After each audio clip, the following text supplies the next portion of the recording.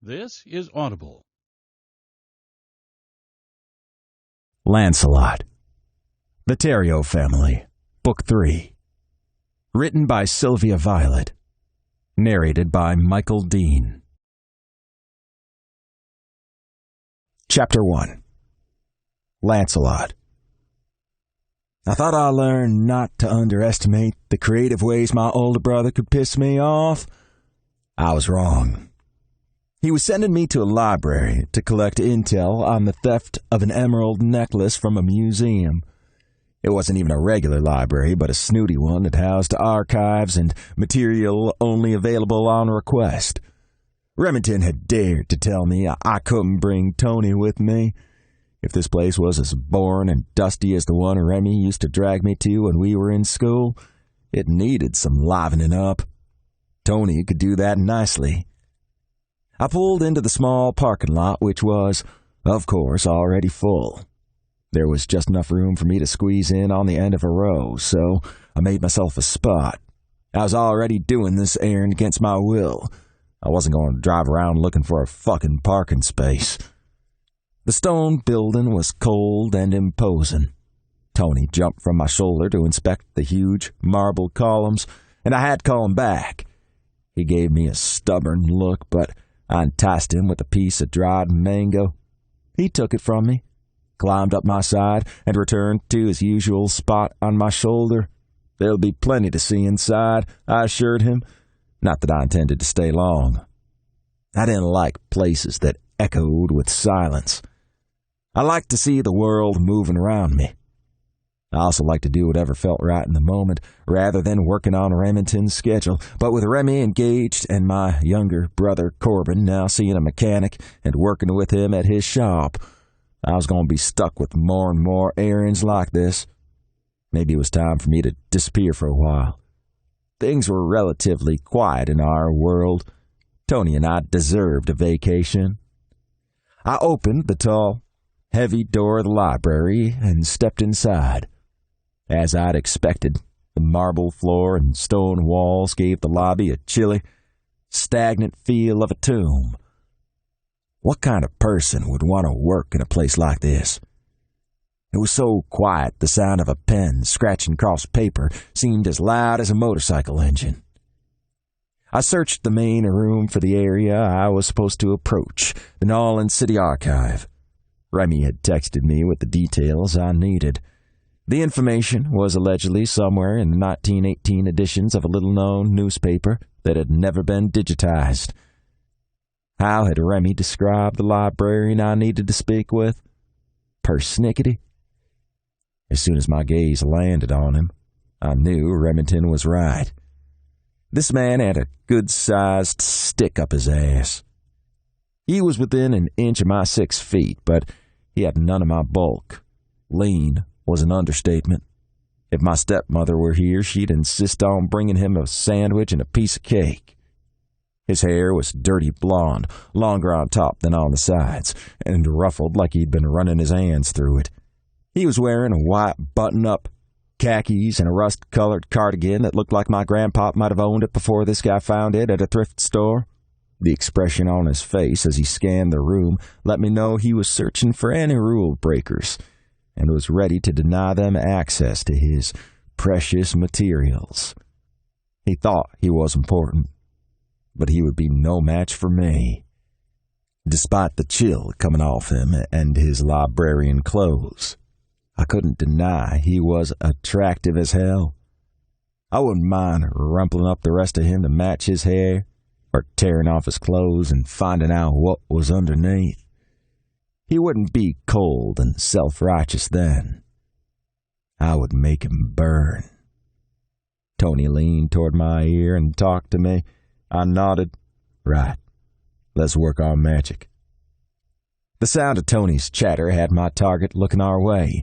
His forehead wrinkled in what I guessed was disgust, warring with anger. No animals are allowed inside the library. Not even guide dogs? I asked as I moved toward him. He huffed. If properly trained, then yes, guide dogs are the single exception. We certainly do not allow monkeys in here. From the way he was looking at me with his soft blue eyes, I wasn't sure if he was talking about me or Tony. Rather than annoying me, his disdain only made me more curious about what would happen if I focused all his zeal toward pleasure rather than following the rules. I glanced at the name tag pinned to his sweater. Julian, I understand your concern, but Tony here is very well trained. He's my emotional support animal, so I'm sure you're required to let him accompany me. Julian glared at me as Tony leaned over and tried to extract another mango chip from my pocket. What duties does he perform? Tony succeeded in pulling out a piece of fruit. He fetches snacks. Julian reached for the mango. No food is allowed in the library. Tony took exception to the uptight man's attempt to take his treat. He screeched loudly and jumped down onto the counter as they played tug-of-war with the mango piece. He's gonna win. He should just give up now. No food. It's completely against the rules, and so are monkeys. Julian was screeching nearly as loudly as Tony now, and everyone was looking at us. This was probably the most exciting thing that had happened in this place in years. Maybe ever. Tony had reached his limit. He leaned in to bite, and I grabbed him up before he could sink his sharp little teeth into Julian's hand. Get out, Julian ordered. His hair was even more out of place now. If only the rest of him was as untamed, then I'd know exactly how to handle him. Tony wagged a finger at Julian and squealed. Yelling at Tony only makes him more upset, I explained. Think how you'd feel if someone took your treat, then yelled at you. Julian's mouth fell open. He stared at me like I might be an alien. This is a library for serious researchers. I'm not sure how you even got through the door with that creature. But if you don't leave, I'm calling the police. Fortunately, my family had more than one high-ranking officer on our payroll. But if I got arrested, a Remington would find out, and I'd have to listen to him bitch about how I fucked this all up. I lifted Tony from my shoulder and tucked him into my coat, being careful not to let it open enough to reveal my shoulder holster. I had no doubt guns were also forbidden in this hallowed space. Look, I am here to do your research. If you could show me to... No. You will not be handling any of the materials in this library. Putting the monkey in your coat does not make the situation any better. You have been disrespectful, and hey, that's not true. I came in here, greeted you, and you brought a monkey into the library. I told you, I don't want to hear any more of that. He snapped his mouth closed with a horrified look. Bullshit. I drew out each syllable. I think that's the word you were looking for. Please do not use language like that in the library, though it's nice of you to admit it. What was it about this infuriating man? I wanted to despise him and the way he was speaking to me. Instead, I was more determined than ever to get him to use every foul word I could think of as he urged me on and begged me to take him. Shit. Now I was starting to get hard. Remington hadn't said I couldn't seduce Julian to get what we needed. I was simply trying to help you when you seemed at a loss for words. Tony is my emotional support animal, and I need to look through some issues of the People's Sentinel, so I lowered my eyes, then moved them slowly back up his body. Why don't you show me back there? I gestured toward the room behind him where Remington said the newspapers were held, and helped me get on with my work. For a second, I thought my plan might work. Julian's eyes widened, and he raked his teeth over his bottom lip. Sadly, his severe expression returned. I would be happy to add harassment to the charges when the police arrive. Oh, shit. You really want me to go? Julian picked up the phone on his desk, and I held up my hands. Fine. I'm leaving. But I'll be back. Julian scowled at me. You most certainly will not. You are no longer welcome here. I will see that the guard at the door is aware. There hadn't been a guard when I'd walked in. That meant I'd either arrived at a shift change, unlikely considering the time, or the guy didn't take his job seriously. I'd have to take care of that problem after I got what I wanted. Fussy Julian needed to be well protected from any dangerous criminals who might enter, my relatives excluded. I straightened to my full height and brushed imaginary crumbs from my lapels. I'm leaving, but I don't care for threats. Do not return to this building. Bye now. Take care. I turned and sauntered away as Tony scrambled back up to my shoulder. I studied the other library employees. There was an older, balding man in a bow tie at a desk to my left, and close to the door outside a room marked South Louisiana Historical Archives, there was an ancient woman in a glaringly orange blouse. I was tempted to move closer just to verify she was still breathing. At the desk closest to the door, the one marked Information, I saw a young woman in her mid-20s. Her dark hair was pulled back in a perky ponytail, and her navy blue pencil skirt, light blue cardigan, and white blouse made her look like she was playing the part of a librarian in a period piece from the 40s. Her smile told me she was a lot more fun than Julian. I grinned back at her, and she beckoned me over to her desk. If I went for women, I'd have been salivating at the chance to hook up with her as soon as her shift was done, or even earlier. Wouldn't Julian love it if I whisked her off to a dark storeroom instead of leaving the building like he'd ordered me to? I resisted the urge to look back to see if he was watching me, but the heat on the back of my neck told me his gaze was already trying to burn right through me. "That's a squirrel monkey, isn't it?" she asked when I approached. "Yes, it is." I turned to my little man. "Tony, say hi to the nice lady." He jumped down onto her counter and held out his hand for a shake. She accepted, then reached under the counter. I wondered what she was doing, but seconds later she offered him a peanut. He grabbed it excitedly and chattered what I interpreted as a thank you before perching on my shoulder again. She reached out to pet him. "He's really cute." "Aren't you going to tell me monkeys aren't allowed in here?" The librarian, Gwen, according to her name tag, rolled her eyes.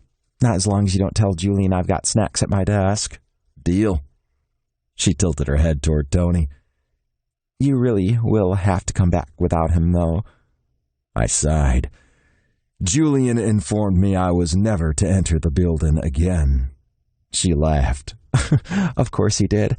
He's really not that bad, but he feels very protective of this place. His father worked here until he passed away last year."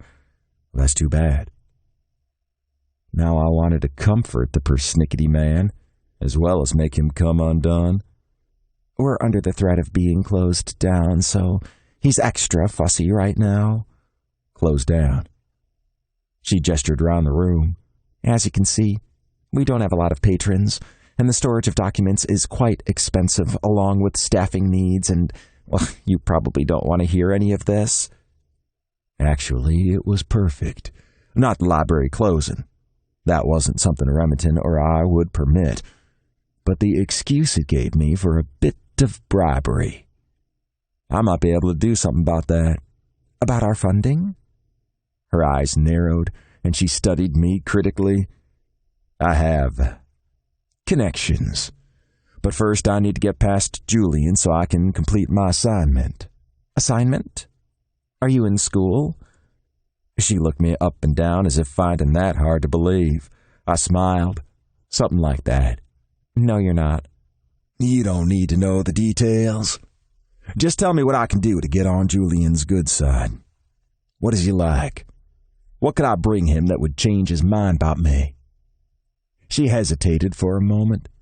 She was clearly smart enough to realize I was dangerous. I was utterly lethal, but I wasn't a threat to her or Julian. Well, maybe to his virtue. Her expression shifted from wary to thoughtful. She chewed on her lip for a moment before the words, "Down by Lilac Creek," burst from her lips in a whisper yell. This time I did glance at Julian. He was scowling. When our eyes met, he pointed toward the door. I held up a finger to indicate I would leave in a moment, and Gwen motioned to him as if waving off his concern. "Is that a book?" I asked. "Yes. He's been looking for a first edition for years, but it's impossible to find. The only one he's ever located is in a museum in Baton Rouge." If necessary, I was sure I could lift it from there. Any other suggestions? I'd rather know about something that's possible. Of course, I mean, that's his holy grail, but honestly, he loves beignets. Like he goes crazy for them, but he rarely indulges himself. If he were with me, he'd learn to indulge himself all the time. I'd teach him how to become a fucking hedonist. I'd cover him in beignets and old books and anything else he wanted. Wow. Where the hell had that thought come from? "Flowers," Gwen said. "He loves flowers." Oh, Jesus. This guy was going to be the death of me. Don't laugh. He's really sweet under all that prickliness. I wasn't laughing. Well, maybe a little, but I wasn't mocking him. He was about to get the biggest, most awesome bouquet he'd ever seen. "I'm in your debt, ma'am." I bowed low enough that Tony fussed at me as he scrambled to keep his balance. Gwen giggled. "I have a feeling you're a good person to have owing me a favor." You have no idea. I headed for the exit then. The security guard was back at his post, but he didn't even look at me or Tony. He needed a severe reprimand, and I would be glad to deliver it later. If Julian thought I wasn't coming back, he was far less intelligent than I assumed. No way was I going to fail at this mission. Even if the only consequence would be Remington's displeasure, I would get that damn intel. But my pride was at stake. I was not going to be bested by a librarian, no matter how adorable he was when he was outraged. I would find a way in. And I would also make sure that by the time I left, Julian learned that no one talks to Tony the way he had. I could think of a lot of very fun ways to teach him that lesson. Julian hadn't fallen prey to my considerable charm, but I'd never met anyone who wouldn't take a bribe. It was simply a matter of finding something they wanted badly enough, and I was a master at that. Chapter 2. Julian. I watched the man and his monkey walk toward the door. I hated that I couldn't look away. I absolutely was not attracted to him. He was nothing but muscle and charm. His monkey was probably smarter than he was. Just because I'd seen intelligence in his dark eyes and his wit was quick, that didn't mean anything. I was flustered and not thinking clearly. Who wouldn't be when a monkey sat right on a man's shoulder and tried to steal a snack? What if the creature had gotten hold of books? Or worse, letters? Or other more delicate items? The man walked slowly, like he was trying to show me how unconcerned he was about my threat to call the police. Even if they bothered to come, what would they do? Escort him out? Fine him? It probably wouldn't be worth the paperwork for them. Hell, they'd probably be entertained by Tony. Before he reached the door, Gwen beckoned to him. The traitor. I was sure she'd seen me trying to get rid of him, and it was more than obvious he had a monkey with him. Great. Now she was shaking hands with Tony. She might be my best friend, but I'd yet to get her to respect the rules. Was that? Dear God, she had snacks in her desk. It wasn't like I'd actually thought she'd stop bringing in food because I'd asked her to. She was usually discreet, at least. But now she was feeding an animal that ought to be in the wild, not here in the library. Did she want to get us shut down? I took a deep breath. Calm down. No patrons are watching. Marshall was, though, and I suspected he wouldn't mind taking an early retirement package if the library closed. Damn it. I was going to have to make Gwen understand how important this was. The man was still standing by Gwen's desk with that ridiculous animal on his shoulder. What was she saying to him? Why didn't she send him on his way? I stared harder, trying to read her lips, but I'd been putting off a trip to the optometrist for months, and my glasses weren't up to the challenge. She got very animated about something. Was she flirting with the man? I'd rather gotten the impression he was interested in men, although no one would say I had a good track record for figuring that out. I decided dating wasn't worth it, and there was no way the man had actually been looking at me like he wanted to eat me up. It was probably just an act. He looked my way, and I forced myself to scowl, even though my mouth wanted to drop open. In my annoyance earlier, I'd failed to take in just how arrestingly gorgeous he was. I didn't think I'd ever seen a man that potent. His smirk made my anger mingle with the unsettled feelings he'd provoked in me. I would not dare call it desire. I did not desire the arrogant asshole who was flaunting his defiance of my demand that he leave. I wanted him out, for the sake of the books and for me. I didn't like how I felt around him, like I was losing control. I had enough things slipping through my grasp, my family, my job, my library. I didn't need some man making me feel even more off balance. I glared more fiercely and pointed toward the door. He just grinned and turned back to Gwen. I wanted to scream at both of them, but I kept my composure. One did not scream in a library. I continued watching them until finally, after making Gwen giggle like a lunatic, he left the building. In fact, I didn't take my eyes off him until he'd reached his also gorgeous, illegally parked Mercedes S580, gotten in, and driven away. Thank goodness no one had let him see any materials. The thought of what that monkey might do to some of our rare books or the letters we'd carefully preserved made me shudder. The little creature was kind of cute, though. No, he was not. He was loud and rude and as irritating as his owner. I wanted to believe I'd seen the last of them, but the man seemed stubborn as hell and absolutely unconcerned about consequences. He'd attempt to return, and my threat to have our security guard block his entry was an empty one. Jacques was no more than the barest deterrent. He slacked off any chance he got, and I was sure he'd come to work stoned numerous times. He wouldn't stand a chance against a man like... Oh, he hadn't ever told me his name. Had he? What was he doing in here anyway? He couldn't actually be doing serious research. If he was, he would know better than to bring in animals or food. He'd have more respect for our collections than that. I could go ask Gwen what he'd said to her, but I was supposed to stay at my post until I had a break.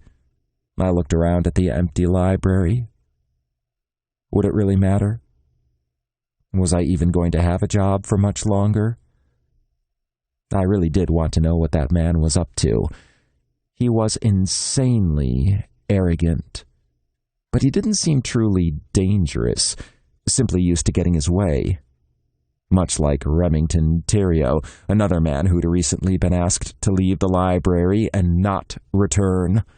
At least Mr. Theriot seemed to respect our facility and to have a clear interest in the history of the city. He took exception to our policy about checking materials out or remaining open after our regular hours to accommodate his schedule. He was arrogant, but refined.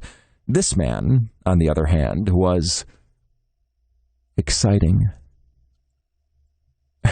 Entertaining, unusual.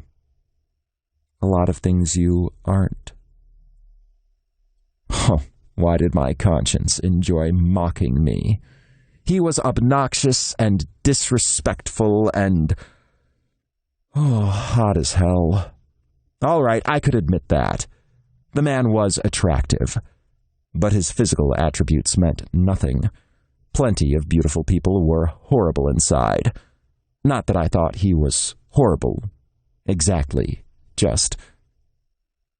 Fine, I wasn't going to be able to stop thinking about him until I figured out what he'd said to Gwen. Once she told me, I'd focus on the new box of letters that had just come in. I needed to catalog them, and that would make a great distraction. I glanced around before leaving my desk, making sure I hadn't failed to notice a patron entering while I was focused on the hot man. Sadly, the employees were now the only people here. Monkey Man had livened things up, but I didn't want them lively. I wanted them serious. I wanted them quiet, yet alive with inspiring work. I wanted people here doing research, using these carefully preserved materials. I sighed as I checked the door to the archive room behind me, making certain it was locked. Then I crossed the open area filled with revolving racks that housed pamphlets and newer books, things that didn't need to be protected as carefully. Gwen's knowing smile almost made me turn back. But if I wanted to settle my curiosity so I could focus on cataloging the new arrivals, I'd have to put up with her mocking. I thought you'd want to know about my talk with Mr. Alluring. I sniffed. The man was obnoxious, and he obviously has no concern for the sanctity of our collections. Gwen rolled her eyes. All that man needs to do is walk into a room to get everyone's attention. And yet he goes around with a pet monkey. Trust me, he's not compensating for anything. I pretended to look shocked, but I'd made the same assessment. He'd been right there, and he was so tall and muscular. I'd studied him like I would a work of art. It didn't mean I liked him or had any intention of ever letting him into the library again. What did he want with you? Not as much as I'd hoped. I huffed. Tell me you weren't trying to hook up with him. Who wouldn't? She looked at me and gave her head a sad shake. You, I suppose. I appreciate how attractive he is, but I don't like his attitude. I told him to leave. Yes, he said so. And of course, she ignored it. Did he say why he was here? What he wanted? He claimed he needed to see something in your archive for an assignment. He'll be back, you know. What did you say to him? Not much. I flirted with him a little and gave the monkey a snack. She grinned. He's cute. And as rude as his owner. You know we can't have wild animals in here. Lighten up. I know you're worried about the library, but I don't think he meant any harm. Besides, this is New Orleans. People expect eccentrics. I huffed. That man is not eccentric. He's dangerous. She tilted her head as if thinking, then nodded. I agree with that assessment. He's certainly not your average library patron. Is there even such a thing anymore? Sometimes I swear you're an 80-year-old man trapped in the potentially very sexy body of a 25-year-old. I am not here to appease anyone's idea of what... Gwen held up her hand, obviously not in the mood for one of my rants on societal expectations. I know, but you're attractive, and you're young. You keep yourself locked away in here, working overtime, then taking stuff home. You should be living your life. There's absolutely no reason for you to go home alone to a cold, empty bed. I shook my head. I'm not interested in dating right now. The way you looked at Mr. Alluring makes me think differently. I didn't say I never felt. I just don't... I don't like all you have to go through to find someone, and they're never what you expect. I don't envy anyone trying to live up to your standards, Julian. I frowned at her. I'm not that bad. I just want someone who will respect me, as well as your dedication to the library. You want someone who will value the archives as much as you do and listen to old, dry tales of Gwendolyn. Fine. I'll stop. Do you really think? No, I don't think you're boring. I think you come across that way to some people, but I think that's how you want people to perceive you because you're afraid of getting out there. I didn't want to agree with her. I'm not afraid. Books are just easier than people. That is true, but sometimes people can be rewarding. I have no doubt an evening with that man would be well worth the trouble. Would it, though? Part of me said yes, and another part of me said I should run as far and as fast as I could so I would never see him again. You still haven't told me what you talked about with him. Nothing important. What did you say that made him look so happy? I told him if he came back after closing, I'd let him in, and he could ransack the entire place. Gwendolyn, I swear. We were just flirting. Don't worry about it. Her refusal to say more had me restless and unable to focus for the rest of the day. Chapter 3. Lancelot. A few blocks away from the library and the very intriguing Julian, I turned into an alley that led to the back parking lot of a florist my family did business with. I decided to try flowers first, since Julian had hang-ups about food in the library. I parked and hurried inside. When Ronnie, the owner, saw me coming into the store, he gave me an uneasy smile. I'm just here for flowers. You can relax. Of course, sir. What type of arrangement do you need? Gwen hadn't said what type of flowers Julian liked, just that he liked them. Something colorful, with some wild flowers. Of course, sir. Is there a particular occasion?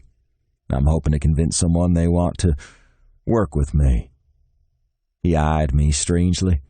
He obviously knew I usually told people what to do, and they did it. Wisely, he didn't question me further. I had no intention of explaining myself. My situation with Julian was unique, and it was all Remington's fault. He's the one who negotiated this absurd exchange of information, and the one who'd apparently already been asked to leave the library after getting on Julian's bad side. What I didn't understand was why I couldn't just break in there at night and take whatever we needed. Why did I have to deal with Julian at all? Not that pushing his buttons wasn't fun. Seduction was still an option. I did enjoy a challenge. Maybe after he saw the flowers, he'd be more amenable to other suggestions. I didn't know my way around the archive. Surely I'd need him to come with me and show me where things were. Remy had mentioned some study cubicles. I could put those to good use. Ronnie gave my order to his wife, Selena. I knew she did incredible work, but this time she had really outdone herself. The bouquet she brought me was filled with peonies, snapdragons, daisies, and orchids. The colors were vibrant, and the bouquet would be stunning sitting on Julian's desk in the otherwise cold and impersonal space. I headed back to the library, glad it wasn't far away. Trying to keep Tony from overturning the wobbly vase as it sat on my passenger seat was more work than I'd bargained for. When we arrived, I informed Tony he needed to stay in the car and behave. I reminded him he hadn't listened to me the last time I'd left, and I expected better from him today. He chattered away, scowling and pointing his little finger at me. I know you don't like to be left alone, but Remington wants this information ASAP. I can't get it for him if I bring you with me. Tony said something back, which I interpreted as, you could leave me with the nice lady who fed me. If I thought I could get away with that, I would. But as much as I hate to leave you, I have to get this done. You don't want Remy mad at us, do you? He crossed his arms and turned away from me. Great. The silent treatment. I left the car running. I would never leave Tony in a hot car, locked the doors, and headed toward the building. I pulled out a $100 bill and handed it to the guard. I'll have another for you when I leave if you make sure my car stays exactly where it is." The man's eyes went as large as saucers. "Yes, sir. Absolutely. Nothing will happen to your car." "Good." I used my most menacing tone. When I pushed my way into the library, the air conditioning hit me, and I shivered. They kept it the temperature of a tomb. Gwen gave me a discreet thumbs up as I walked in carrying the bouquet. I winked at her, then focused on my target. Julian looked up as I approached his desk. "What is that?" He pointed toward the flowers. "Don't tell me flowers aren't allowed in the library." He frowned, seeming torn on the issue. "That they're not allowed in the archive rooms, but there is no rule against them out here." Damn. He really was uptight. He needed someone to ease him open and show him how good it could be to embrace what you wanted instead of what you were supposed to do.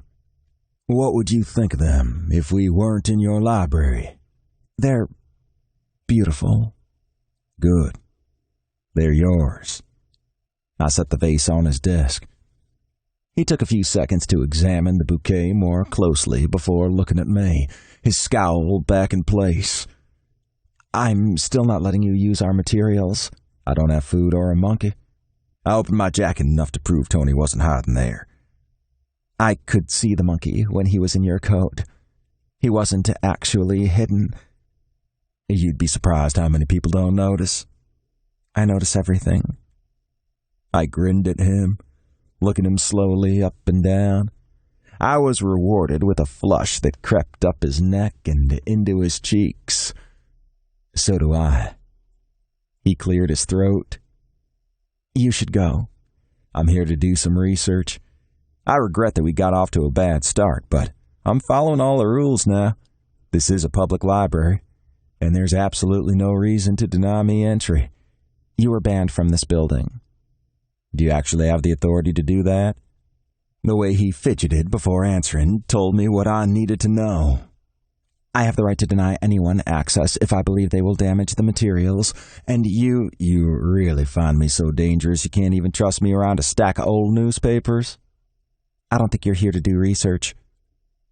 I wasn't surprised he didn't believe me. I didn't look like an academic. "Why do you think I want access to the archive?" "I don't know, but I doubt it's for any valid purpose." I should be annoyed, but I liked that he suspected me. It meant he was paying attention. "I assure you my purposes are quite valid. I also understand you have some funding issues." He stood up straighter and studied me. That had gotten his attention. "How do you know that?" "I might be in a position to assist you with those issues. But if I'm not allowed access to the collections, I won't be as motivated to preserve them." He scowled at me like I'd insulted his mama and all his ancestors. "You're trying to bribe me?" I smiled. "Yes. Is it working?" "The flowers were better. At least they're real." For just a moment, Julian dropped his prickly persona, and pain reflected in his eyes. I had to shove my hands into my pockets to keep from reaching for him. I wanted to soothe his pain. If he were mine, I wouldn't let anyone hurt him. "Share." I dropped my voice so it was low and smooth. "I can bring you all the flowers you want, but I need you to let me into that room." His gaze dropped to my mouth, and the redness in his cheeks deepened. I had him. I was going to get what I wanted. The silence of the library was broken by a man hollering, "No! Stop! What are you doing?" Gwen shrieked, and I turned to see Tony scrambling across the tile floor, slipping and sliding as he ran to the safety he knew I'd provide. The guard was chasing him, which meant he was not watching my car. I scooped Tony up, placed him on my shoulder, and snarled at the man. "I gave you a job to do, and you can't do it in here." "Sorry, sir, he can't." I pointed toward the exit. "Get back outside and keep your eyes on my car." That monkey opened the window. How did he do it? With his fingers. He's a primate and highly intelligent, more so than you, apparently. The man huffed, but he retreated. My monkey was a freaking genius, but he was also very defiant. Tony, I told you to stay in the car. He shook his head and shrieked at me. I wanted to be angry at him. He'd screwed everything up. If he hadn't come running in here, I'd be in the archive room right now. But how could I be mad at his cute little face? I knew how much he hated to be left alone. You left him in the car? Julian looked horrified. You told me not to bring him in here. But it's 90 degrees out there, and did he seriously think? The car was running. I would never endanger him. Oh, so that's what you meant. You were using our security guard to watch your car while your monkey sat in the air conditioning. A minute ago, you were mad at me because you thought I left him in a hot car. Which is it? Julian made a noise that was close to a growl. I liked it. I wanted him to make that noise again when we were alone and preferably naked. I let myself peruse his lean body. When I raised my eyes to his face again, I saw he was ready to explode. Leave! I'll take Tony back out to the car and make sure he can't open a window again. Of course, he'd punish me for days if I strapped him into his car seat. Get out of this library and do not come back! Should I leave the flowers or now? Julian had resorted to yelling. That wasn't exactly what I wanted, but I liked knowing he had that kind of passion inside him. Remington might fucking kill me, but I knew I'd get into the archive eventually, just not on his timetable. My next move was going to need a little more planning. I wished I'd thought to ask Gwen for her number. Come on, Tony. I gave the little guy a pat. It's time to get out of here. Hi, Gwen, I called as I passed by her desk. Don't worry, I'll be back. No, Julian said. You will not. I turned, no longer able to be the picture of restraint I'd been so far. I need information, and you're between it and me. I've tried to ask nicely, but I will get what I want, even if I have to go through you or over you. Are you threatening me? Yes. Wise of you to pick up on it. You can't. I'll call the police. That won't help you. What do you mean by that? I will get what I need. I expect you to be more cooperative when I return. The way he stared at me, his eyes large and his chest rising and falling rapidly, made me want to pull him to me and kiss him until I shook something loose inside him. This wasn't the time, so I walked away, and Remy said I had no self-control. Julian sputtered behind me. Gwen ran over to try to calm him down. I'd made a mess of this whole fucking assignment. Remy had ordered me to stay under the radar. As usual, I'd done exactly the opposite. He had to have known what was going to happen. He could have picked anyone else, and they might have managed it. I got things done, but I got them done my own way. As I could have predicted, knowing how my brother had zero patience, he called as I was getting back in the car. I expected an update by now, he growled when I answered the call. All right, here's one. Persnickety was a total understatement. Julian, the archival librarian, is the most uptight, difficult... What the fuck did you do? As I was saying, Persnickety fails to encompass all his faults. So you didn't retrieve the information? Not yet. I was certain Remington was pacing his office, jaw tight, hands in fists. I told you I needed it this afternoon. The library closes in 15 minutes.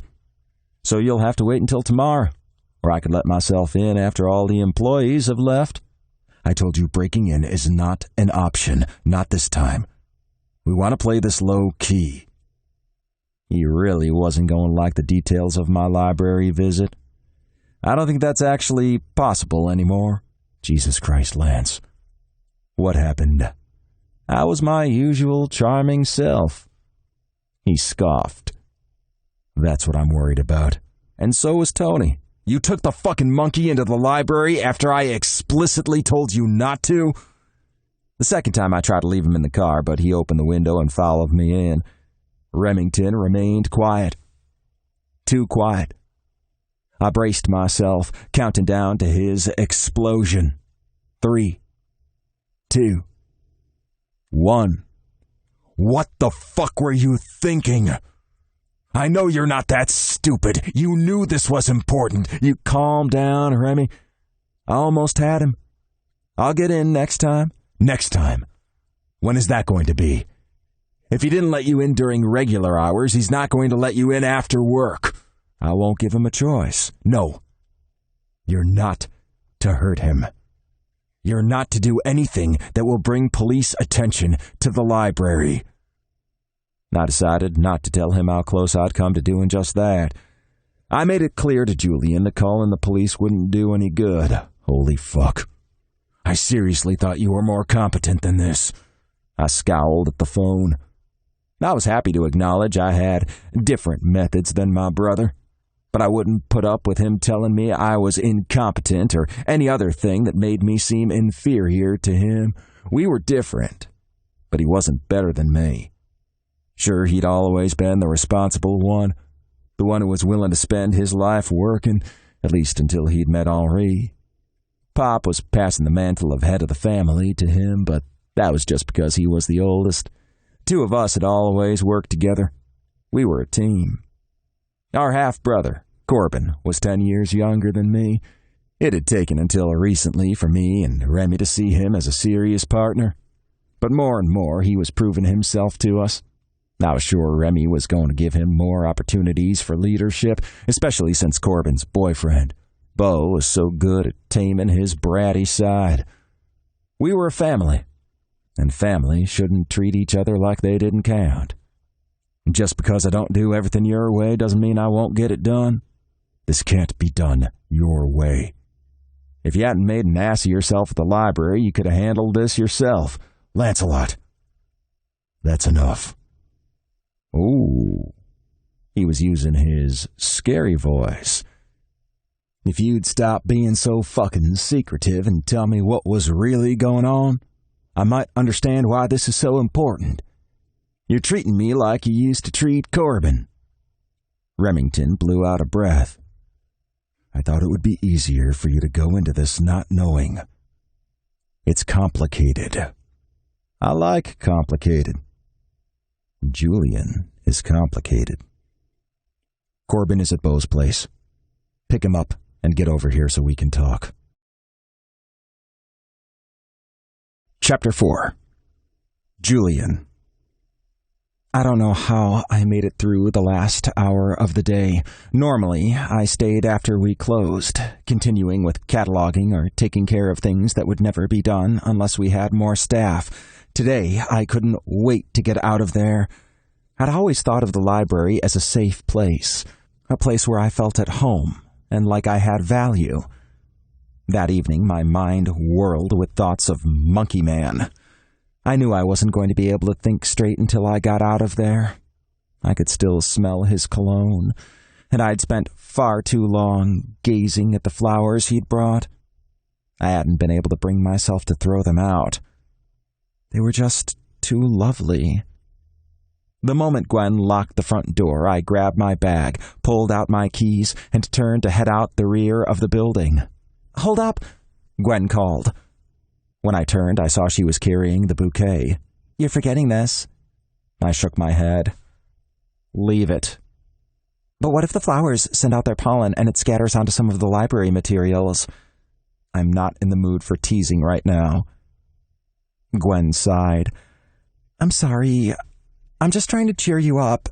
They're beautiful, and I wanted you to take them home. Your apartment could use some color." I'd lived with my dad until he'd passed away. I'd thought about moving out several times, but I ended up being glad I hadn't. He needed someone there, especially at night, during his last months. After he was gone, I wanted to live somewhere else, but there wasn't much I could afford.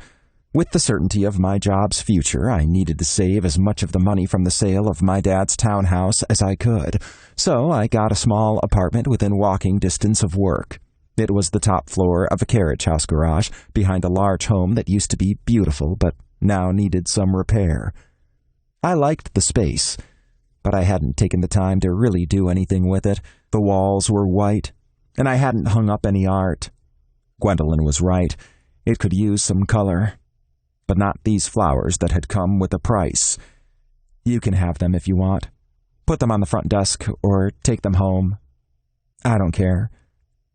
Julian, what did he say to upset you? He wants to get into the archive. He thinks he can give me flowers and get his way. She shook her head, obviously far more perceptive than I wanted her to be. It can't just be that. You'd be angry, but not like this. There has to be more. Don't you think it's enough when you add in what he said to me before he left? I'm sure you heard everything. Gwen bit her lip. Yeah?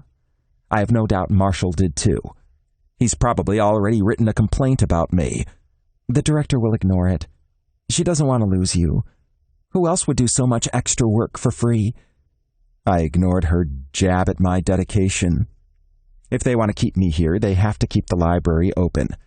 If we've got lunatics running in with monkeys and threatening us, that just makes us look worse. They're certainly not going to find any more security for us. I don't think that man was going to hurt anyone, or neither do I, but he could easily hurt us just by being here. She frowned. You still haven't told me what he said. I might as well confess it. But I would never tell her how the crazy man had made me feel, or the things he'd made me think about before he'd humiliated me with his bribe. He said he could help with the library's funding problem, but he would only do it if I let him into the archive. Gwen blinked. And you didn't agree to his terms? You would have? Hello? Yes. If all he wants is some information he can find here, and he could help keep us open, then of course I would agree to that. I sniffed. I suppose he would have let the damn monkey run around freely, too, if that's what he wanted. She glared at me. Maybe she was right. What if I just take a sick day, and you handle it when he comes back? No, I don't think that's a good idea. I took a step back. That's your scheming expression. This man is just what you need. A man involved in God knows what, who wants to find some information and is willing to bribe me for it while what? What's really making you angry? Wouldn't bribery and threats make anyone angry? Yes, but what I meant was that he was exciting. You need excitement.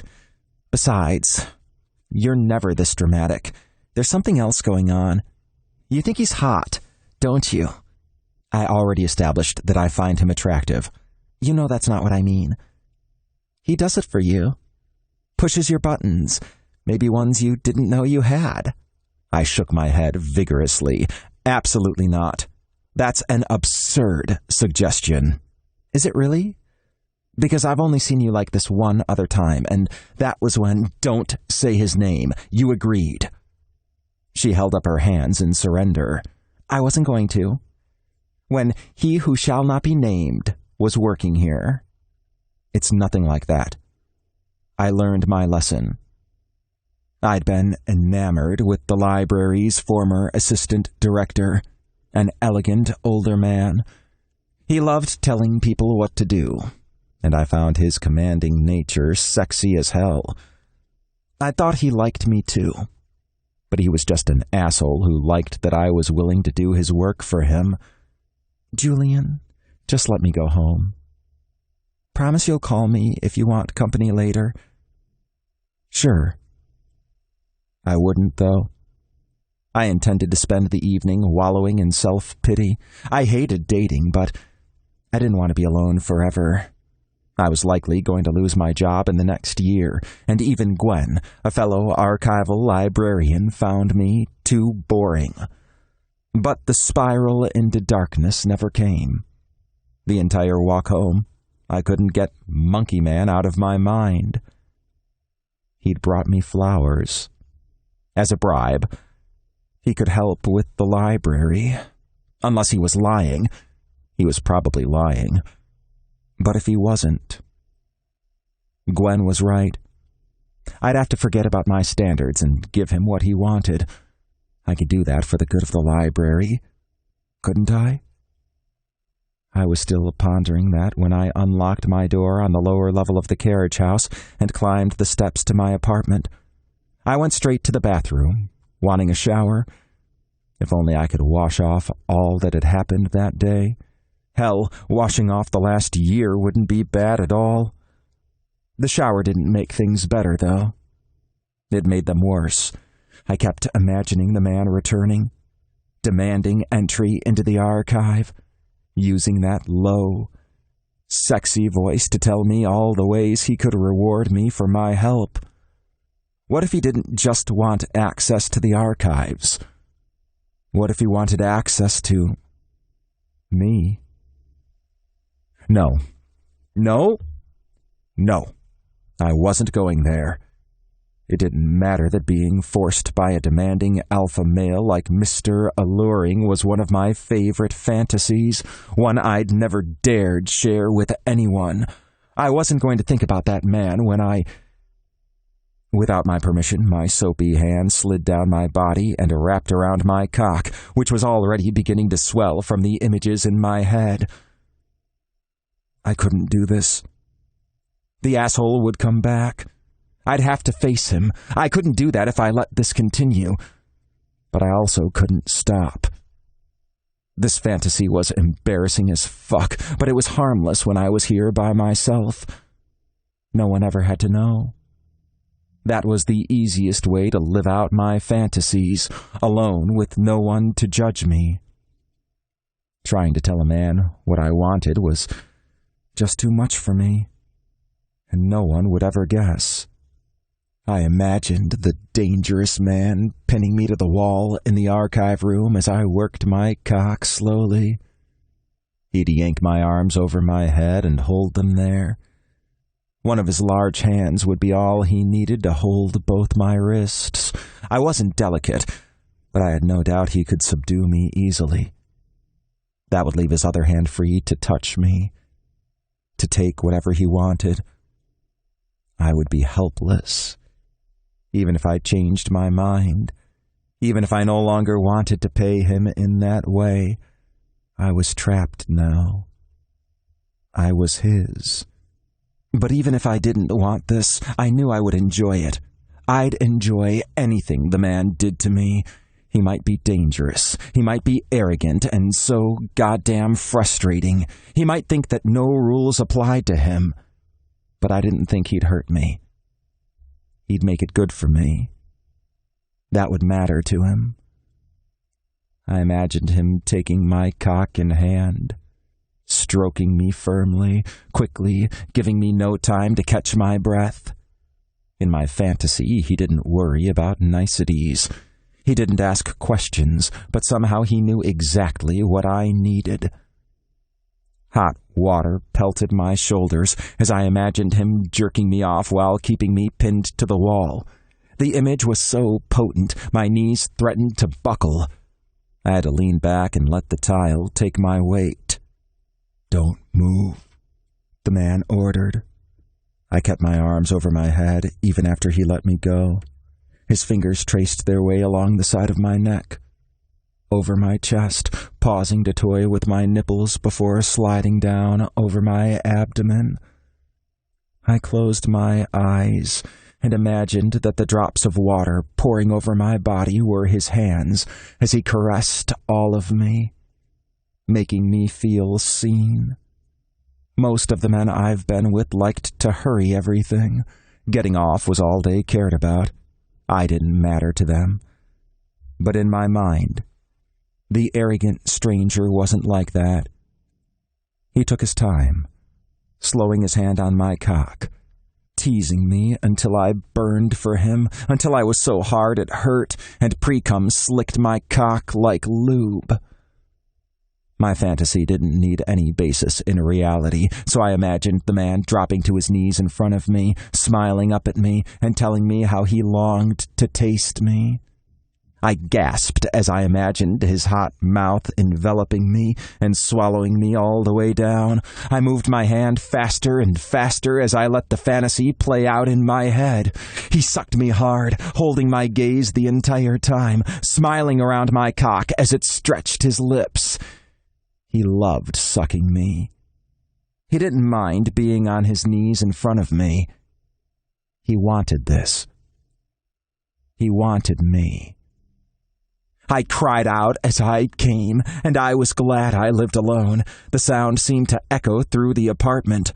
My orgasm went on and on until, exhausted, I slid down the wall and sat on the floor, letting water beat down on me. A few minutes passed before I could contemplate standing and continuing to wash myself off, and it took until I turned the shower off and dried myself for me to regret what I'd done. Now that I'd let that fantasy roll and seen how potent it could be, I knew this wouldn't be the only time I would see the arrogant man in my mind. I was afraid he'd be part of every orgasm I gave myself for a long time. That was not okay. Chapter 5. Lancelot. Earlier that day, I'd accidentally seen Corbin fucking his boyfriend on the kitchen counter of a house they were supposed to be touring. It was convenient for me to have a real estate license for some of our business ventures, so I'd been stuck acting as their agent. At least I wouldn't have to go through that again since they'd decided to buy that house. Maybe the sturdy counter had swayed them. I wasn't thrilled about having to see him again on the same day. I'd rather allow some time for that memory to get out of my head, but I knew it was important to him to be a full part of the family business, and that meant he'd be there to hear about whatever shit Remington had gotten us involved in. Corbin chattered about the house and how great it was and all the design plans he'd come up with. How he'd had time for so much planning, I wasn't sure. I would have assumed Beau had worn him out.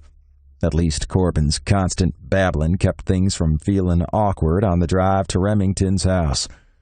When we got there, Remington's fiancée, Henri, was sitting on Remington's lap in their favorite reading chair. He started to jump up, but Remington kept an arm around his waist and drew him in for a kiss before releasing him. "You don't have to leave," I said. "I don't mind talking in front of you." Over the last few months, Henri seemed to have gotten quite comfortable around the family, but I knew inviting him to be part of our business discussion would piss Remington off. Henri was a lot stronger than he looked, but Remy preferred to treat him like a princess who needed protection at all times. Remy glared, but Henri smiled at me. "Thank you, but I've got to leave for class."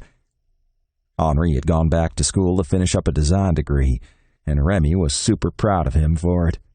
"See you later." Henri grabbed his backpack and headed for the door.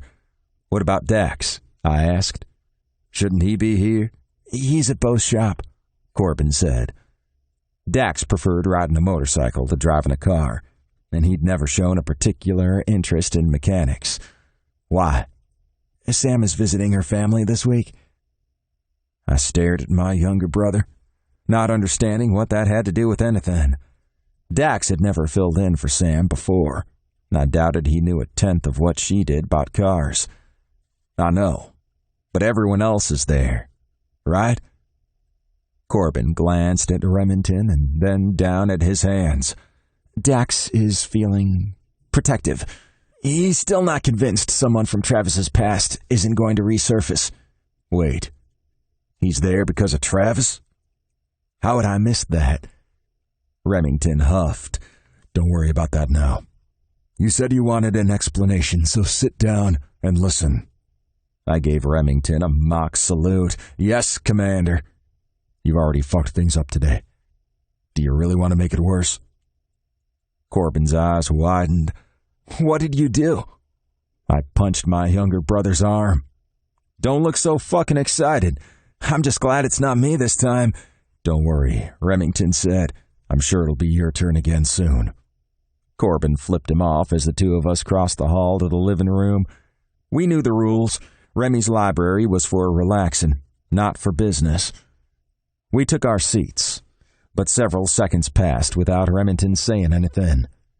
Are you going to tell us, or are you expecting us to guess?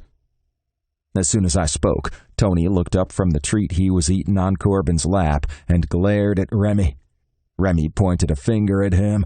Don't you start. Tony told him off, then returned to his snack. Does he have to be here? Remy asked. I just raised my brows in response. If you two weren't so codependent, you might have gotten the information we need. If the librarian wasn't such a prick, he would have enjoyed meeting Tony and would have seen that my baby wasn't going to cause any trouble. Hold on, Corbin said. You took Tony into a library? What the fuck? I started to speak, but Remington held up a hand. Let me start from the beginning. Neither of us protested, so he continued. A few days ago, a necklace was stolen from the Musée des Trésors. Corbin nodded. I saw that, but what does it have to do with us?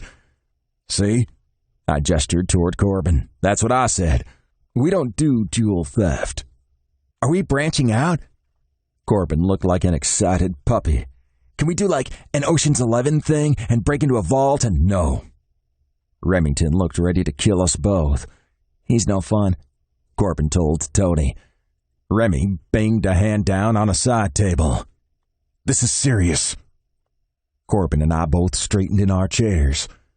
Normally, if I heard someone had stolen a necklace, I wouldn't worry about it. But this piece was valued at $30 million. Corbin whistled. Are we going to let someone operate in our territory and reap that kind of benefit? That depends on who it was, I said. Remington inclined his head toward me. Yes, it does. And in this case, rumors reached me saying the theft was orchestrated by Valentino Carlotti. Fuck. Corbin's mouth dropped open. Valentino's branch of the Carlotti family operated out of Houston. His grandmother had insisted her husband move her to a warmer climate, so they left New York and established a new line of the family business in Texas. They'd been growing more powerful over the last few years. Valentino was ruthless. It was rumored he'd shot his own brother through the heart for betraying the family by sharing a secret with his girlfriend. He treated those who worked for him as completely expendable, and he was known for toying with his enemies. We did not need the Carlottis in our territory, but we also didn't want a war with them. Now do you understand why we can't ignore this?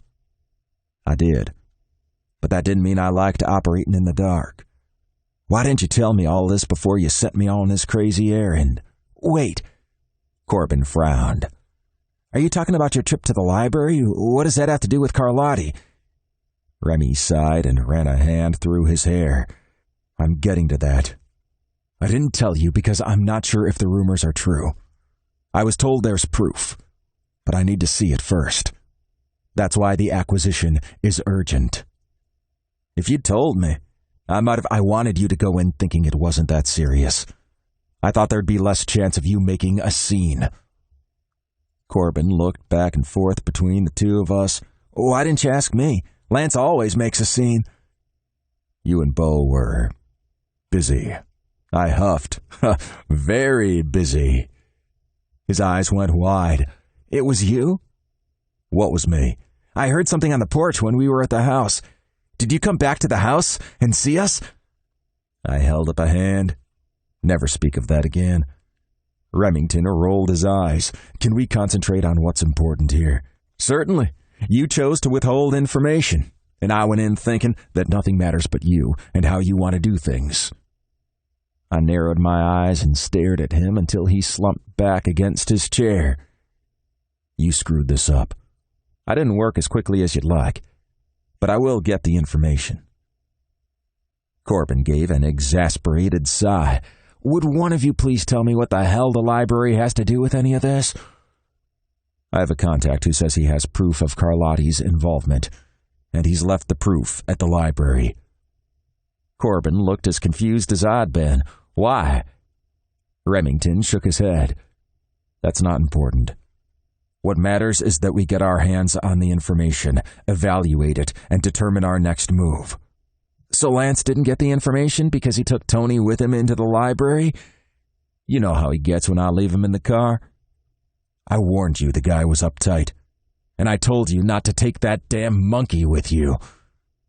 Tony scolded Remington and climbed up onto my shoulder. I glared at my brother. You've insulted him. You need to apologize.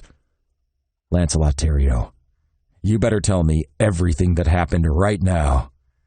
Julian, Mr. Uptight Librarian, didn't like Tony, and he was very rude. He also told me snacks weren't permitted and ordered me to leave.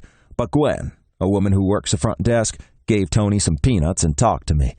She said Julian's worried about the library. They might lose their funding and all be out of a job. She told me how to win him over, so I came back with flowers for him and offered to help protect the library. With Tony? Corbin asked. No, I left him in the car, but he opened the window and came in anyway.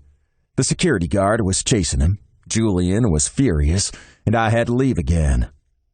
By the time I finished, Corbin was laughing so hard, tears were running down his face. I would have given anything to see all that. Please understand, I sent him to Platt Historical Library, Remington said. Oh my God, that makes it so much better. There is nothing good about this, Remington said. Can you two quit acting like children and take things seriously? We do not want these men operating in our territory. His words sobered me. I've got a plan. Remington gestured at Tony. I hope to God this plan involves somebody babysitting this. Wait! Corbin interrupted. Why is the info stashed at the Platt? Andy used the library because it was a place where his presence wouldn't be questioned by the staff or anyone who might be following him. At least that made some amount of sense, but Corbin still looked confused. He studied Remington for a moment. Why didn't you go get the information? I laughed. Because Remington has already been banned from the library. I guess you're next. Damn. How did you get banned from the library? I'm sure you didn't bring a monkey. Remington huffed. I simply insisted I should be able to take some materials home to study over the weekend. But Julian told me no materials could leave the library. I tried to make him understand that I was going to treat them as well as any of the librarians did, but he didn't want to listen, and neither did the director when he called her. I decided I had to get more persuasive. Shit, did you pull a gun on the guy? Corbin asked. Weapons may have been involved. Huh, I snorted. Talk about something I'd have paid to see. Remington blew out a long breath. It was not my best day. Does Henri know about this? No. And he isn't going to find out. I loved when Remy gave me leverage over him. He won't if you allow me to correct this problem without any more insults, and if you watch Tony while I do it. Corbin smiled. I think that's going to be a hard choice. What's your fucking plan? Remington asked, and I knew I had him. Gwen, the other librarian, told me Julian loves beignets, and he often comes in early. First thing tomorrow, I'm going to take him some. Jesus Christ. What did I tell you when I sent you there? To get the information, no matter what. I fucking hate you sometimes. I scowled at him. That is literally what you said. What else did I say? To not be noticeable? Corbin sniffed. You actually thought Lance could do that? I was desperate. I can tell. I scowled at them. Fuck y'all. I'm doing this my way. Remington snarled. Do not do anything to get the police involved. I've not been arrested yet, and I don't intend to ever be. Arrest is not the issue. We need to stay off the radar on this. We can't let Carlotti know we have any suspicions he's involved. I don't want to jeopardize my contact. He's also a friend. You could have told me that to start with. Corbin huffed. You know Remington likes to keep the details to himself. Watch it. Remington's voice was like ice. "You do. That's not always wrong. But sometimes we need to know everything if we're going to be useful." "Our baby brother is right," I said. "I have a lot of people relying on me to keep them safe, including the two of you." I shook my head. "I'm in this with you. You don't have to protect me from anything." "Me either," Corbin added. "I know Pop wants you in charge. And I guess since one of us has to be, you're the logical choice. Not just because you're the oldest, but because you have sense and self-control." Corbin grinned. "That's part of it." "But we're here for you," I said. "Talk to us when you need to." "Fine.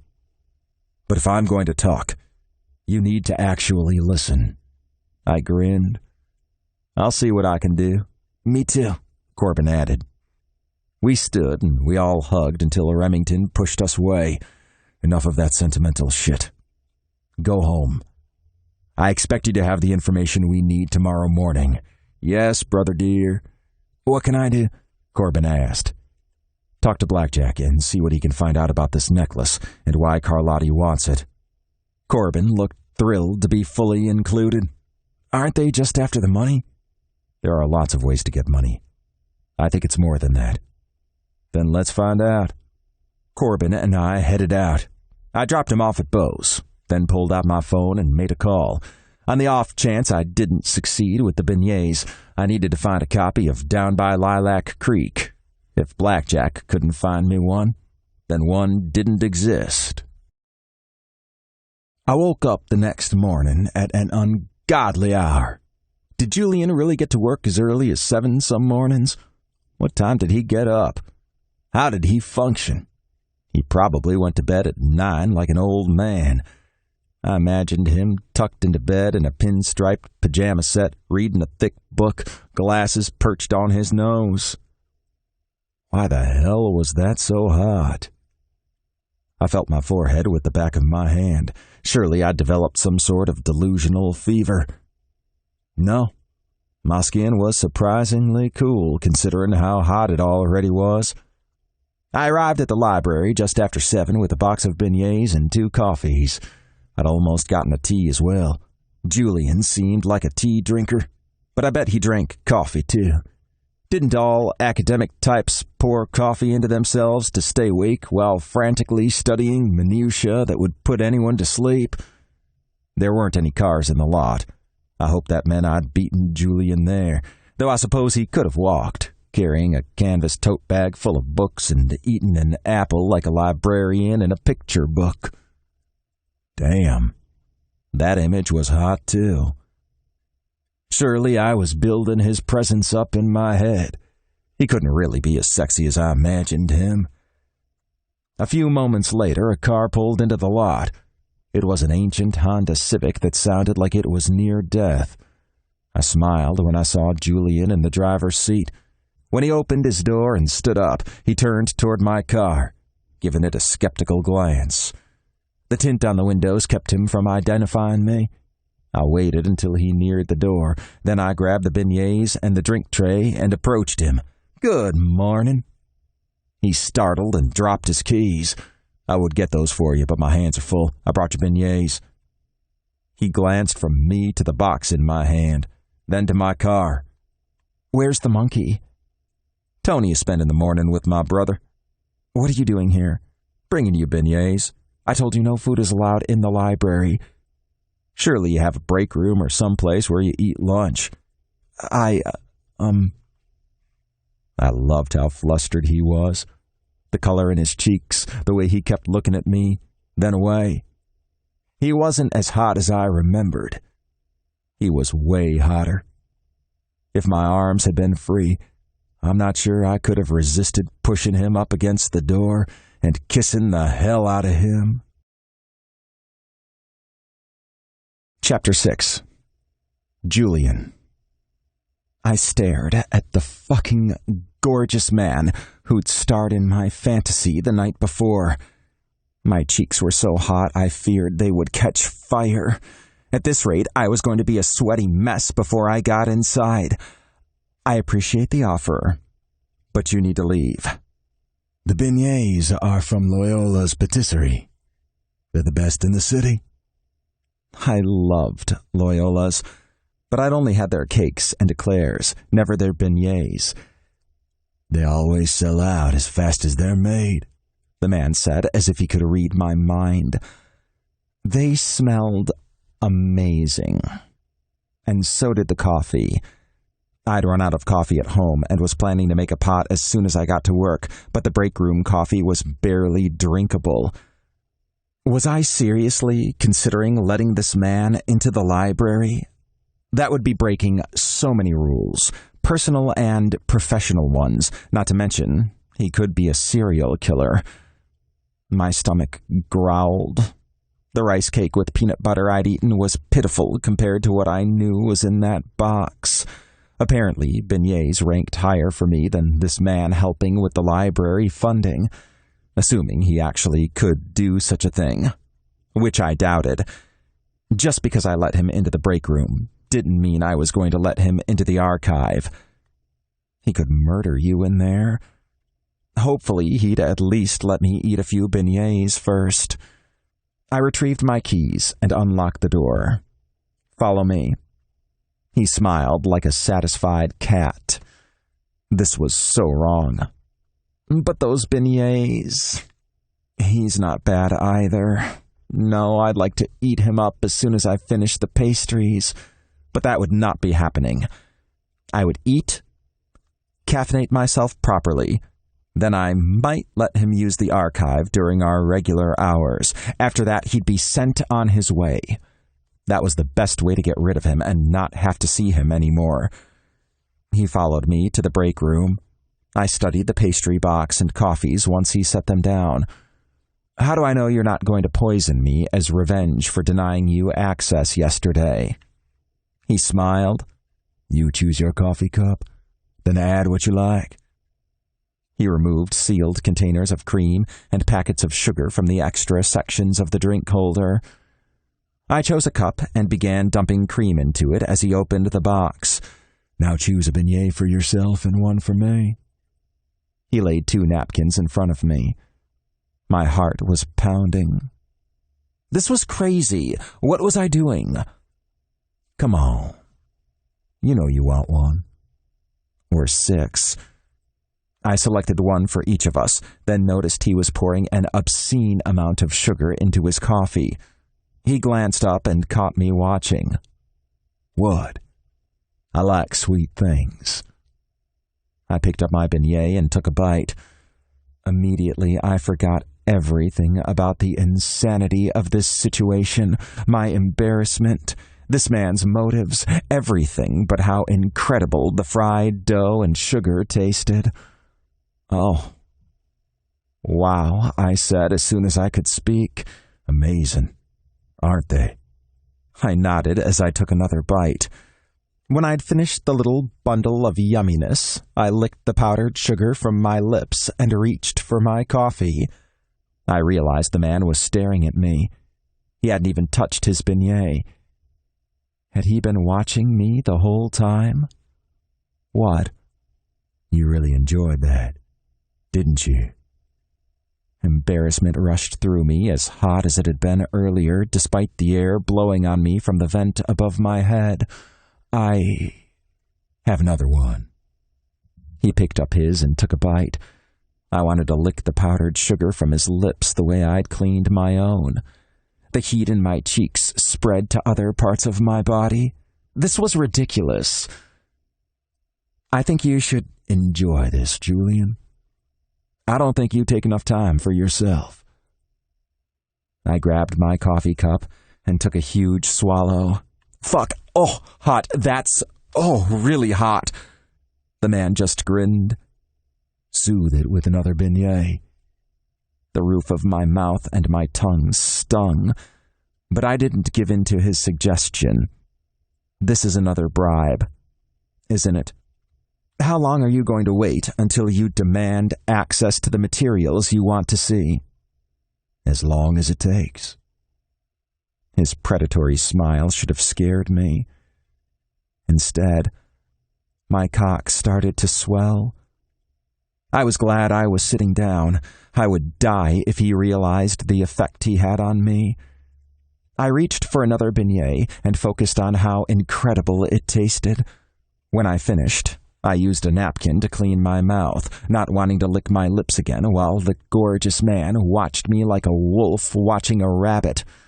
I crumpled the napkin, stood, and forced myself to look at him.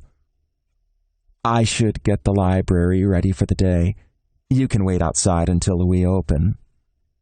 He rose too and moved closer. Too close.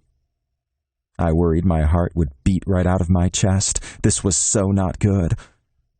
You know I'm not going to do that. That's not... He took one more step and rubbed at the corner of my lip with his thumb. You missed a spot. I was frozen, my mind whirling. I couldn't make myself speak or move. I was certain I could feel the heat of him, the energy rolling off him like he was going to spring into action any second. Let me get you thoroughly cleaned up. He leaned closer. He was going to kiss me. No. My body sprang into action then. I pushed him away. In doing so, I stepped back into the chair I'd vacated, turning it over. I started to fall backward, and he grabbed me, pulling me upright, then surprising me by letting go and moving toward the door. You're really hard to resist. He was lying. He had to be. No one had ever had that reaction to me before. Please leave. Tears burned behind my eyes. I couldn't let him see what he did to me, the way he made me want something I couldn't have. Bribing me with money or flowers or food is fine, but don't you dare pretend to be attracted to me. That's cruel. Get out of this library and do not come back. Julian, that's not... I wasn't. Shut up and get out of here. He lifted his arms in surrender and backed out of the room. I would never lie to you about how beautiful you are. I picked up the box of beignets and hurled it at him. He dodged them and headed for the door. I leaned into the hallway, watching until he'd exited. Then I ran to make sure the door locked behind him. Chapter 7. Lancelot. How had I managed to fuck that up so badly? Because you were thinking with your dick. But had I been? Or was I, for the first time ever, thinking with my heart? I wanted Julian, but there was more to that than lust. I'd wanted plenty of gorgeous men, but I'd kept my hands off them when I needed to. Julian compelled me, drew me in. He made me vulnerable.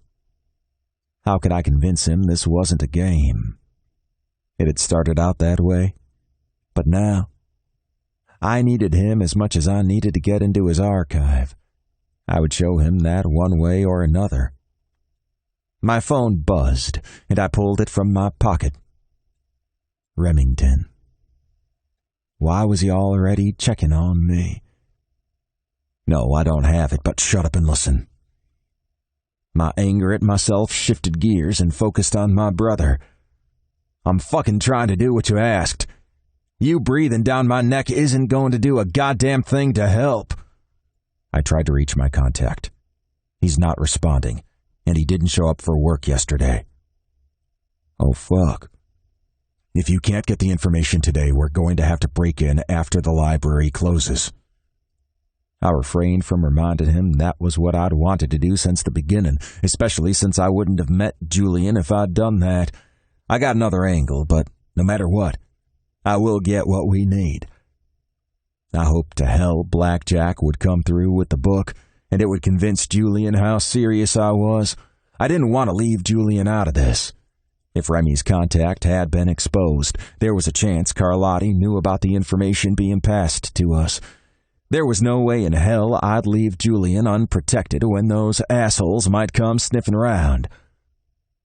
Who is your contact, Remington? It's time I knew. His name is Andy Richard, and he's a professor at Tulane. We met at a historical society function. He's assisted me with adding to my collection. Remington was using his stiff, detached voice. There was something he didn't want to say. And we got drunk together one night after an auction, and he confessed he's a member of the Carlotti family, a second cousin to Valentino. He knew who I was. Shit, Remy. I'm surprised you let him live. He wants nothing to do with them. He was able to get out because his connection is distant, but he's seen some of the worst of what their family does. He saw Carlotti beat a housekeeper to death because she spilled wine on him. Jesus. You didn't just take his word about breaking ties, did you? Fuck no. I had Blackjack scrutinize everything about him. Then I grilled him myself. I smiled. That must have been interesting. He was scared as shit. He said the family occasionally expected him to do something for them, but he wanted to be totally free of them. And he wanted you to help him get his freedom? Remington blew out a long breath. I've made it clear to him that I'm not starting a war and endangering my family, but I appreciate the information he's passed on. Remington, you shouldn't have. We needed to know who was responsible for this theft. He was right. We did. But if this son of a bitch was using my brother to start a war, I'd kill him if he wasn't dead already. Does Pop know? Silence. Remy? No. We're going to have to tell him if there is proof the Carlottis pulled off the heist. I know. I'll do it. I hated how sad he sounded. I'll go with you. You don't have to. How many times have you stood by me when I've done something stupid? Andy was a brilliant historian, and I didn't miss that Remy had said was. He must think the man was dead. You don't have many chances to make friends who aren't family. I'll fix this. What are you? Trust me. I ended the call and contacted Blackjack. Chapter 8. Julian. When I got home from work, I showered, dressed in my softest, comfiest pajamas, and indulged myself by turning up my AC since the pants weren't meant for this climate. They'd been perfect for the years I'd lived in Boston, but like a lot of my wardrobe from those years, they weren't practical for anything but the coldest days in New Orleans. I'd planned to watch a movie starring The Rock and demolish the carton of salted caramel ice cream I'd impulse bought a few days ago, but now I wasn't sure I'd enjoy that.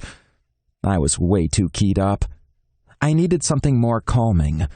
I considered doing a yoga video, but that seemed like too much effort, so I made myself a cup of chamomile tea, turned on some soothing music, and sat in the window seat that faced the main house. The window nook had sold me on renting the space, even though the apartment was smaller than I'd hoped. I liked to sit in the window and imagine the main house as it had been 100 years ago. I'd made up a pretend family who lived there, along with their servants, and I thought up escapades for all of them. It was silly and childish, but it was one of the few things that soothed me when anxiety plagued me. When my tea was cool enough to drink, I held the cup, one of my favorites that I'd found at a rummage sale, in my hands, and sipped as I let my mind spin tales about the imaginary family from the past. It was dark now, and there was only one light on in one of the windows, but I was sure I saw someone moving in the shadows, heading toward the old carriage house where I lived. For a moment, I was sure my imagination had just taken things too far, that I was now seeing the characters I'd made up. My story about the young lady of the house slipping out to meet her lover had become too vivid, but after studying the yard for another moment, I became certain someone really was out there. I couldn't make out any details, but the figure was definitely too large to be Gwen. I couldn't think of anyone else who would show up unannounced. It was a man. I was sure of that. A tall man with broad shoulders. Had he spotted me? I slipped off the seat and moved so I could peek through the side of the curtains, hoping whoever it was couldn't see me. I hadn't bothered to turn on the lights, but my pajamas were lavender, and they might have been light enough to make me visible. As he continued to approach the carriage house, my breath caught. No, it couldn't be. He didn't know where I lived, and if he'd followed me home, he'd have been here long before now. I'd seen him drive away, and his car hadn't returned, but as the man moved closer to the door, the light I'd left on downstairs showed him more clearly. I didn't see his monkey, but that didn't mean the little creature wasn't hiding in his jacket or nearby. What the fuck was he doing here? If Gwen had given him my address... Bang, bang, he pounded on the door. "Julian, I brought you something. I'm really sorry about earlier." He was wearing jeans and a t-shirt now, and even in the dim light, I could tell he looked damn good in them. He scanned the upstairs windows, and I moved farther back. Was he drunk or just crazy? It didn't matter. The best thing for me to do was pretend I wasn't there. He knocked again. "I've got a gift for you. This one is really special." Would he ever give up on bribing me? What else had Gwen told him I liked? I'd assumed she was his source for discovering my love of flowers and beignets. I'd meant to have a talk with her today, but the little rat hadn't been there. I'd forgotten she had a continuing education seminar that lasted all day. I could believe he'd charmed her into revealing ways to bribe me, but she wouldn't have given him my address. Would she? I didn't think she'd go that far. She was very conscientious about safety. She always wanted me to check in with her if I walked home after dark or on the rare occasions when I went out. He knocked again. "I promise you'll really like this surprise." What could it be? What would Gwen have told him that would be so special? I heard the downstairs door open, and all thoughts of the surprise fled. I stepped closer to the window and saw the man heading inside. I grabbed a heavy lamp. If I swung it hard enough, maybe I'd have a chance to take him down. I heard him coming up the stairs. "Julian, I need to talk to you." He appeared in the doorway before I had a chance to hide. I brandished the lamp. "Don't come any closer. The police are on their way." He shook his head. "No, they're not." Shit.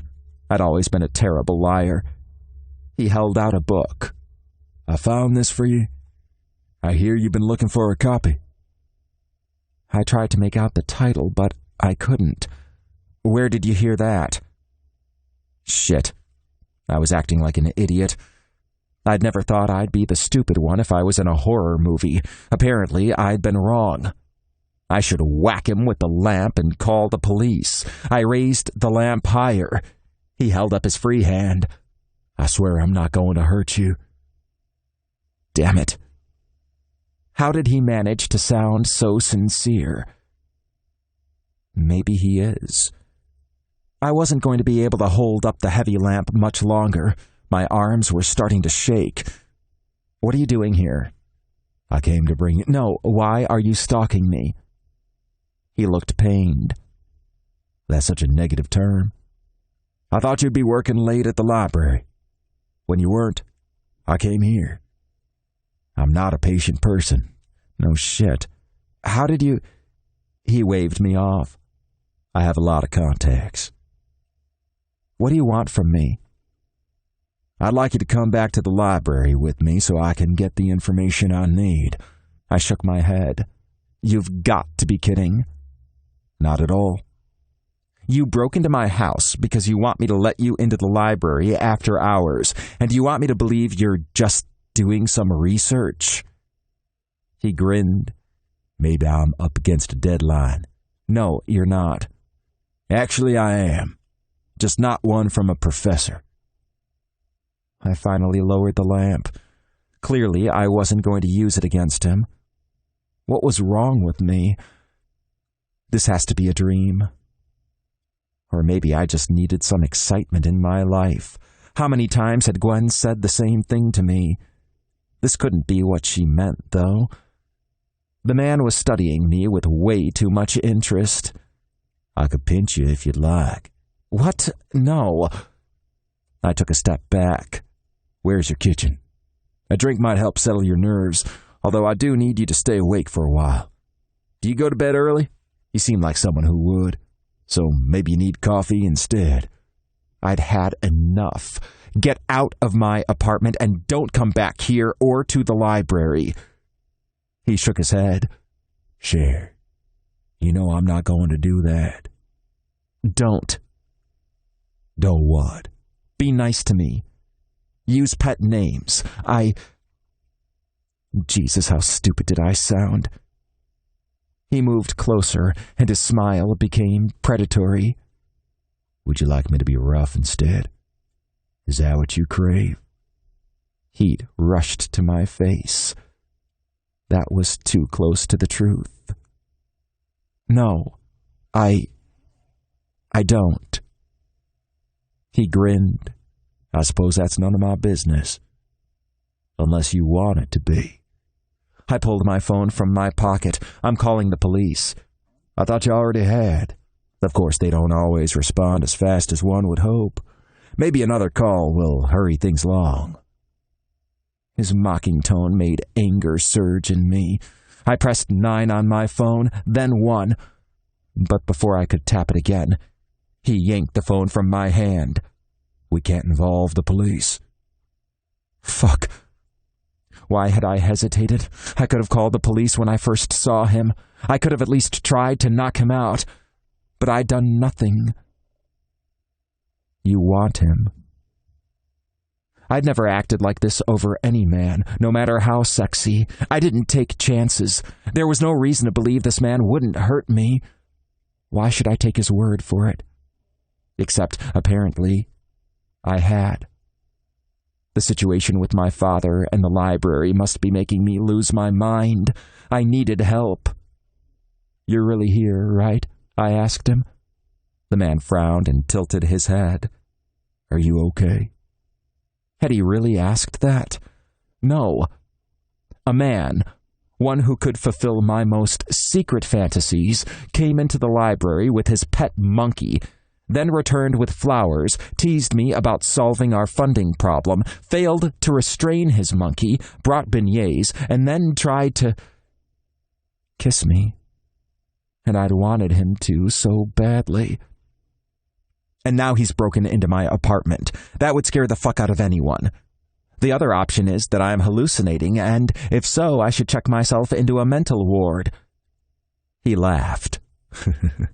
I tend to have that effect on people. Making them hallucinate. Making them question their sanity. You're not hallucinating, though. All the things you described were very real. Then why am I not more afraid of you? Fuck. I hadn't meant to say that out loud.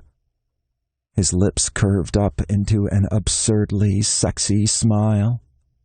Come on. He put his arm around me and guided me into the kitchen like he already knew the layout of the place. Hell, maybe he did, or maybe it was just so small there weren't any mysteries about where things were. He encouraged me to sit, and he made coffee, not even having to ask where I kept the supplies. Just cream, right? Yes. I was not going to let it impress me that he remembered. He added cream to both cups, then a huge spoonful of sugar to his. His back was to me, and I couldn't stop staring. I clearly saw his muscles moving under his t-shirt. I bit back a sigh. His back was so fucking sexy. What would it be like to watch him move like that naked? The thought sent heat all through me. He glanced over his shoulder and grinned as if he'd known I was watching him. He had to know how fucking gorgeous he was. Here. He handed me a mug, then placed the book he'd brought on the table beside it. When I saw the title, my breath caught. It was Down by Lilac Creek. I couldn't stop myself from picking it up. I turned it over in my hands and examined the spine. Then I examined the copyright page. It was a first edition and in fantastic condition considering its age. I wished I could keep it. Where did you get this? He shrugged. I have my methods. I'm not accepting a stolen book from you. He grabbed the book, and I bit my lip to keep from protesting its loss. I don't have any use for it, so either you take it or I'll destroy it. We wouldn't want any evidence of my crime lying around, would we? My pulse sped up, and my stomach flip-flopped. There couldn't be many copies of this book left in existence. You wouldn't. He arched his brows. Are you so sure? You seem to believe I'll do almost anything, no matter how evil. Did I believe that? Not really. You're involved in something illegal, I'm sure of it. He nodded. I am. More than one thing, actually. And you stole this book. I'm not going to discuss where the book came from. You wouldn't destroy it. Sell it, maybe, but... Do you believe I could kill? Did I? I nodded slowly. But you don't believe I'd destroy some dusty old book? You're not like that. Why was I so certain I was right about that? Like what? He stepped over to the stove, lit one of the burners, and held the book above it. No, don't! I'm not a good guy, but I brought you a gift. Are you going to accept it? Turn the stove off now. I moved closer to him. Was there any chance I could get the book from him without hurting it? Will you accept the book? Because if not, stop it! The words came out choked, and I realized I was close to crying in front of this man who was... I didn't know what. He cut the flames and crossed the distance between us. A tear slid down my face and fell onto the book. Please take it. His voice was soft now. I bought it for you from a collector. I knew you wouldn't want stolen goods. I took the book and held it against my chest as I wiped my tears with my other hand. You bought it? How? I've looked, and I could never find a copy. I told you. I have a lot of contacts. I can't. You really got this for me? Yes. I couldn't sort through the tangle of emotions I felt, but I knew for certain I was going to give him what he wanted, access to the archive. And anything else. I was done fighting what I was feeling. Gwen kept telling me I wasn't really living. Well, I sure as hell would be if I let the man in front of me direct my actions. I sat back down at the table and took a sip of my lukewarm coffee. What do you want to look at in the library, and were you serious about helping with funding? I thought he might gloat over his victory. But instead he gave me a soft smile, one that made my heart flutter. Damn it. I need to go through some newspapers like I told you. And yes, I was absolutely serious. Will you help me? You want me to go there with you tonight? Yes. I studied him for a moment. That's it? That's it. And I promise your funding issues will go away. I studied him. We needed millions of dollars. How could he promise that kind of money? Who are you? He held my gaze and said, Lancelot Theriot, at your service. Theriot. The last name alone might not have clued me in. It was common enough in New Orleans. But how many people were named Lancelot? Oh, shit. Chapter 9. Julian. Lancelot shook his head. I'm not the monster you're imagining. But your family. Yes. Oh, fuck, you're Remington's brother. He laughed. See? I've been punished enough for my crimes. I should have known. When you came in yesterday, I thought we hadn't had that much trouble. Let's call it excitement. Since Remington demanded we allow him to take materials home. If you'd done as he asked, your funding problems might have already been cleared up. I scowled at him, hating that he was probably right. We can't simply allow the materials to leave the library. I'm not here to argue about that. I don't need to take anything with me. Well, not anything that belongs to the library. What do you need to take?" He grinned and gave me a slow once-over. I shivered. It was much too much like the start of my fantasy. "Do you really want to know?" My mouth had gone suddenly dry, and I had to swallow before I could answer. "What do you want from the library?" "Truly, I just need to look through a few issues of the People's Sentinel from 1918. "What are you looking for?" "It's in your best interest not to know."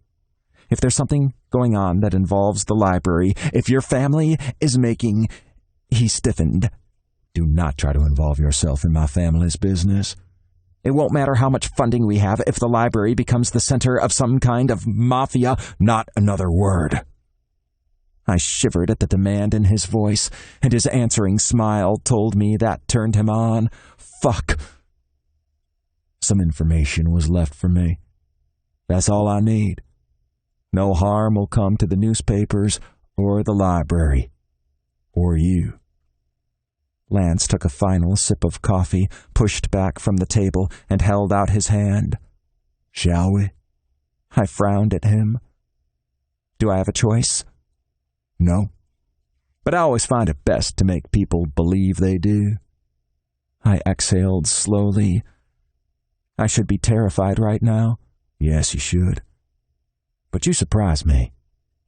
I like when people surprise me." I didn't take his hand, but I stood. "You can follow me to the library." I wanted to be able to escape in my car as soon as I could. "No. You're riding with me." "You tracked me down here. Do you really think I'm going to escape from you?"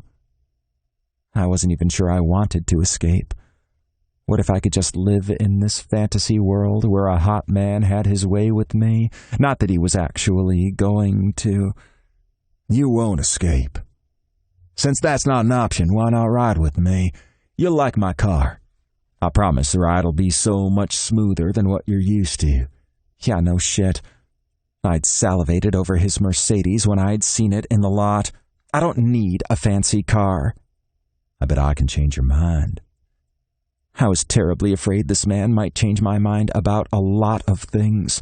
Principles, values, things I wasn't sure I wanted changed. "Come on, Julian. Ride with me." Why did it sound like he was asking me to do something dirty? Why was it so sexy when he said my name? I expected Tony to pop up when Lance opened the car door, but I didn't see or hear him. I'd known monkeys were loud, but I still hadn't been prepared for the noise the little guy could make. "Where's Tony?" I asked once Lance was in the driver's seat. "Remy's babysitting him." From the way he smiled, I assumed his brother was no more fond of Tony than I was, but I couldn't imagine the man agreeing to do anything he didn't want to do. I thought you didn't like to leave him anywhere. "I don't mind leaving him with family because I know he'll be well taken care of. Remy pretends to hate watching him, but I think he's exaggerating. Besides, we do anything for each other, no matter how unpleasant." My dad was like that for me. "You lost him?" I nodded. "Almost a year ago." "I'm sorry. I can't imagine how much I'd miss my dad. He's great with all of us." "But isn't he—" Lance turned away as he cranked the engine. "Just because the law doesn't like the way we earn our money doesn't mean we're actually monsters." "But don't you... haven't you..." Was I really about to ask him if he'd killed people? This was insane. I should open the door, jump out of the car, and go to the police. Would they help me, or did his family have influence there too?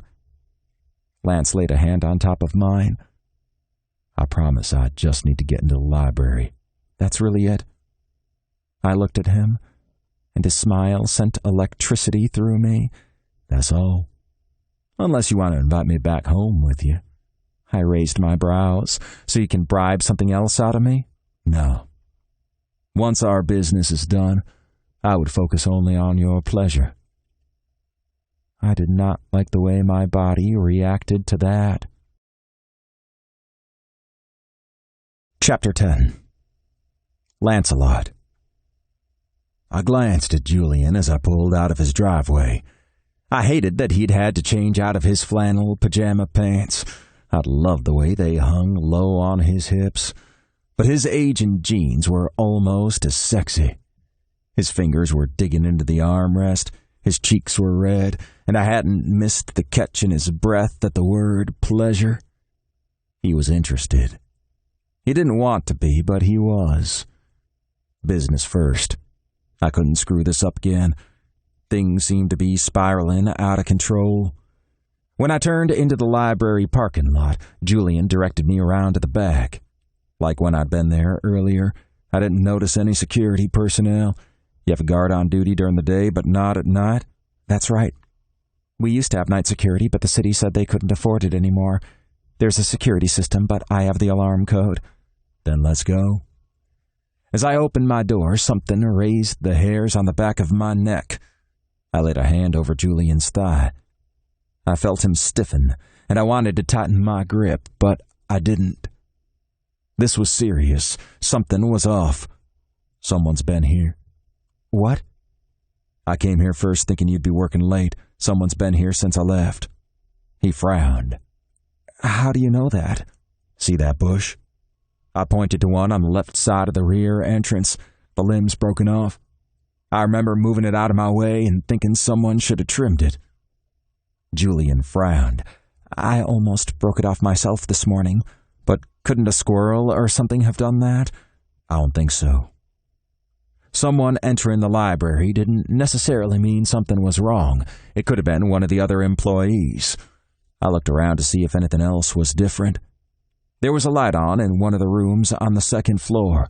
I pointed to the bright window. What room is that? Julian's eyes got big. That's a storage room where we keep materials we don't have room for in the regular archives, things we would have available if we had more space, and some materials that need repair. No one should be up there. Who else has a code to turn off the security system? Gwen and all the other librarians. The director. The board president. None of them should be here now. No. If they were, it would only be to get something they left at their desk. They wouldn't be upstairs. Someone could have left the light on earlier in the day. Maybe I didn't notice it before, but I didn't think that was likely. Stay in the car. What? No, I can't. I ignored his protests and approached the building, gun out. I wasn't going to take chances. I heard a car door close and turned to see Julian heading toward me. I gestured for him to go back to the car, but he ignored me. You need the alarm code if you're going in. Shit. He was right. I'd been so concerned about keeping him safe, I hadn't even thought about that. Tell me the code, then get back in the car. He punched in the code and started to open the door. Jesus, at least get behind me. Why are you so fucking stubborn? I'm stubborn? Neither of us said anything else as I eased the door open. I moved slowly, sweeping the short hallway, then the offices on either side. Julian had the sense to stay glued to my back. I could feel him. His heat. The occasional brush of his body against mine. If I hadn't been worried about an intruder, I might have pushed him up against a wall and found out how quickly I could turn him from prickly to desperate. I didn't think it would take more than a few seconds. I could practically feel the tension in him vibrating below the surface. He needed a way to release it. I could help him with that. But first I needed to make sure we were the only ones in the library and retrieve this damn information Remy's contact had hidden in the most idiotic place. Of course, if the asshole hadn't insisted on hiding it in the library, I wouldn't have met Julian, and Julian would still be living his boring, day-to-day existence. He needed something to brighten up his life. I couldn't wait to properly introduce him to Tony. I was sure he would like my little friend once he got to know him. Everyone did. Even Remington, though he'd never admit it. I need to check the second floor, I whispered. Julian nodded. He wrapped a hand around my arm to lead me toward the stairs. I needed to focus on our surroundings. to listen for any hints that someone else was in the building, the sound of movement, something they might have dropped or moved, but all I could think about was the heat of Julian's hand and the way his fingers gripped me more firmly than I would have expected. He pulled a keyring from his pocket and reached for the doorknob. I grabbed his wrist, nearly hissing at the electricity that shot through me as my skin pressed against his. I wanted to pull his hands to my mouth and kiss the fast pulse that thrummed against my fingers. Had anyone ever distracted me this thoroughly? It was a damn good thing Julian wasn't working for the enemy. Before he touched the door, I examined it to see if there was evidence of someone opening it recently, like obvious fingerprints. Once I verified there was nothing there, I motioned for him to go ahead and unlock it. I kept him behind me as I climbed the stairs. If someone was up there, we were poorly positioned. They'd have the advantage of the high ground and the ease of pushing us down the stairs. I wanted to send Julian back to the car, but I didn't think he'd go. My cardigan-wearing little librarian was braver than he seemed. I liked that about him. I didn't want someone who would just roll over for me. I liked a challenge. I didn't see or hear anything as I moved quickly to the landing, hoping to level the playing field if someone came at us. I swept the area before letting Julian ascend to the top of the stairs. We were in a large, utilitarian room with a tile floor, a drop ceiling, and dingy white walls. There were rows of bookcases, which meant a lot of hiding places. Julian stepped up behind me, and I held onto his arm, keeping him still while I listened and looked more carefully. I didn't hear anything at first, but then there was the barest sound, a slight rustle of paper, and the hint of movement, maybe a hand moving across a shelf. I looked back at Julian and put a finger over my lips. His eyes widened, and I nodded, hoping he understood that I'd heard someone. I pointed to a shelf, wanting him to hide behind it. I thought he would protest, but finally he stepped away from me. I hated seeing fear in his eyes. Whoever was in here was going to pay for putting it there. I moved slowly, not making a sound. My best guess was that the sound I'd heard had come from 2 or 3 rows away. I looked down one row and found it empty. When I made it to the second, I saw a figure dressed all in black and wearing a ski mask. He was attempting to edge around the end of the shelf. "Don't move!" I yelled. He took off, and I followed. As I rounded the corner, I saw him shove up a window sash and jump. I ran for the window and looked down. It wasn't that far of a drop, but not one I'd taken so recklessly. He was already on his feet and running. I could have taken a shot, but in this neighborhood I had no doubt the police would be called, and I was supposed to be keeping a low profile. Even if I was willing to risk the drop, I couldn't go after him and leave Julian here since I wasn't positive we were alone in the building. I heard movement and spun around, gun aimed and ready. Julian stood a few feet from me, white as a sheet. He pointed toward the window. Is he... I realized he expected there to be a body down there on the sidewalk. I shook my head. He recovered and took off running. Wow, that's... How did he do that? I didn't like the admiration in his voice. I could survive that, no problem. He raised his brows. Seriously, I could. Okay. I wanted to be offended, but he actually grinned at me, looking happier than he had all evening. I could take a hit to my ego for that. Come on, I need to check out the rest of the building. He stayed with me as I checked the other rows of books upstairs. I didn't find anyone there. Once we were back downstairs, Julian pointed out materials that had been moved around on his desk and books that were askew on shelves. This time his persnicketyness came in handy, since he noticed every detail about the place. I need to make sure everything in the city archive is intact. I was all for that because I needed to find what Remington's contact left as quickly as possible. I was hopeful the intruder hadn't found anything since he'd obviously started there before going upstairs.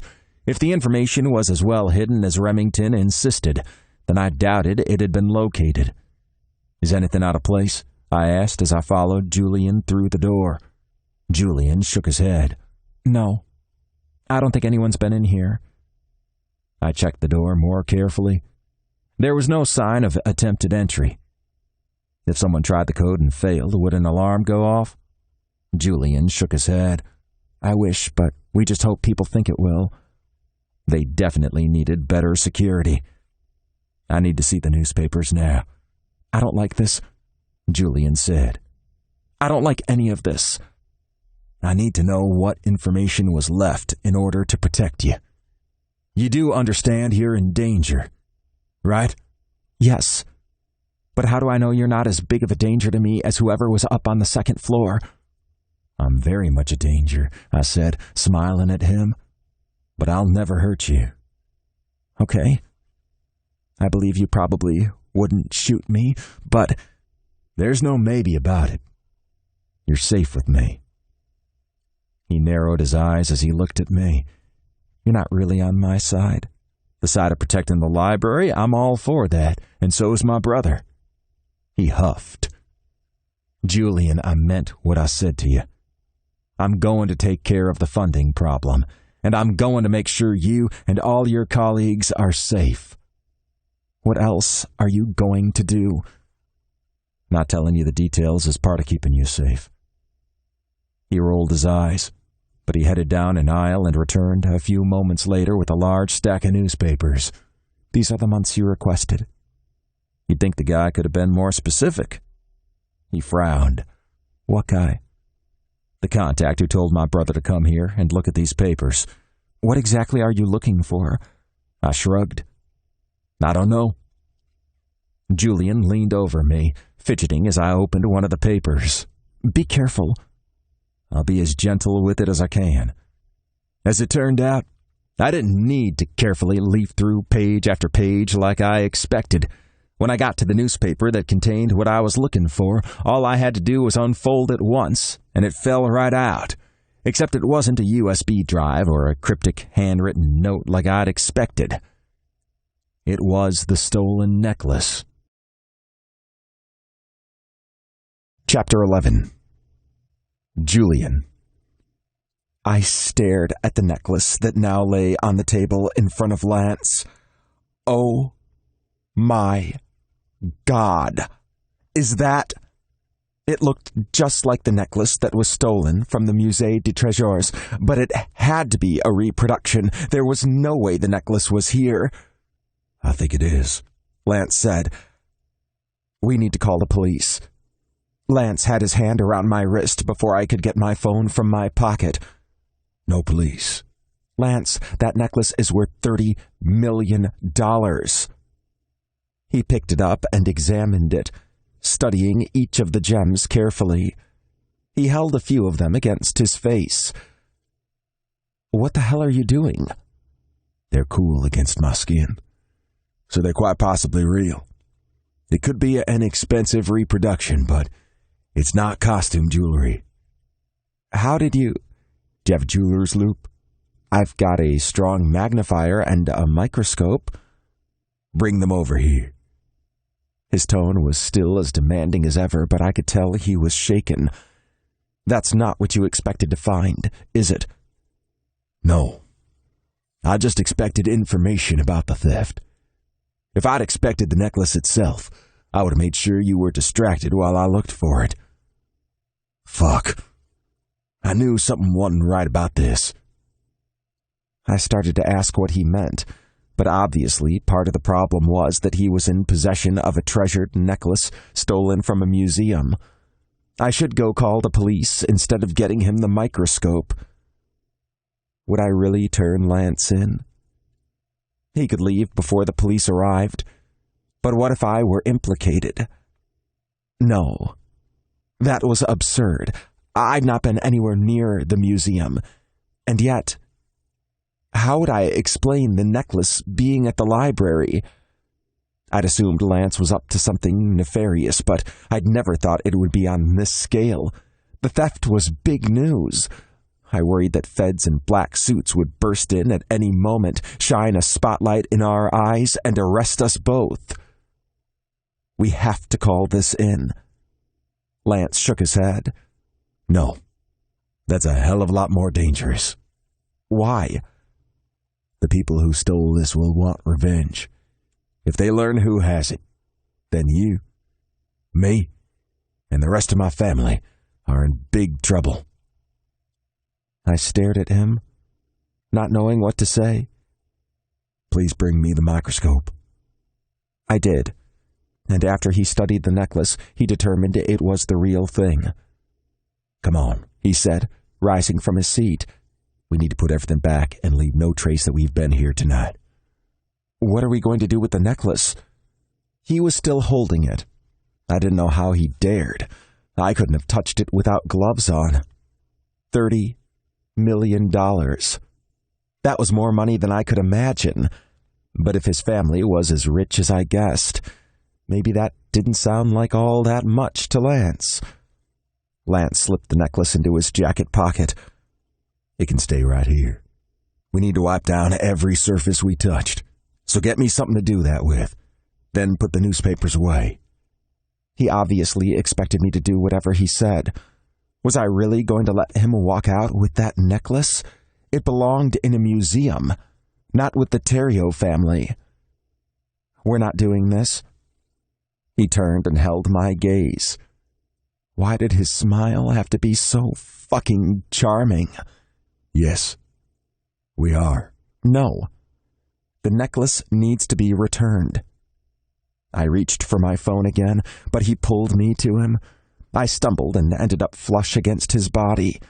I tried to pull away, but he held my wrists behind my back. It was too much like what had happened in my fantasy. I'd been right. One of his hands was plenty large enough to hold me in place like this. He wrapped his other hand around my waist and held me tightly. I absolutely refused to like it, or to think about the solid wall of his chest, or the hardness I felt against my hip. I also absolutely would not look at his full lips that I wanted on mine, or really anywhere on my body. This was crazy. If I got caught with this necklace, even as just an accessory to the theft, I would go to jail for years. The library would fall apart. My father's legacy would turn to nothing, and... Please don't do this. Lance's expression softened. Stop fighting me, and I'll let you go. No. You don't want me to let you go? I do like having you close like this. No, I'm not going to stop fighting for the necklace to be returned to the museum. I won't help you with this. I won't be part of whatever this is. I'm not a criminal. Surely you break the law occasionally? I gave a mirthless laugh. No, I really don't. You don't speed, or run through a stop sign in your neighborhood when there's no one coming, or... Of course I do that, but this is a long way from a speeding ticket. He laughed. Not too far in my world. I don't want to be part of your world. Something flashed in Lance's eyes that almost made me think my words had hurt him. But that didn't make any sense. What difference did it make to him if I wanted to be the goody-two-shoes librarian everyone expected me to be? Julian, I didn't mean to involve you in this. So that's why you broke into my home? That's why you tried to bribe me and... I needed your help to get into the archive. But if you'd let me in yesterday... Don't you dare blame me for this! I struggled against his hold. I was not going to let this man seduce me. Stop fighting me, Julian. I don't want to hurt you. Then let me go. No. Because no matter how angry you are right now, no matter how much you want to get away, if I let you run out of here and tell someone about this necklace, your life will be in danger. How much do you know about my family? Enough. Fine. I won't run away if you just... He loosened his hold on my waist and let go of my wrists. He took each hand in turn and kissed the marks his fingers had left. I'm sorry. I wasn't really upset he'd been holding me. In a different context, Like the one in my fantasy, I would have loved seeing the evidence of how he'd restrained me. But right now, I was scared. Not of him hurting me, but of the consequences of coming here with him. Our gazes met, and my breath caught. There was so much emotion in his eyes. He lifted my wrist toward his lips, and it seemed time had slowed. I gasped when his lips brushed over the marks his fingers had made. I felt alive in a way I hadn't in years, maybe ever. He lifted my other hand and kissed that wrist as well, flicking the tip of his tongue over my pulse point and making my cock react. This was wrong. So wrong. I needed to get away from Lance. I needed to get away from this whole situation. What if someone else came looking for the necklace, or if the man who'd been here returned? Lance cupped my cheek. Instead of pulling away, I leaned into his touch. I need you to trust me. I stared at him. It was crazy to give him my trust. He'd acted like a lunatic the first time we'd met. He'd stalked me and broken into my house, and now he was mixing me up in something I didn't quite understand, but I knew was very illegal, something to do with his Mafia family. So why the hell did I want to say yes? You don't make that easy. Haven't I kept my word to you from the start? I told you not to come back to the library, but you did. I never promised you I wouldn't. You promised me you wouldn't hurt me, that you weren't dangerous, but you are. I'm very dangerous. He rubbed his thumb along my cheekbone. But something tells me you like that. Oh, God. Did he know? Could he see that deep inside me? I thought of how I'd gotten off thinking of him, and heat filled my face. I'm going to protect you. Whether I trust you or not? Yes. That's how it has to be. But I'd prefer if you trusted me. This'll be a lot easier if you go along with what I say. Are you like this with everyone? Like what? Demanding? Outrageous? Charming as fuck. His smile weakened my knees. More or less. Protective? I reserve that for adorable, uptight librarians that don't want to let me into their collections. Fuck, I'd let him plunder my collection. There was no way in hell I'd say no to anything he wanted from me. Maybe I'd officially lost my mind. Gwen had been warning me about the effects of too much stress. I looked into Lance's warm, dark eyes and decided if this was insanity, I was just going to give into it. Once we had erased all traces of our presence, we headed for Lance's car. As he opened the door for me, I had a terrible realization. I grabbed his arm. Wait. What's wrong? The security cameras. We'll be on them. He covered my hand with his. Don't worry. I'll take care of that. What does that mean? How? Trust me. I'll handle it. How much power did this man have? I don't like this. I don't like it either.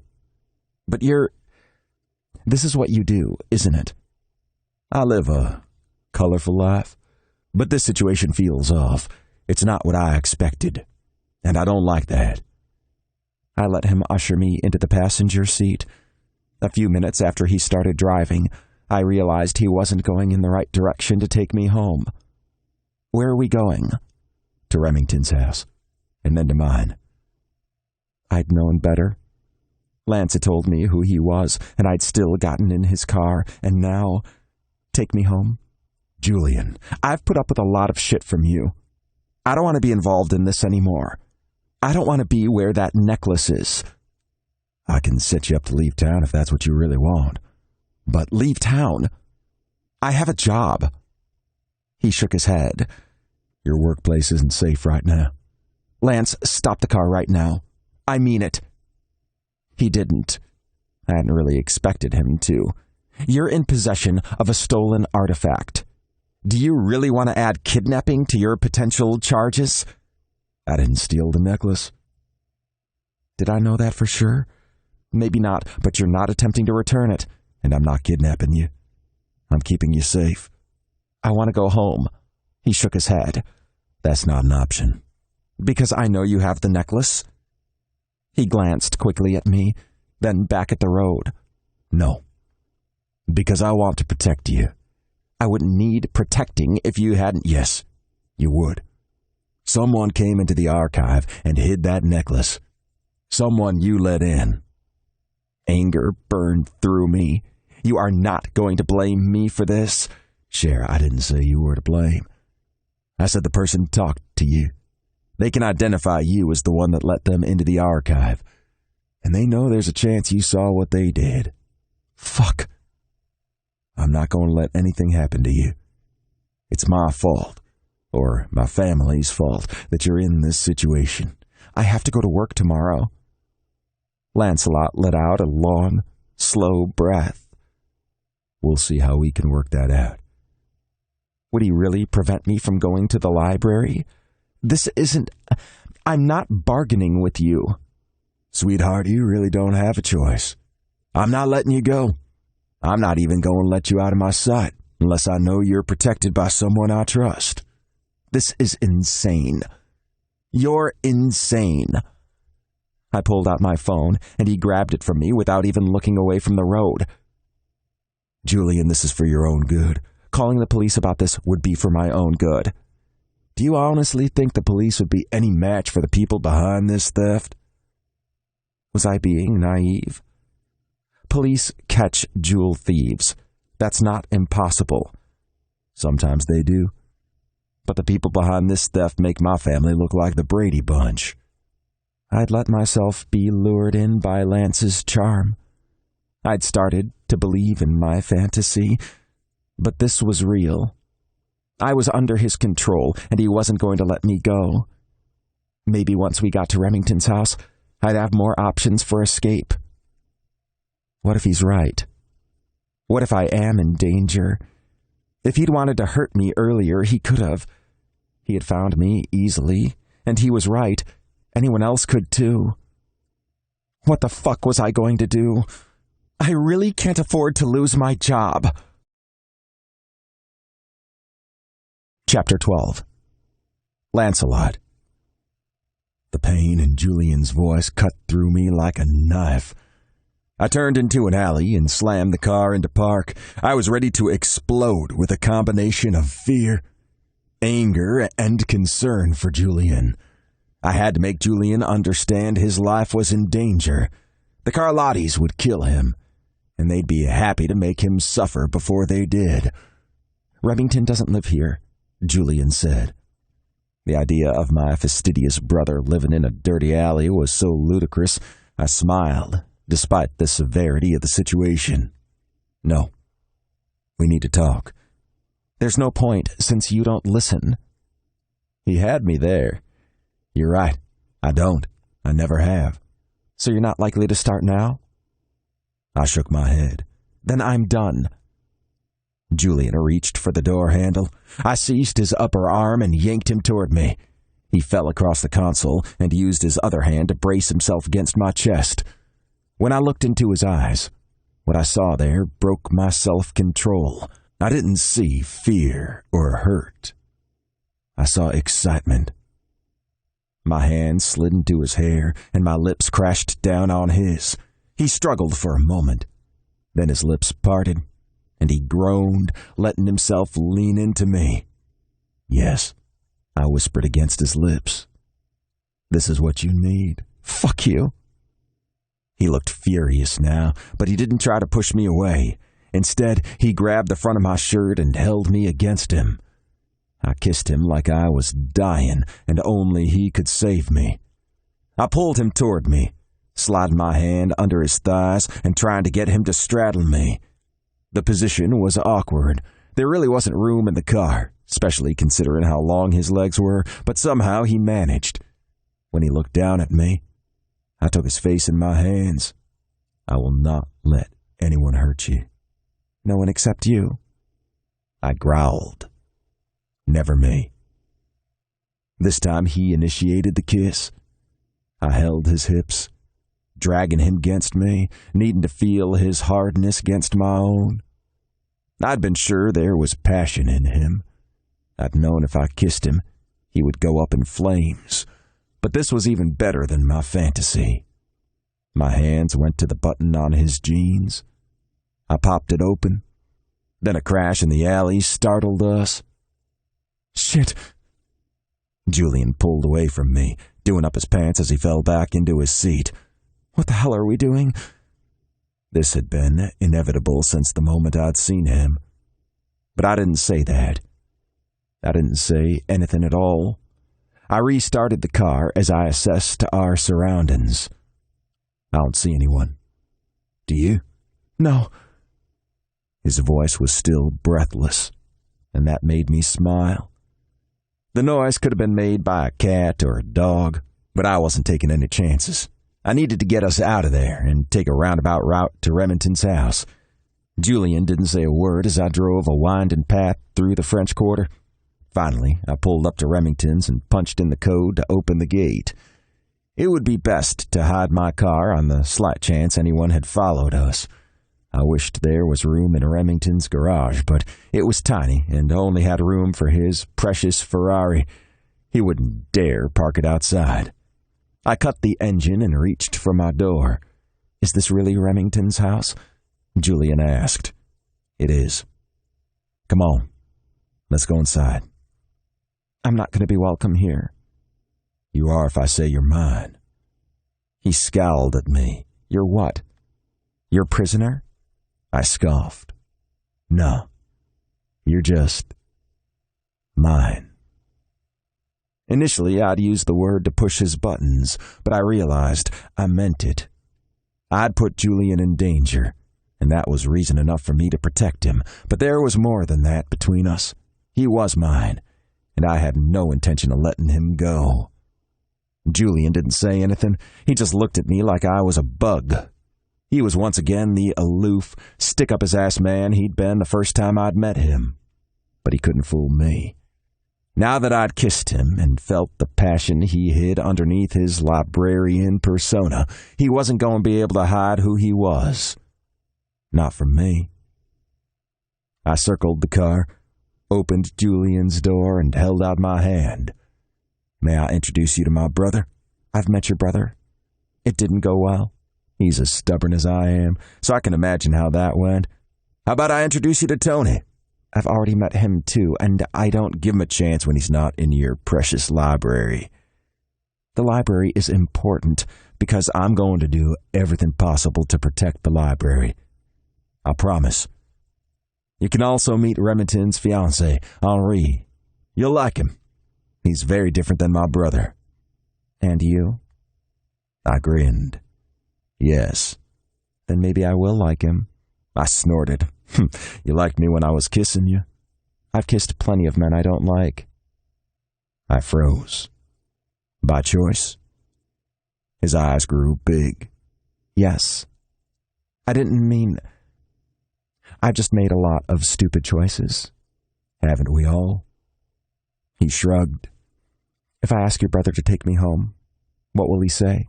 "The same thing I did. You're not safe on your own." He sighed, but he took my hand and let me lead him up the porch steps. Remington opened the door before I had a chance to knock. He wore a neutral expression, but his stiff shoulders and tight jaw told me he was furious. I could practically feel the anger rolling off him. He looked at Julian, then back at me. "What is he doing here?" "Remington, move back and let them in. It's hot out there." I smiled at Henri's words. Few people would have the nerve to speak to my brother that way. Watching Henri become more and more comfortable putting Remy in his place was my favorite thing about their relationship. Henri held out his hand to Julian. "I'm Henri. It's nice to meet you." Tony raced out of the kitchen, flying toward me. I scooped him up. "How was he?" Remy snarled. "You brought this man into my house. You've gone dark for hours with no explanation, and you're asking about your fucking monkey." Henri rolled his eyes. Tony's been fantastic. Remy and I were just feeding him banana chips. Both of you? Yes, your brother actually spent some time in the same room as Tony this time. He winked at me. I'm working on him. Enough of that, Remy snapped. I need to know what's going on, and I need to know now. I reached into my jacket pocket and pulled out the necklace. Remington's eyes went wide. It was rare for me to shock my brother, so I relished the moment. I was happy to see he hadn't expected this, because it meant he hadn't lied to me. He could feign shock with other people, but I knew him too well. Where did you get that? His voice was rough, like he was choking on the words. This is the information that was hidden in the archive. Jesus Christ. Now you understand why I brought Julian with me? He nodded. You sure as hell couldn't leave him there. Henri interrupted before I could grill Remy about what the hell was going on. Why don't I take Julian and Tony to the kitchen? The two of you can talk in Remington's office. Remy huffed. When he turned to Julian, I took Julian's hand and gave him a reassuring squeeze. Remington's gaze dropped to our clasped fingers. He looked back at me and raised his brow. Julian is under my protection. He's under our family's protection. I might disagree with the way he runs his library, but I brought this down on us, so I'm responsible.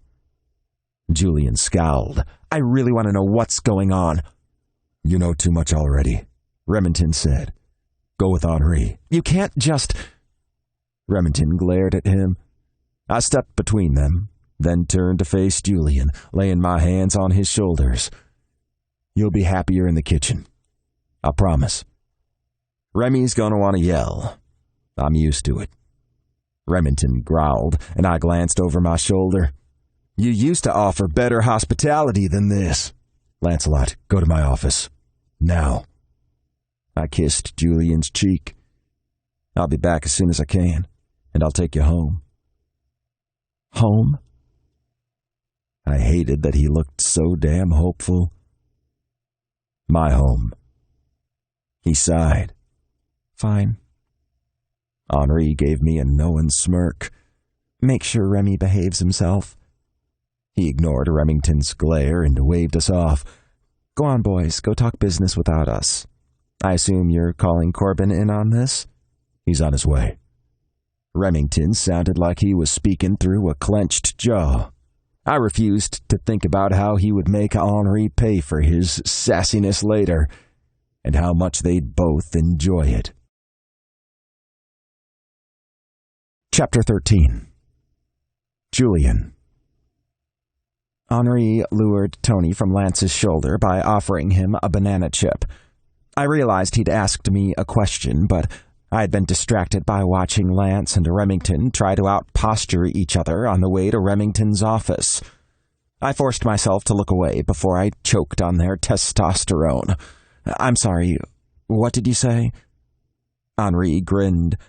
They really are too much, but I promise they will keep you safe. I just want to go home. Why don't you come have a drink and something to eat? Then you can tell me all about meeting Lance. If you have other things you need to do, you don't have to trust me. I don't have anything better to do than getting to know the man Lancelot is interested in. I shook my head. He's only interested in how I can help him with this situation. Are you sure? I guess he also wants to make sure I don't die because he made me help him. Henri smiled. I think there's far more to it than that. The conversation was getting uncomfortable, so I changed the subject. Does he really take Tony everywhere? The monkey climbed up on the kitchen counter and picked up a banana chip from a small pile Henri must have poured out for him. Yes, he does. Remington hates it. He doesn't like for Lance to bring Tony here. He swears Tony is going to tear everything up. He's really not very destructive, but he is rather curious. The first time I ever met him, Lance or Tony? Henri chuckled. Both, actually. I woke up in Remington's bed, and Tony was standing there looking at me. Oh my God, that must have freaked you out. It did. Remington failed to mention his brother had a pet monkey, so I sat there trying to figure out how on earth one had gotten into the house. Is it like this with Lance and Remington all the time? Henri smiled. Yes, but you get used to it. Eventually, you'll even think it's cute. But are they really... I mean, I've heard that they're mobsters. Criminals. Well, yes, that's what I've heard. My only contact with Lance has been him trying to bribe his way into the library to get information about that stolen necklace. Henri nodded. I'm not going to say they're conventionally what would be called good, but they have honor. They follow a code, and if you're under their protection, no one will ever treat you better. And you're engaged to Remington? Henri's smile lit up the whole room. Yes, I am. We're going to get married in the fall. That's... Congratulations. I promise you, if you give them a chance, you'll see there are plenty of nice men in the world, far worse than them, even if they don't regularly break the law. That was probably true. I just don't think I can... Why don't you tell me about meeting Lancelot? Wine? He held up a bottle of white wine, and I nodded. Is that his real name? I asked as I accepted the glass Henri held out to me. Oh yes, trust me, he lives up to the drama of it. I've noticed. The first time he came into the library, he had Tony with him. Henri smiled as he took a sip of his wine. I heard about that. He thought I was going to let him go through a collection of 100-year-old newspapers with a monkey sitting on his shoulder. He even pulled out snacks for Tony, and there's no food allowed in the library. Henri shook his head. That doesn't surprise me. I told him to leave and not come back, and he took that as a challenge? I took another drink before answering. He sure did. Though the second time he came back, he left Tony in the car, with the engine running, of course, so he didn't overheat. He also brought me flowers and tried to bribe me by agreeing to donate to the library, but then Tony came in anyway. Apparently he can open car windows. Henri laughed. He sure can. Tony came running in. Then things went downhill from there. Lance tried to bribe me with beignets and broke into my house and talked me into taking him to the library. Henri looked like he was barely holding back laughter. That sounds just like Lance. So the necklace was in the archive? Yes, and Lance wouldn't let me call the police to report it. He refuses to turn it in. He can't. That's what he told me, but I don't... Henri laid a hand on my arm. Lance will say just about anything to charm someone or get what he wants. But he's not lying about this. I don't know all the details. He rolled his eyes. Remington likes to protect me by trying to shut me out of most of his business, but he's told me enough that I know the people behind the theft. They will retaliate. It doesn't matter the circumstances that landed you with the necklace. They'll come after you and make sure you hurt before you die. The room began to spin around me, and the edges of my vision went dark. He wasn't exaggerating? Henri laid his hand against my back. Tony began to chatter at me like he was trying to comfort me as Henri helped me to a seat at the kitchen island. It's going to be okay. Lance and Remington will take care of things. Stay there. I'll bring you some water. They weren't invincible, though Lancelot probably thought he was. Things had been bad enough when I was expecting the library to be closed at any moment, but this... I thought about how scared I'd been when Lancelot had insisted someone was in the building. When he'd gone after them and they'd jumped, I thought he would follow, and my heart nearly stopped. I took the glass of water Henri held out to me and sipped it while Henri leaned against the counter and scratched Tony's head. Remington initially brought me here because I was a witness to him being in someone's territory where he shouldn't have been. He didn't give me any choice in the matter, but I wanted to be here. I wanted him. I want Lance, too. The words echoed in my head, but I didn't dare voice them. Henri's smile told me he knew what I was thinking. The men who were interested in what I'd seen took me prisoner, and even though Remy and I were separated at the time, he came after me and destroyed everyone in his path. I know you don't think Lance is interested in you, but I've seen the way he watched you tonight. I'm not saying you have to accept his interest, but let him take care of this situation. If you don't, you could end up in far worse trouble. Are you just saying that because they want you to? No. I love Remington, and I've come to care for his brothers, but I'm my own person. If I thought it was best for you to leave, I'd show you right out the door. That's not best for you. So please stay. He sounded sincere, but my reaction to Lance was making me doubt my instincts. Would you like a piece of cake? His question surprised me, and it took a moment for me to figure out an answer. I was so mixed up I wasn't sure I could eat. I'm not sure. You do. It's delicious. Tony jumped up and down, chattering as if to further encourage me. He really was kind of cute. And it wasn't his fault his dad was an idiot who brought him places he shouldn't be. He likes you. At first I thought Henri was referring to Lance. I don't think. When I met his gaze, he was grinning. Tony, he likes you. Oh. I picked up one of the banana chips on the counter and held it out to the little creature. He glanced up at me, then reached out slowly and took it from my hand. Damn it, I hadn't wanted to be charmed by him. He's trouble, but he's also a lot of fun, Henri said. I can see that. How did Lance end up with a monkey? I asked that too, and Remington told me that was Lance's story. I've never gotten it out of him, but you should ask. He's not going to tell me if he wouldn't tell you. Don't be so sure of that.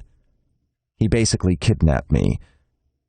Henri opened an old-fashioned metal cake safe, revealing a chocolate Doughberg cake. All those scrumptious buttermilk cake layers divided by rows of chocolate custard called to me. It's from Loyola's patisserie. Did they have to patronize my favorite bakery? They do amazing work. They sure do. Henri opened a drawer and pulled out what I was sure was a sterling silver cake server. Having seen Remington's house, it didn't surprise me. The man was all about luxury. He cut us each a piece of cake, placing them on gold-rimmed white china plates. Then he handed me one along with a fork and settled onto the stool next to me. Tony came over to inspect the cake, but Henri shooed him away. The monkey scowled and went back to his banana chips. Now, Henri said, tell me all about this kidnapping. Well, I wanted to go home after we found the necklace, but he told me he was bringing me here and then to his house. He doesn't want to let me out of his sight until this is all settled. Henri smiled. That sounds just right for a Theriot. Lance wouldn't have said that if he didn't care about you. He could have sent you to a safe house.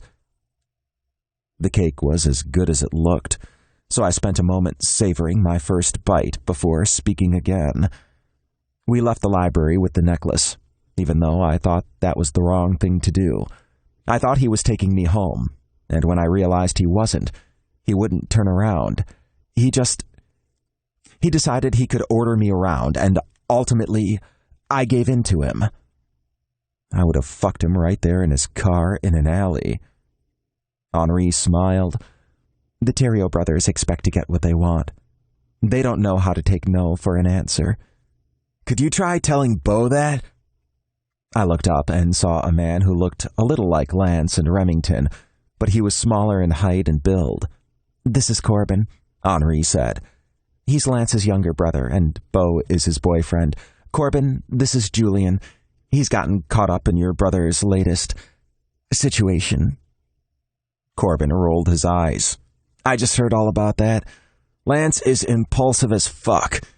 But he was right not to leave you alone. I wouldn't have either. Corbin held out his hand for me to shake, and I accepted it. Are you done plotting? Henri asked. I am. I decided not to stay for the tell Lance off portion of the meeting. Henri smiled. Wise decision. Is everything okay? Corbin laughed. As much as it ever is around here.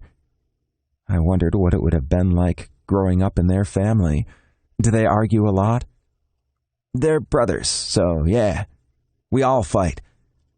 I'd never experienced that. I was an only child. Me too, Henri said. Corbin snorted. You were lucky. You love your brothers, Henri insisted. I know. Overall, they're pretty great. But they're obnoxious as fuck. That I have noticed, I said. I heard a door slam, and Lance appeared in the kitchen. Let's go. Oh, no, Henri said. You need to stay and settle this. I hate dealing with Remy's pouting after you leave. Henri, you're probably the only one he'll be willing to talk to right now. Hey, Corbin said, holding his hands up in a surrender posture. I didn't do anything. He'll find something to argue with you about. He's in that kind of mood. He's worried about the necklace, Corbin said. Lance ran a hand through his hair. I know. Their tension was only making mine worse. I wanted to finish my cake, but I wasn't sure I could swallow any more. What are you doing with the necklace? I can't tell you that. Then take me home. Lance frowned. That's what I'm going to do. No, I want to go to my own home, whether I'm part of this or not. You're in danger, and you're staying with me. Henri stepped between us. Lance, why don't you... Henri, I appreciate you entertaining Julian while we talked, but it's time for us to go. Lance grabbed my arm and started tugging me toward the door. A screech behind us stopped him in his tracks. Aren't you forgetting something? Corbin asked. We turned to see Tony jumping up and down on the counter, looking as angry as he had when I'd taken his snack at the library. Corbin whistled. Damn, Lance. You really are messed up over Julian. You almost forgot your monkey. Shut up. He pointed a finger at Corbin. Henri and Corbin both snickered as he scooped Tony up and grabbed me again. Watch yourself, Lance, Corbin said. You don't want to screw this up. Was he talking about the situation with the necklace? Or was he talking about me? When we got to the car, Lance seemed confused about how to keep control over me while also giving Tony the attention he wanted. Knowing that going with him was inevitable, I simply got into the car. Tony settled on the console between me and Lance and poked Lance's arm to get his attention. Tony's not going to like it if you have to spend all your time subduing me, I said. I'll tie you up if I need to. You're not leaving my house. Fear froze me in place. I really was at his mercy. I had no doubt he was armed, and Tony would likely obey his commands in a serious situation. I could try to escape, but what were my chances? How the hell did I really know anything he said was true? He didn't pull that necklace out of the air. No, but he could be working with the person who'd hidden it there. Look at me, Lance ordered. I did. It was dark in the interior of the car, so even when I faced him, I couldn't see his face clearly enough to read anything there. You need to stay with me to be safe. I wish. He shook his head. What? It doesn't matter. I had a feeling it really did. The air was charged with emotion. I no longer wanted to run. I wanted to reach out and touch him like he was the one that needed to be soothed. I need you to promise me you'll stay put, and you'll do what I say. I understand I'm in danger, or at least you sincerely believe that, but... He gripped my shoulders hard. This isn't some idea I have in my head. I'm not blowing this out of proportion. The men that want this necklace would kill you on sight without a second thought. And if they think you know something useful, they will take you and torture it out of you. And they'll enjoy it. I swallowed hard. Tears burned behind my eyes. Why is this happening? Because I was a fucking idiot, and I didn't just handle things the way I should. I stared at him for a moment. Had he really said that?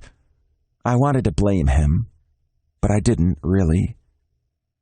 Even if I'd cooperated from the beginning, they still might suspect I knew something. He shook his head. I wasn't supposed to call any attention to the operation. Then your brother should have gotten someone else to do the job. Lance smiled. That's exactly what I told him. I leaned slightly closer and reached up to turn on one of the overhead lights. He blinked at the brightness. What's that for? I needed to see you. Tony looked back and forth between us, as if he also wanted an explanation. Lance looked at the little monkey with affection. I wasn't wrong about Lance, was I? I wanted so badly to trust him. I didn't think he was lying to me, at least not about the danger or his involvement in the theft of the necklace. As to what else he might be involved in that would scare me, offend me, repulse me, I wouldn't think about that. I looked into his eyes, and the intensity I saw there sent heat rushing through me. Please don't let me be a fool to trust him. I lifted my hand and brushed the backs of my fingers over his cheek. I'm scared. He laid his hand over mine. I will keep you safe. There's no way I can promise to do exactly what you say. I need my job. I have to go to work, and you can't lock me up in your house and not involve me in any of this. The more you're involved, the more danger you'll be in. I'm used to taking care of things myself. Maybe it's time you weren't alone anymore. He pulled my hand down to his mouth and brushed his lips over my palm, making me shiver. Let's go home. I nodded, but I couldn't start thinking of his home as mine. I wouldn't let myself pretend there was anything more going on than Lance wanting to protect me and ordering me around with his high-handed demands. I might fantasize about a man who told me what to do, who took charge, who did everything for me. But that wasn't real life. I knew better. Though maybe, if I was going to be stuck with him for however long, I could at least indulge in a few fantasies. I might as well get something out of the situation. Chapter 14. Lancelot. By the time we got to my apartment, I'd worked myself up until I was ready to explode. I was angry with my brother, worried about what would happen to Julian, and unsure whether we could figure out a way to bring down the Carlottis. I was also horny as fuck. I told Julian he could trust me. I told him I wouldn't hurt him. If I was going to succeed in that, I needed to put him in the guest room and walk away. Yes, he'd responded when we'd kissed, and I'd seen desire in his eyes a few minutes ago before we left Remington's house, but it would be best for me to keep my hands off him. I had research to do, and a big fucking problem to focus on. Could I do that? I felt a connection with Julian I'd never felt with anyone else. I longed to take him, to use him, to show him just how much I wanted him. But I knew I should solve the issue with the necklace first. Remington had finally said I wasn't to blame for things going to hell, but I could have handled my assignment so much better if I'd done as instructed. Instead, I went into the library, angry at Remington and indulging my usual impulsiveness. I'd gotten away with doing what I wanted time and time again, but I'd also fucked some things up good. I wasn't ready to admit that my older brother was always right. He wasn't. But maybe I did need to learn to be serious some of the time. I pulled into the parking garage next to my building on Julia Street. "Does anyone care that you have a monkey living here?" Julian asked. I smiled for the first time in hours. I own the whole building. And trust me, keeping a monkey doesn't even qualify as eccentric in this part of New Orleans. "Will I get to meet any of these interesting neighbors?" "Possibly, but not tonight." When I pulled out my keys and started to unlock the door, Tony leapt from my shoulder onto Julian's. "Hi there, little guy," Julian said in a sweet baby voice. I glanced over my shoulder and saw him petting Tony on the head. Seeing them like that, knowing Julian was willing to accept Tony, tightened something in my chest. I chose not to linger too long on that feeling. "I got some of my men watching your place. We'll go get some of your stuff tomorrow. But for tonight, you can wear one of my t-shirts and some boxers. I'll show you to the guest room." My words were stilted, and I felt awkward around Julian now that we were in my home. That was an alien feeling for me. Charming people came easily. I didn't usually need to work to make them feel comfortable. "Guest room?" I turned to look at him. "Did you think I was going to toss you into a cell?" "No. I thought—" Color rose in his cheeks. Tony began chattering loudly. I plucked him from Julian's shoulder, set him down, and told him to head to bed. He scowled at me before taking off in the direction of my bedroom.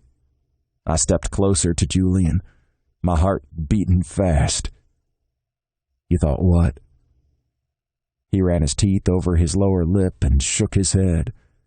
Instinct had me crowding into his space. I gripped his chin and forced him to look up at me. "Tell me."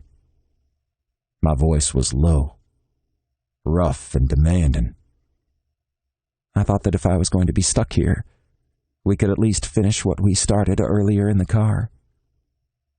Holy Jesus. My cock went from interested to rock hard in seconds. I'd known there was so much more to Julian than how he appeared in the library. I'd felt it in the car when I'd kissed him, and he'd climbed on top of me eagerly, but I'd never expected this. I put my hands on his hips and pulled his body against mine, letting him feel my erection. "Is that what you want?" Julian groaned. "Yes." "You want me to fuck you? To drive all of this deep inside you?" "I don't know. Oh, God." I pulled back and looked at him. His pupils were huge, and if his pants had been as tight as I wished they were, he might have split the seams. He wanted this. But something was off. "What is it? Tell me." I don't usually... I did once, and it was... I released his hips and laid my hands on his shoulders. "Take a deep breath and talk to me. You can say anything. I know how to keep secrets." He looked away, and I cupped his neck and bent to run my tongue along his jaw, making him shiver. "Julian, I know you're not what you seem." "I don't usually bottom." That surprised me. I'd felt such a need to surrender in him, but it also made me smile. I don't always top.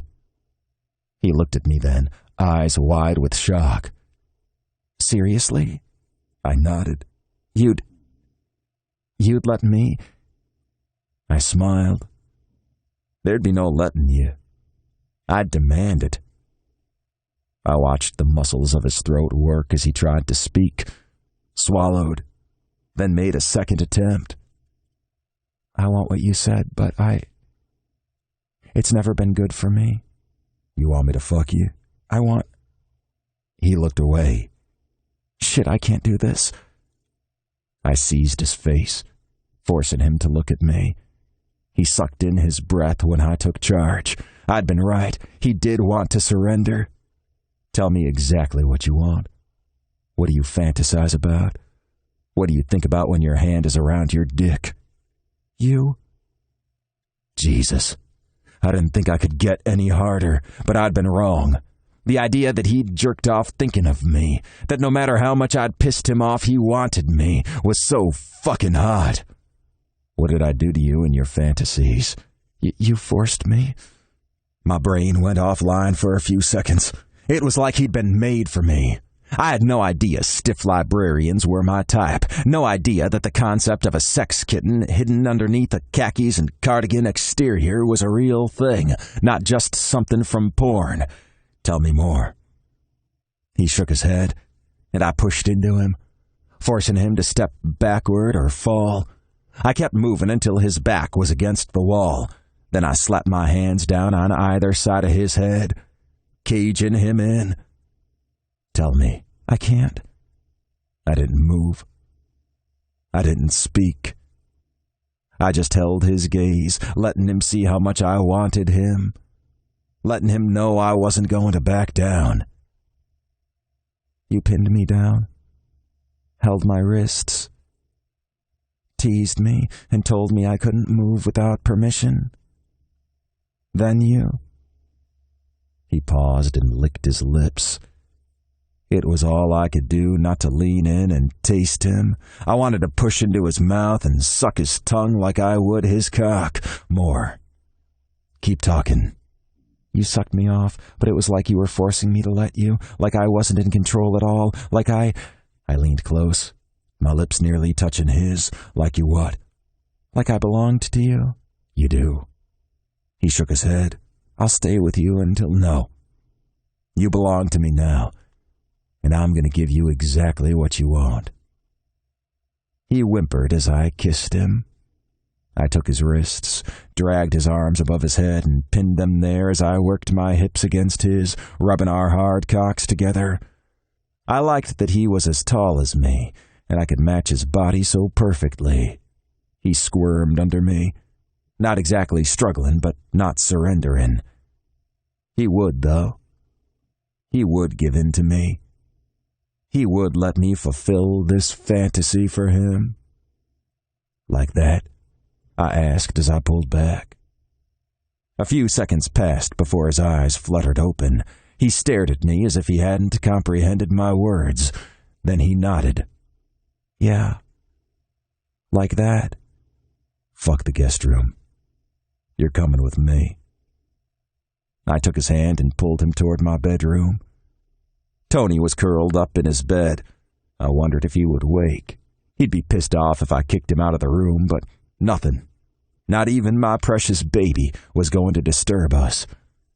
I'd never brought a man back here. This was my home. My place. The one thing I'd bought myself without any help or input from my family. And it was Tony's home, too. But he was going to have to get used to Julian.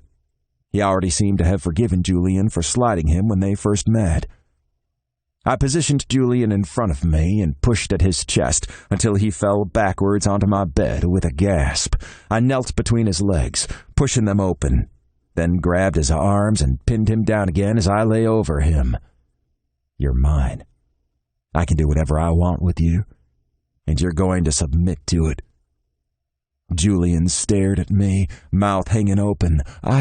Oh God, I don't know if I ignored him, hands going to the fastenings of his jeans. I opened them quickly, gripped the waistband, and yanked them and his boxer briefs down his legs. His cock was fucking gorgeous, hard, red, and needy with pre-cum dripping from the slit. I couldn't resist wrapping my hand around him and bending to swipe my tongue over his head. He cried out, and I knew I could make him come in no time if I gave him my mouth, but I didn't want this to go that fast. I know what you need.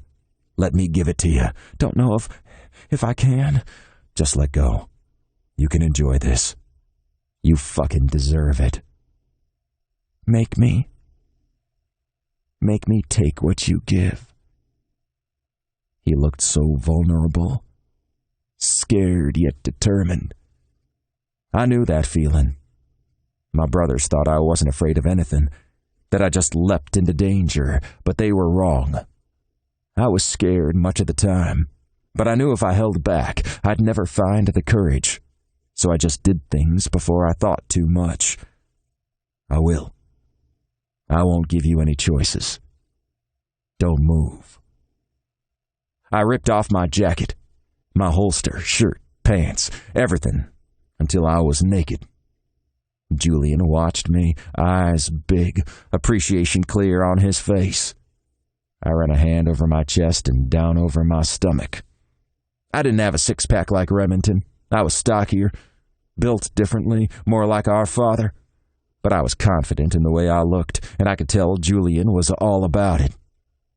You want to get your hands on me, don't you?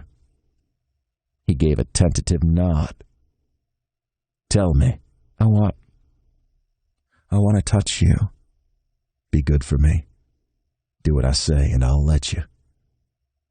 He groaned, biting his lip and turning it white with the pressure from his teeth. I pulled off his shoes and socks and yanked his pants the rest of the way down his legs, throwing them onto the floor. Sit up. I yanked his t-shirt over his head, bearing him fully to me. He was beautiful, pale, lean, his nipples deeply pink. I wondered how he'd react to me sucking on them. I was going to find out. I was going to hear every delicious sound he could make, and I was going to torment him and pleasure him until he fell apart. I wrapped my hands around his wrists again, holding them even tighter this time. I worked our hips together. He struggled, fighting me, and I loved it. I wanted him to fight back. I wanted this to be rough and hard. After the day we'd both had, we needed that kind of release. He deserved everything he'd ever fantasized about. I'd sworn I wouldn't hurt him, and I wouldn't, not in any real way. I'd leave him with some bite marks, maybe some bruises on his wrists or his hips from my tight grip. My instincts told me he would treasure those memories of what we'd done. He was leaking so much pre-cum, it made sliding my cock along his feel incredible. He arched his hips, and I couldn't tell if he was reaching for more or trying to shove me off. He might not have been sure himself. He wouldn't succeed in the latter. And if he thought he was going to come any time soon, he was wrong. So wrong. He said he wanted to finish what we started, and we would. But I was going to take my time. Chapter 15. Julian. I couldn't believe this was really happening, but surely the things Lance had done to me would have woken me up if this was a dream. I could smell him, feel him, hear every rough breath as he worked his hips against me. I was so close. If he just kept going, I would come, explode, maybe die from all the pleasure. My cheeks still burned as I thought of what I'd confessed to him. I'd never told anyone about my fantasies. I hadn't thought I would ever act them out, certainly not with a man like Lance. What was I doing? If I had any sense, I would have tried my best to run or taken him up on his offer of a safe house. But the way he was touching me made it hard to think and impossible to imagine him hurting me. When he sat back, letting go of my wrists, I reached for him. Keep your hands above your head. I whimpered, the sound mortifying. I need to touch you. If you want to come tonight, you'll do what I say. Oh, God. Give in to it, Julian. You want me like this. You want me to own you. To take you. To use you. Yes. I reached up, pressing my palms against the headboard.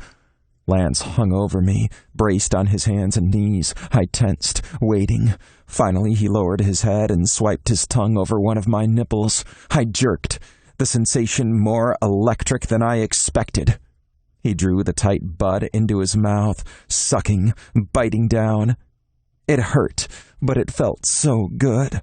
I writhed, pressing harder against the headboard to force myself to keep my hands there. He gave my other nipple the same treatment while flicking his tongue back and forth over the one he'd already tormented. I whined and whimpered, wanting him to stop and wanting him to never stop. How did he know just what to do to make me crazy? No one else ever had. Not that I would have let them. Why did I feel free with him? Because he wasn't giving me a choice? Because he was so intense, he didn't seem real? But if he wasn't, how could he make me feel this much? He let go of my nipples, then kissed and nibbled his way over my abdomen, coming close to my cock. I couldn't hold still anymore. I lifted my hips, urging him to touch me, to taste me. I needed this. I needed every sensation. I needed to revel in it. It was as if everything I'd denied myself for years, everything I'd kept bottled up, was suddenly exploding out of me. How had he broken me like this? He nipped at the thin skin over my hips and shoved my legs wider.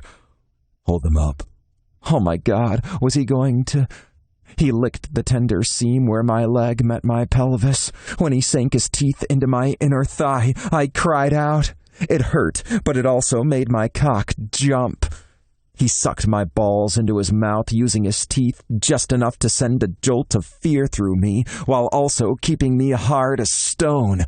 How had he gotten so fucking skilled? He probably had so much experience, 100 times more than me, but I didn't care about that. All I cared about was what he was doing to me right then. He cupped my balls in his hand, lifting them and exposing me even more fully as he ran his tongue along the stretched skin of my sack and over my taint. I tensed. No one had ever... Lance, please. He did it again, flicking his tongue over my hole. The sensation was incredible. I might come from it without even being touched, without anything else. His eyes met mine. I couldn't look away, even though I knew he was seeing too much. Don't come. Not until I'm ready for you to. It was like he'd read my mind. I'm not sure I can stop myself. You can. You're here to do what I want.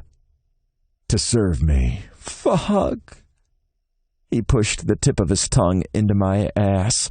I grabbed for a pillow, digging my fingers into it and pulling at the fabric, wondering if I'd rip it in two.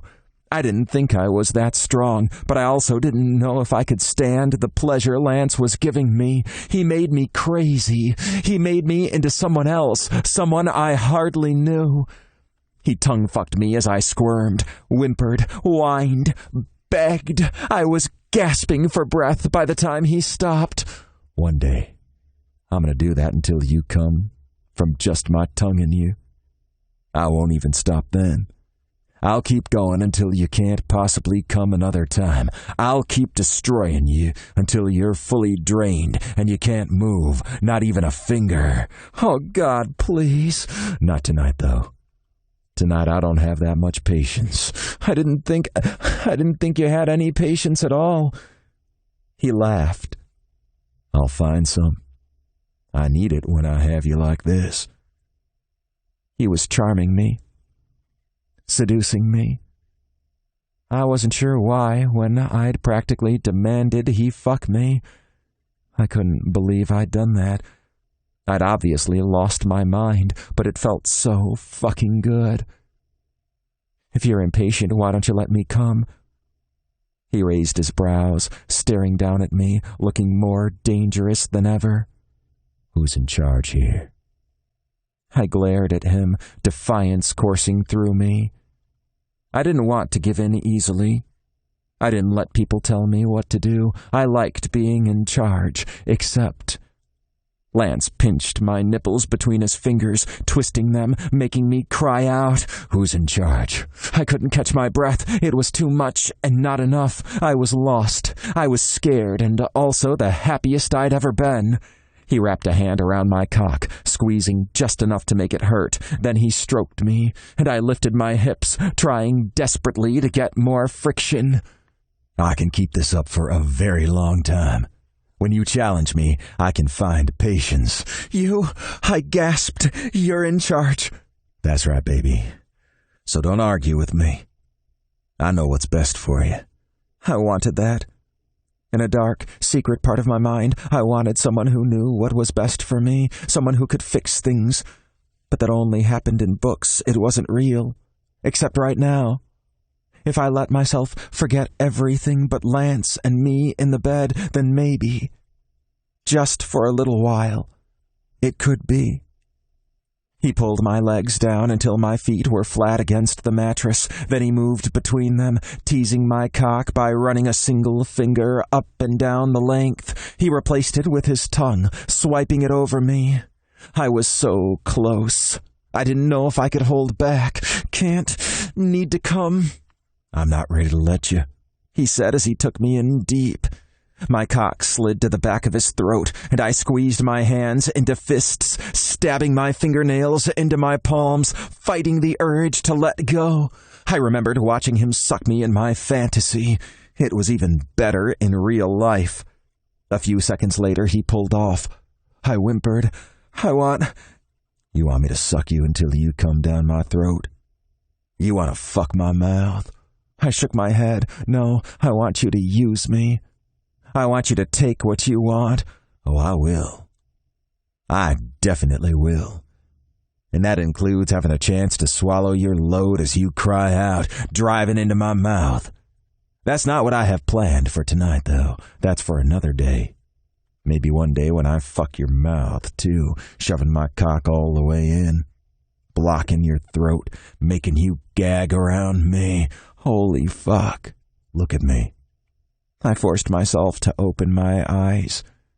Heat filled my face. But he was right. I did want that. You'd like that, wouldn't you? You'd like to be used like that. You'd lose your mind if I did that while I sucked you too. I don't know if I could. You can do anything I want. I believe in you. In that moment, I was sure he did. I didn't know why, though. It wasn't like I'd shown him any particular abilities, except to confess a whole lot of embarrassing things and let him into the library. He brushed his thumb across my cheek. Whatever you're thinking, you're wrong. You're an incredible fucking fantasy come true. No way did this man fantasize about someone like me.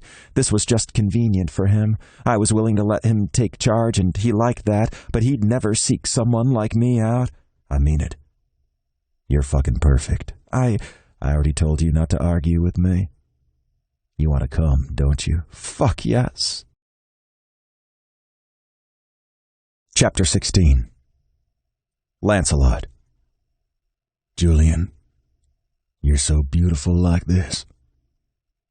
I reached up under the pillows and found the lube I'd stashed there after jerking off the night before, thinking of Julian telling me all the reasons he couldn't stand me as I undressed him slowly. I liked when he fought back. I liked when he got all persnickety, but I also liked Julian open and vulnerable and so damn willing. Once I'd slicked up my fingers, I widened my legs and reached behind myself, groaning as I pushed them in. I was so ready to feel him inside me, so ready to know what it was like to feel him lose control and come in my ass. What are you doing? Getting my ass ready for you to fuck me. Really? Yes. Did you think I was kidding when I said I like to be fucked? No, I thought you wanted to be in control. I will be. And eventually I will fill you up too. There's no way in hell I'd deny myself the pleasure of taking your ass and teaching you how good it can be. But right now, I can't go that slow.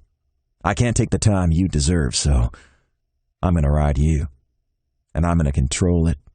I'm going to tell you exactly what to do as I hold you down and use your cock for my pleasure. Jesus, I never thought you'd want... I want everything from you, baby. He nodded vigorously. I need you. I know you do. I pushed my fingers in deeper, riding them for a few more moments. Julian watched me, and he already looked blissed out. I couldn't wait to lower myself onto his dick and to see his face as he came. He thought he was the one who was desperate, but he had no idea how much I needed this, how long it had been since I'd enjoyed myself this much. I was the fun-loving one. The one who did whatever I wanted, but sometimes I wanted something I didn't think I could have. I wanted to feel so deeply that it hurt as much as it felt good. I pulled my fingers from my ass, grabbed the lube again, and squirted some right onto Julian's cock. He gasped. Cold? Fuck yes. It won't be for long. I used my hand to work him until I'd greased his cock thoroughly. He fucked into my fist, and I could barely breathe as I thought about how good it would feel for him to lose control and fuck up into me. I shifted position, easing myself down, thankful that as much as I hated working out, I kept myself strong and ready for battle. I could hold myself like this, hovering over him for ages. I took his cock in my hand and brushed the slick tip of it over my hole. Julian sucked in his breath. "Who's in charge?" I asked as I lowered myself just a bit, letting the head of his cock push against me. His mouth dropped open, and he stared. "It doesn't matter whose cock goes in whose ass. I'm controlling this." He nodded, mouth still slack, eyes huge. As I started to lower myself, he gasped and reached for me, grabbing at my arms when he couldn't get to my hips. "Wait, what about a condom?" "You're safe with me. Don't worry." I started to lower myself onto him, biting my lip against the burn as his head pushed past the tight ring of muscle. "What about you? You didn't even ask me, or you already know I like to take risks." "Not with this. You..." I lowered myself slowly, stopping after taking another inch or so. "Oh God, Lance, please, I need more." I was certain he would tell me if there was any reason for me to worry. He told me he had limited experience, and I couldn't imagine he'd been reckless. I took more of him, letting him open me up. Fuck, that feels so good. "It does?"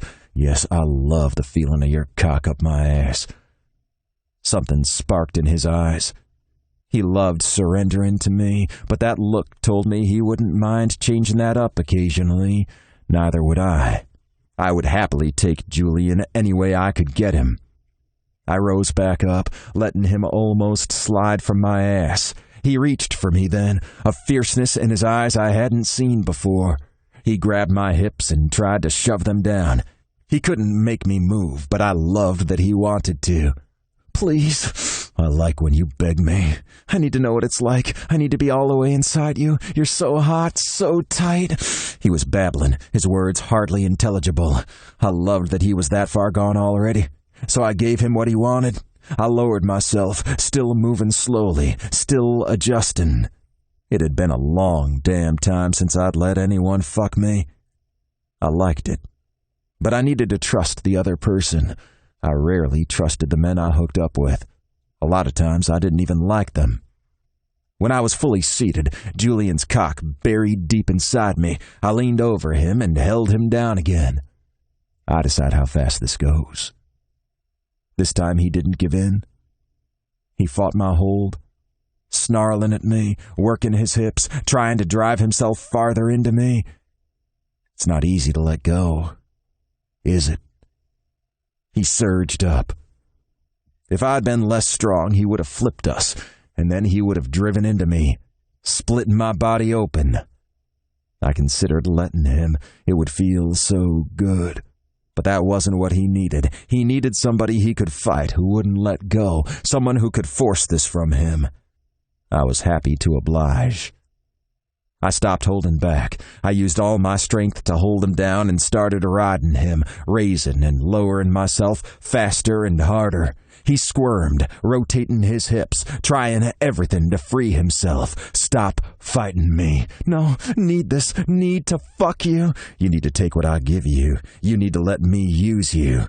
He finally stopped struggling. "It's not easy." "Feels good though, doesn't it?" It feels good to relax and let this happen. To have a hot, tight ass to slide down over your cock.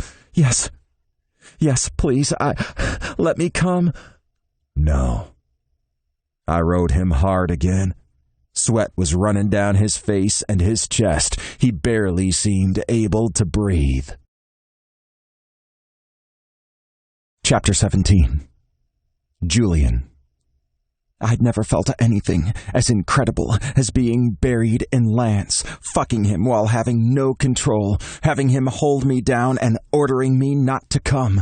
I was so hard I thought I might lose my mind. His ass was tight and delicious, and being bare inside him was heaven. I hadn't known how good that would feel. I'd never even considered it with anybody else, but I trusted him. I was probably an idiot to do so, but I was going to be a satisfied one. Lance's breath was almost as ragged as mine now. His sweat dripped onto my abdomen, and he looked painfully hard. I tried to reach for his cock again, but I couldn't free myself from his hold. "I want to touch you." I want to make you come. I want to feel your cum on me." He groaned, the sound loud and rough like I'd pulled it from deep inside him. I liked that while he might be controlling this, I wasn't powerless. I was affecting him just like he was affecting me. He let go of my right hand. "Do it." I gripped his cock, working him hard, watching him. "Come in me," he ordered.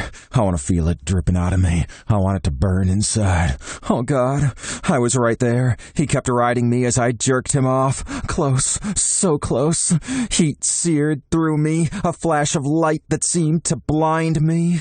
I drove my hips up as hard as I could and let go, pumping my release into him. Seconds later, I felt the hot splash of his cum on my body. Again and again, a seemingly impossible amount poured from him. My dick pulsed one more time, and tension fled my body. I sank deep into the mattress while also feeling like I was floating. Nothing existed but a white fog around me. "Julian. Julian!" I heard a voice calling me, but it seemed far away. It was easier to stay in the dreamland I was inhabiting and bask. "Julian!" The command was too strong to ignore. I opened my eyes and blinked up at Lance. He was hanging over me, worry on his face. "Are you all right?" I nodded. "Perfect." "Lovely." He grinned. "I've never fucked a man unconscious before." "Really? I figured you did it every time." "Not everyone gets the full experience like you. Sometimes quick and dirty is good enough." "Sometimes it would be for me." He laughed. "Not often. This is what you need." "How did you know?" "I suspected it from the moment I met you. But after tonight I had no question. The way you reacted. It was the hottest damn thing I've ever seen." "I never thought anything could feel that good." I knew I was revealing too much, but I couldn't stop myself. "You had been with someone before, right? I thought." I nodded. Yes, but it was like plain oatmeal, and this was dinner at a 5-star restaurant. Lance's smile widened. I aimed to please. Before I could think of what to say next, he rose off me. "Stay there. I'll get something to clean you up." I was more aware of my surroundings by the time he came back. As I started to come back to myself, I wasn't sure I wanted to.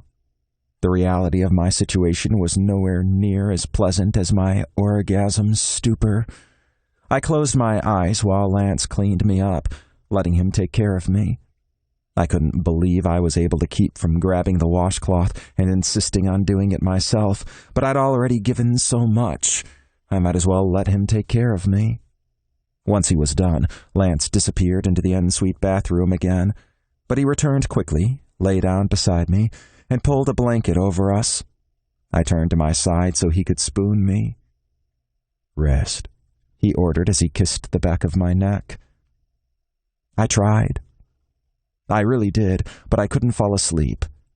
I was exhausted, but my mind wouldn't slow down. I couldn't stop pondering what all this meant. There were so many questions I needed answers to, like why the stolen necklace was in the library. Why had Lance only expected to find some clues? Who were these people that even Lance was afraid of? And how the hell was I going to be able to go back to work without being in danger? Lance was keeping so much from me. He might be great in bed, but he was a criminal. Probably a killer. The Theriots were a powerful family, and some of the rumors about them gave me chills. Lance was still, and his breathing was steady, but I didn't think he'd fallen asleep either. After several minutes of my mind spinning through all manner of scary scenarios, I turned over and faced him. "I can't sleep." He opened his eyes and brushed my hair off my forehead. "Neither can I." "Can you tell me a little bit more about the necklace?" "Only a little bit. You want something to eat while we talk?" I nodded. "I'm starving." He grinned. "You ought to be after all that. How about some French toast?" "You can make that?" Lance huffed. I'm a damn good cook. My parents taught me right. I couldn't help but smile. Then prove it. You'll learn not to challenge me, will I? He smiled, and I knew he liked my answer. Lance wanted to be in charge, but he didn't want me to make that too easy. He was exactly what I needed, even though I would never have been able to put that into words before the insanity of the last few days. I just hoped whatever this was between us would last a little longer. I wanted to stay in the fantasy, except for the part where my life was in danger. As I slipped out of bed, I glanced over at Tony, who was curled up and sleeping in his doll-sized four-poster bed on his puffy mattress covered in a silky pillowcase. Of course Lance would go over the top for him. Let him sleep, Lance said. I nodded and followed him to the kitchen. He gestured for me to have a seat at the kitchen counter while he began gathering ingredients. The night had been wonderful so far, but my mind had never been very good at keeping reality at bay. The longer I sat watching Lance move adeptly around the kitchen, the more the need to ask questions rose within me. I believed him and his brothers when they said I was in danger, but I needed to understand exactly what that meant. If I was going to be mixed up in some organized crime intrigue, if my life was on the line, that still seemed impossible to me, even after all I'd seen that day. I deserved answers. How did the necklace end up in my archive? Lance turned around from where he had been beating eggs and milk together. The less you know about that, the more crazy I'm going to feel. All I can tell you is that a contact of Remington's left it there after telling Remy he was passing along information that would prove who was behind the theft. Who is this person? And how did they get in without me knowing it? Lance sighed. They didn't. What do you mean? They came in as a regular patron. Someone you wouldn't have noticed. I was supposed to slip in and retrieve it the same way. While accompanied by your pet monkey? He huffed. Obviously, Remington told me not to bring Tony, but... You don't listen to directions. Right. I need to know who it is. What if I see him again? The man is probably dead. Had I heard that right? What? He took it from a family member who was the original thief. He was probably hoping to get the attention off him by passing the necklace on. But it didn't work. I don't know for sure, but my guess is his relative found out, and he paid the price. How do you know that? Remy realized the man had disappeared, and tonight, one of our men received confirmation of his death. Do they know you have the necklace now? Lance shrugged. We don't know. That's why you're staying here under my protection until this is all sorted out. My mind whirled. Things like this happened in movies and books, not in real life. How do you sort something like this out? You really don't want to know that. I imagined it involved murder and possibly some gruesome torture, so maybe I didn't want the details. What will stop these people from coming after us? Do they want the necklace back? Will they still want revenge if they get it? We have to convince them that revenge will be too difficult and costly for them. Just how powerful were the Theriots? Will they buy that? We'll find a way to make them. He didn't sound as sure as I wanted him to.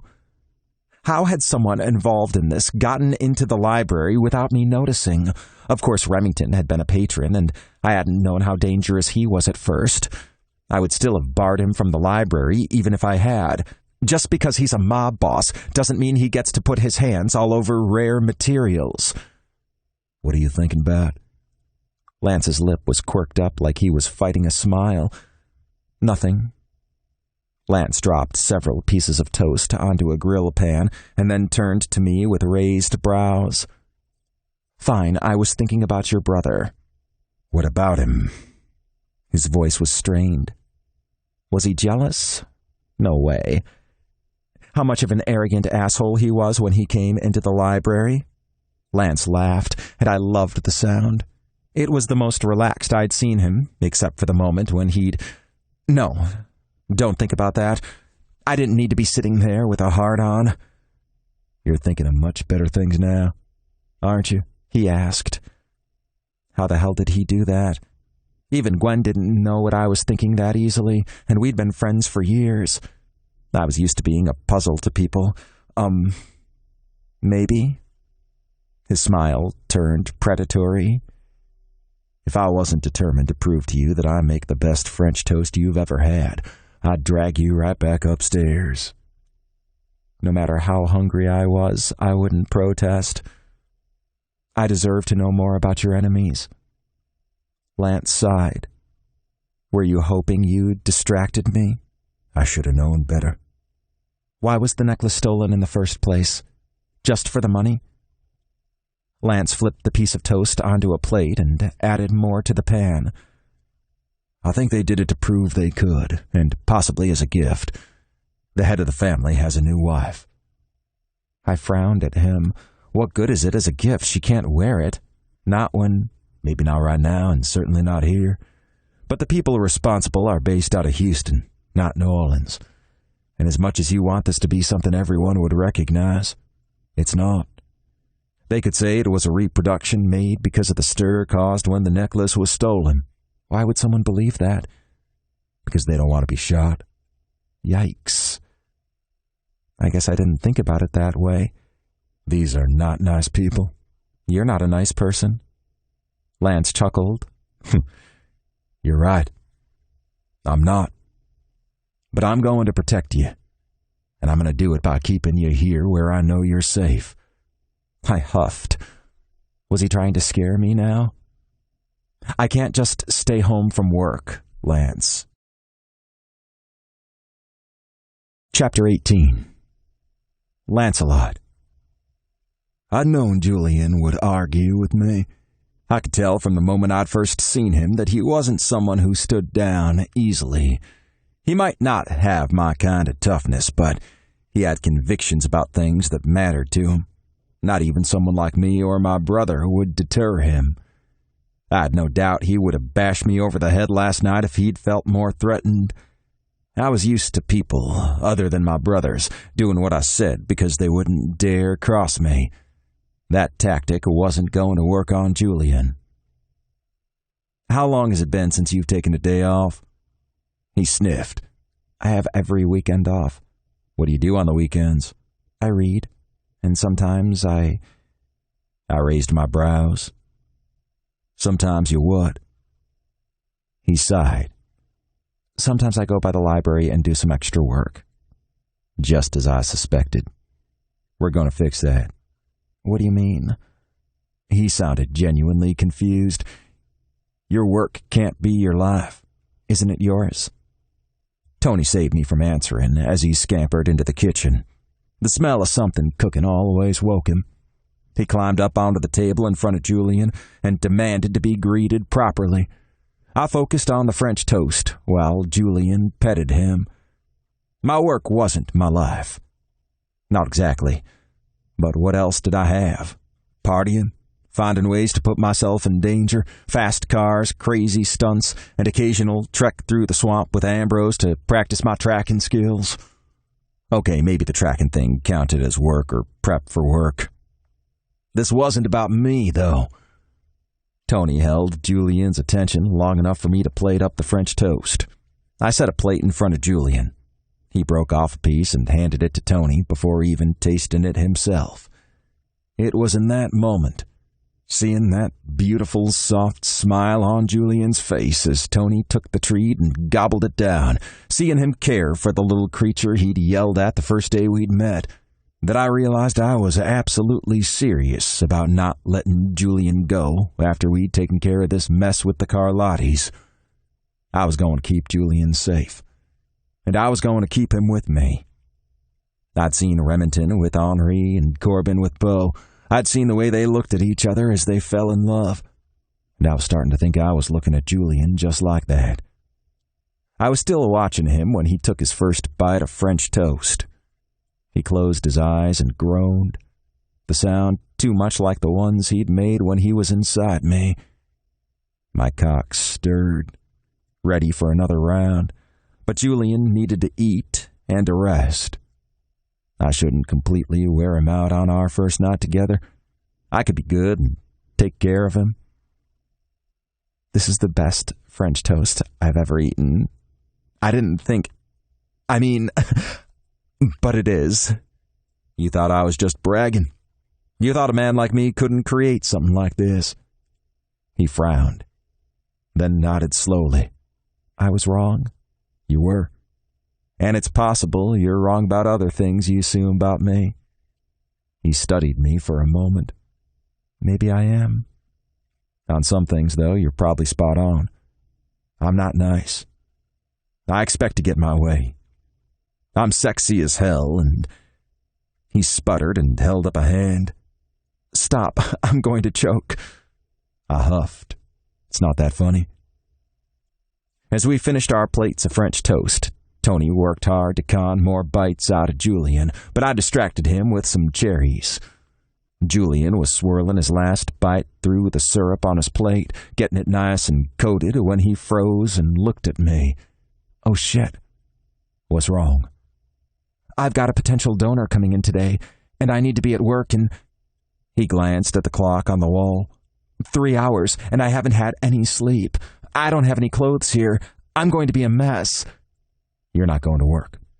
I told you that already. What are you going to do? Tie me up and leave me here? Julian asked as he finally ate his last bite. Only if I'm with you and doing filthy things to your body. He sputtered, nearly choking. I don't think I'd mind that. Hell no. You'd love it. But I would not love losing my job or making things even worse for the library by offending a potential donor. It's too dangerous. Can't you send someone to watch over me? I blew out a long breath. Someone would need to have eyes on you the whole time, so they'd have to be inside. That's not Julian. I get it. I'm in danger. But this meeting is important to me. The library feels like the only thing I have left of my dad. I know that's not true, but he loved it and would have done anything to preserve it. He looked so distraught I couldn't stop myself from giving in. I'll make some arrangements, but you have to be willing to compromise. You mean it? I'll let you go to work. And you do have clothes here. I had one of my men bring a few things from your apartment, including your new book. The look on his face made my heart skip a beat. You brought me? Yes. I knew you'd want the book safe. Now go on upstairs and get back to bed before I change my mind. This'll take me a while to arrange. I intend to station someone on the archive, and no way in hell am I leaving you with less than 3 men. I'll be there when I can, but I've got some other things I have to attend to personally. Lance, Thank you. You're welcome. I was glad he didn't protest further. I'd given all I was willing to give. The smile he gave me made my heart flutter. I was in so much trouble with this stubborn man. We showed up at the library early the next morning, well before anyone else. I wouldn't allow Julian inside until I'd done a thorough inspection. I walked my men through the place, explaining how I wanted them stationed. I'd chosen men I knew well, ones who'd been with our family for quite some time. When the library's useless security guard arrived for the day, I stepped outside to greet him. You're dismissed. What? You heard me. Wait. He squinted at me. You're that guy with the fucking monkey, aren't you? As if he'd known his presence was requested, Tony came racing out of the library to point a finger at the man and tell him off. It was a good thing Tony didn't speak English. I didn't think any of what he was saying should be uttered in public.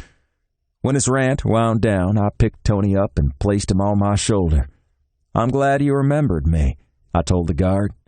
I brought my own security today. You're not needed. You can't send me away. You don't have any authority here. What are you going to do about it? Arrest me? I will detain you and call the police. I laughed. I'd like to see you try. The man snarled at me, but he didn't make any moves. He had to know exactly how that would end. You done a shit job the 2 times I visited. Julian and the other librarians deserve better protection, so I'm replacing you with my men. Leave quietly, and you won't have any further trouble. I'll lose my fucking job if I leave my post. I won't tell your boss if you don't. Though if you don't do a better job whenever you return to work, it will be time for a longer conversation. He snarled. I do a perfectly good... Don't even try to defend yourself. You play on your phone. You pay no attention to who enters or leaves. Someone could walk in here and shoot up the whole place, and you wouldn't do a damn thing about it. That's not true. Who are you, anyway? Someone you don't want to cross. Go.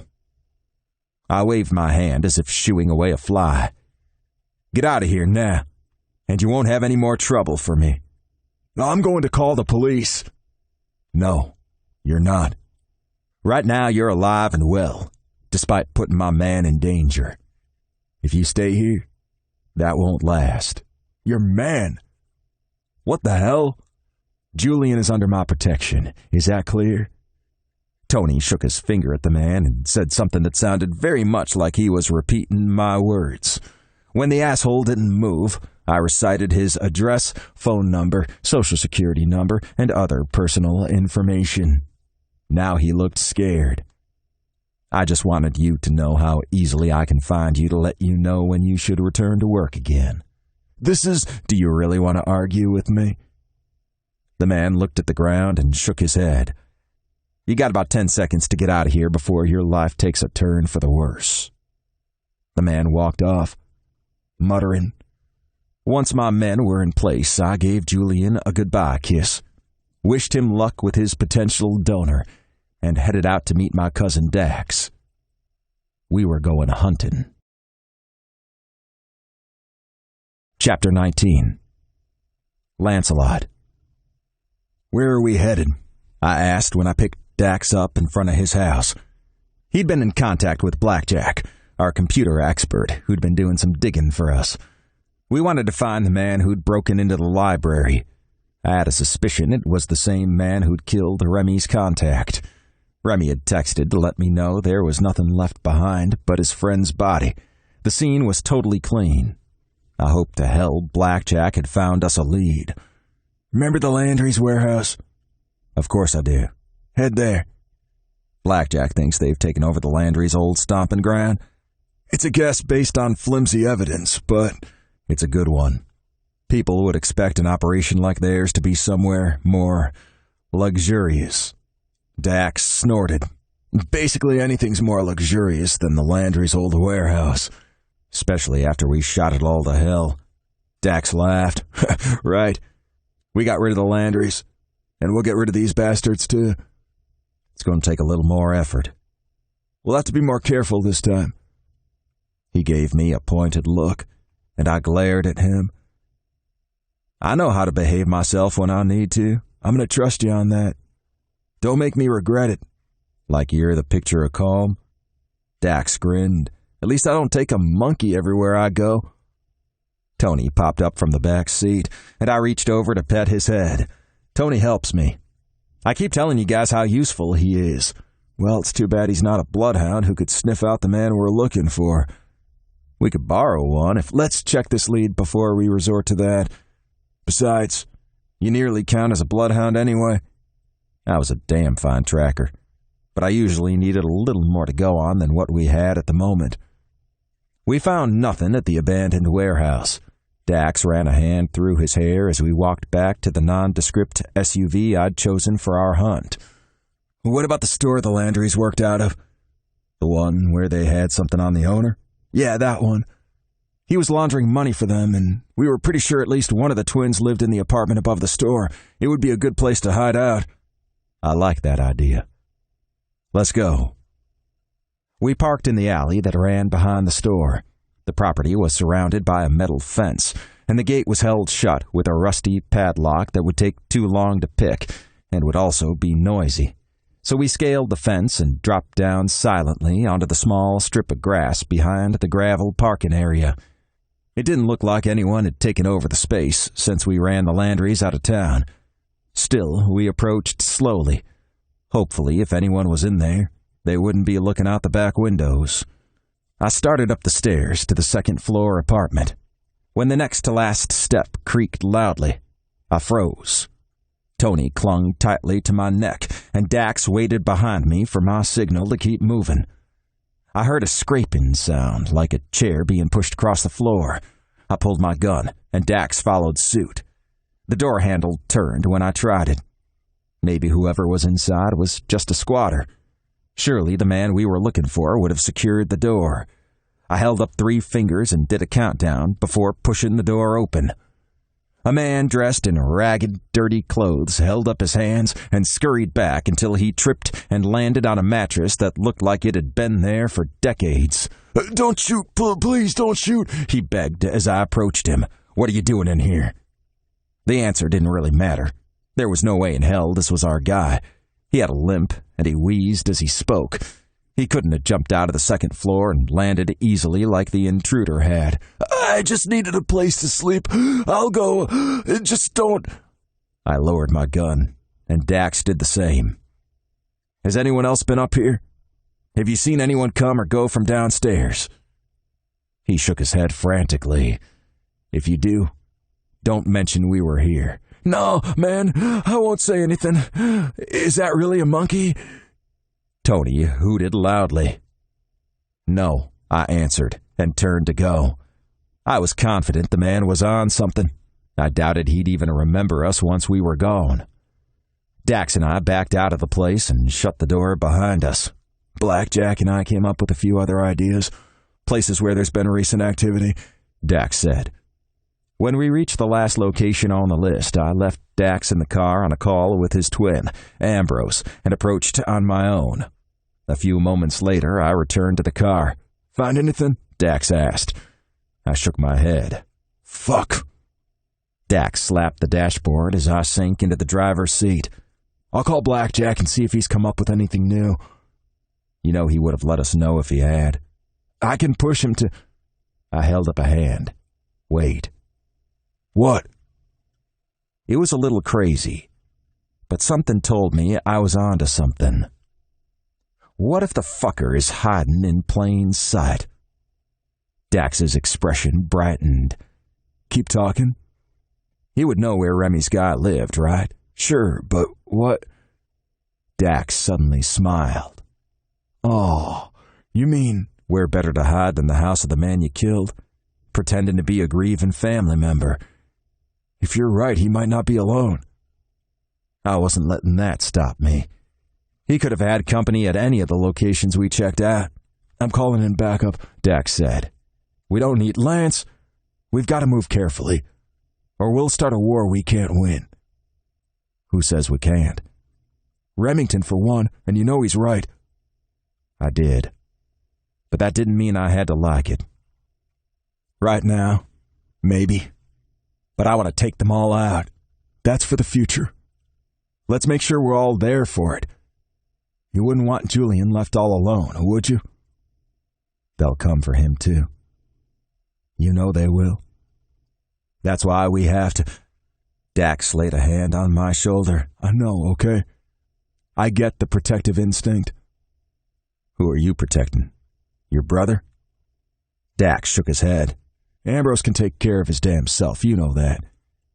"He can most of the time, but—" Ambrose suffered from PTSD, and I knew some days were worse than others. When things get bad, he calls me. "Then who are you protecting?" He shook his head. "That's not important." I studied my cousin before I pulled out into traffic. Something was definitely up with him. I itched to keep prodding until he told me, but I needed to focus on clearing this shit up and keeping Julian safe. We parked a few blocks from Andy's house. The closer we got, the more my gut told me we were on to something. I peeked through a slight gap in the back fence, but I couldn't see anything interesting. Just a patio with lawn furniture and a grill. It looked like an average person's backyard. "Dogs?" Dax asked. "Not outside." "Then what are we waiting for?" I glared at him. "You're the one who said to take it slow." "Not this slow. Let's get in there and see if we can find the bastard." After a few moments of fiddling with the latch on the gate, Dax swung it open and ushered me through. We stood at the edge of the yard for a moment, making sure my assessment that no one was around, human or canine, was correct. Nothing moved but a few birds flitting around a feeder. You'd never know the dead guy was part of a family as powerful as the Carlottis, Dax said. Would anyone know who I was? Dax chuckled. Fuck yeah. If they thought for like 2 seconds. I suppose that was true enough. We moved slowly toward the house, weapons at the ready. Fortunately, the privacy fence was tall, and there didn't seem to be any nosy neighbors round. When we reached the back door, we looked through the windows, but we still couldn't see anyone. If we were approaching from the front, I might have simply tried knocking, but who knocked on a person's back door unless they were a friend or an expected neighbor?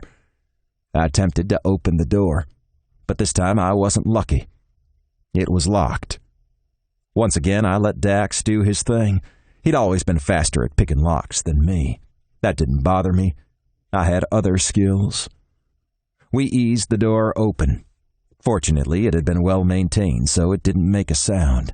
I led, and Dax covered me. We paused once we were both inside. And that's when I heard it. The clink of ice in a glass. The shuffle of feet. Whoever was in the kitchen could be anyone, but my gut told me it was our man. I set Tony down and told him to stay put. Whether he did so was anyone's guess. Using signals we'd developed long before, Dax and I made our way down the hall, carefully checking each room. When we reached the kitchen, we each took a position on opposite sides of the door.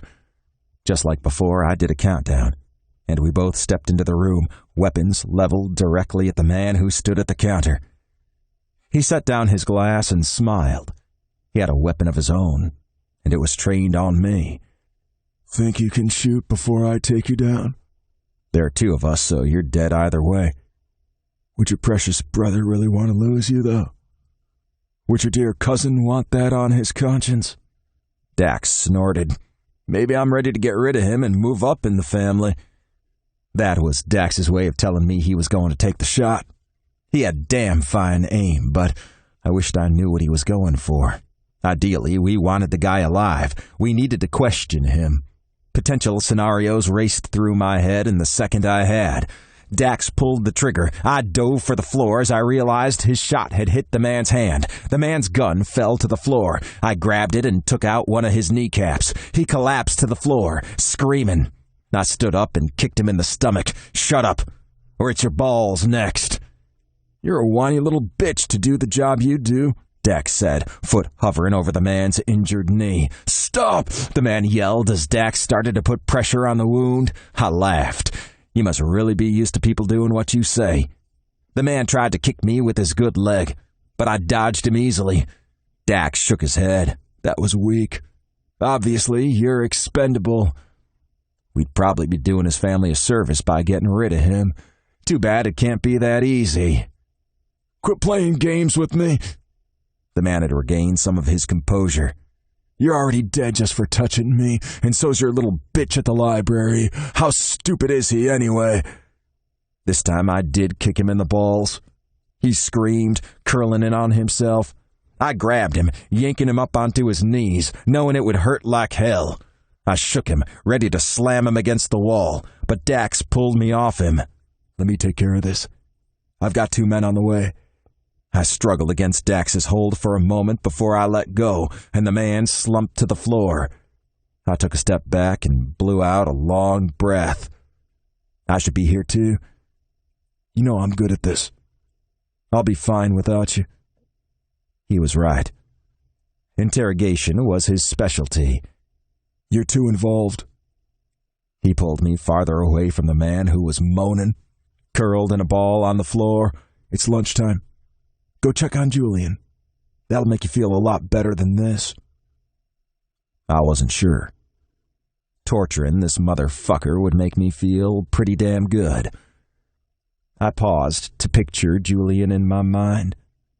I thought of kissing him, pulling him into the storage room and sucking him as he whimpered and moaned.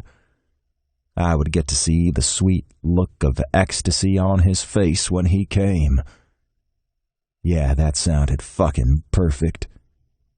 I whistled for Tony, and he came running. Chapter 20. Julian.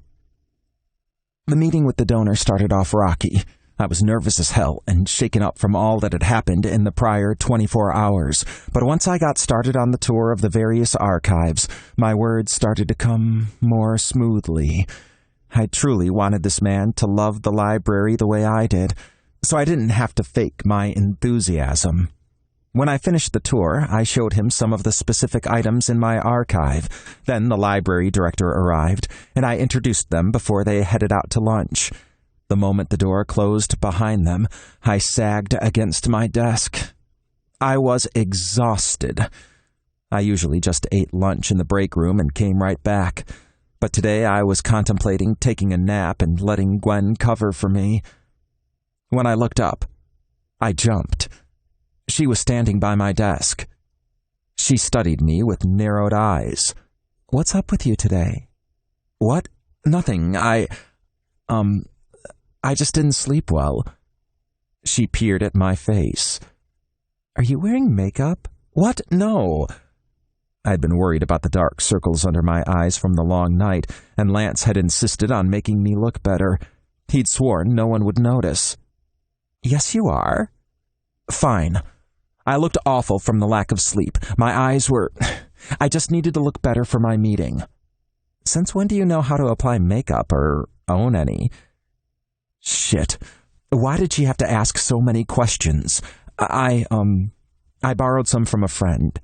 At 7 a.m, you just called a friend and borrowed their makeup? Her lips curved up into a wicked grin. "You spent the night with someone, didn't you? Go, Julian." I shook my head. "It's not like you think." It was exactly like she thought. I had slept with Lance, and it had been amazing. That was part of the reason I'd had so little sleep. But that wasn't all of it. I don't want to talk about it. It wasn't a big deal. "I know I told you to get out more, hook up, and have fun, but I didn't think you'd do it the night before a big meeting with a donor. You really are trying to find your wild side." "No, I'm really not." At that exact moment, the main library door swung open. Gwen and I both turned to see Lance striding across the library, staring at me like he wanted to eat me alive. "Hold on," Gwen said. "You aren't just trying to bring out your wild side. You fucking released it completely." "Shut up. Is he as good as I think?" I couldn't stop my smile. "Better." The way Lance was looking at me had my heart banging against my chest. When he reached us, he turned to Gwen. "How are you this morning?" "Not as good as Julian, sadly. I don't suppose you have brothers or cousins or something?" He laughed. "I've got plenty of those, but I couldn't recommend most of them." She sighed. "I'll just have to live vicariously through Julian, then." She headed back to her desk, and I turned to Lance. "Is something wrong?" He shook his head. "Our mission was successful." "You found the guy?" I asked, keeping my voice low. "We did. Dax's question and that." I didn't want to think about what that meant. I doubted the man was going to give the information they wanted freely. "Don't you need to be there?" "No. I'm too angry. I don't have the patience to extract the information we need." I swallowed hard. That wasn't a reality I wanted to face. They were going to kill the man when they were done with him. I was sure of that. So, why are you here? To take your lunch. It is your lunch break now, right? I stared at him. "How did you know that?" I told you. I know a lot of things about you. "That's creepy." It's necessary in my line of work, but also the schedule is posted in the break room.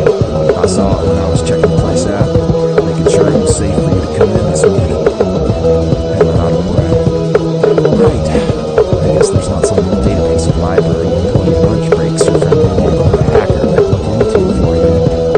Our guy Blackjack can find out pretty legitimate, but it's not quite that straightforward. Now let's go to lunch. I considered the offer. I was technically supposed to get an hour off. Do you promise to bring me back? Lance hesitated.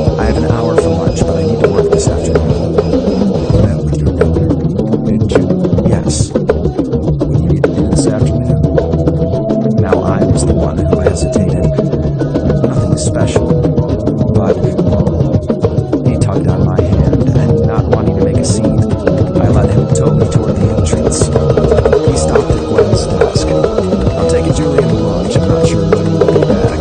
Can you manage without him? She grinned. Absolutely. It's never busy on Wednesday afternoons. We'll be fine. Julian never takes any time off. So I understand. I intend to work all day. What did that mean? Lance seemed to imply he was going to have influence over me past the time I needed protection. That didn't seem realistic. Surely he'd want someone more exciting by then. Lance didn't seem like a man who was interested in a long-term relationship anyway, though I wouldn't have thought that of his brothers either, and apparently they were both engaged. We dropped Tony off at Lance's apartment. Then he took me to Emil's, a tiny restaurant a block away. It didn't look like much from the outside, but inside it smelled amazing. I noted they'd kept the architectural details of the old building intact.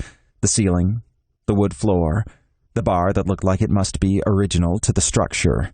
The servers were all dressed in black pants and white shirts.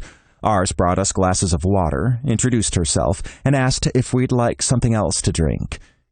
Do you have any more bottles of Chateau Bergnoff Pomerol? Yes, sir. Please bring us a bottle. Of course. I'll be back in a moment, sir. What was he doing? I can't drink wine and go back to work. Then don't go back. I rolled my eyes. You're absolutely outrageous. No. I'm determined to teach you to have some fun. And since when can you not have a nice glass of wine at lunch? It's against the rules. No, that is outrageous. We're in Louisiana. We're all supposed to drink like fish. The library doesn't seem concerned with that. The wine will complement the food perfectly. He really was used to always getting his way. I suppose you're going to order my food for me as well. Trust me, Lance said.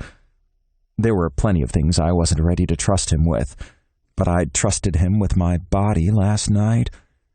It had been all I could do not to give him my very soul. This was just lunch. Okay. The server brought bread and butter along with our bottle of wine. Lance tasted it and deemed it perfect. Go on, try it, Lance insisted when she poured a glass for each of us. I did. It was smooth with dark berry flavors, not too tannic or heavy. You like it, don't you? I do. Thank you. He pushed the bread plate toward me, and I took a piece along with some of the herbed butter. It tasted like a buttery cloud. After my second bite, I realized Lance was watching me instead of eating. What? You. I'm just eating bread.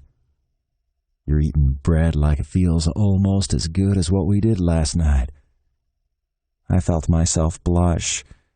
It's delicious, but not quite the same. Lance took a piece of bread for himself.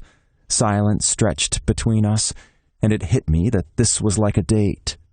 When he'd said he would take me to lunch, I thought we would just pick something up or eat a sandwich somewhere quickly. I hadn't expected all of this.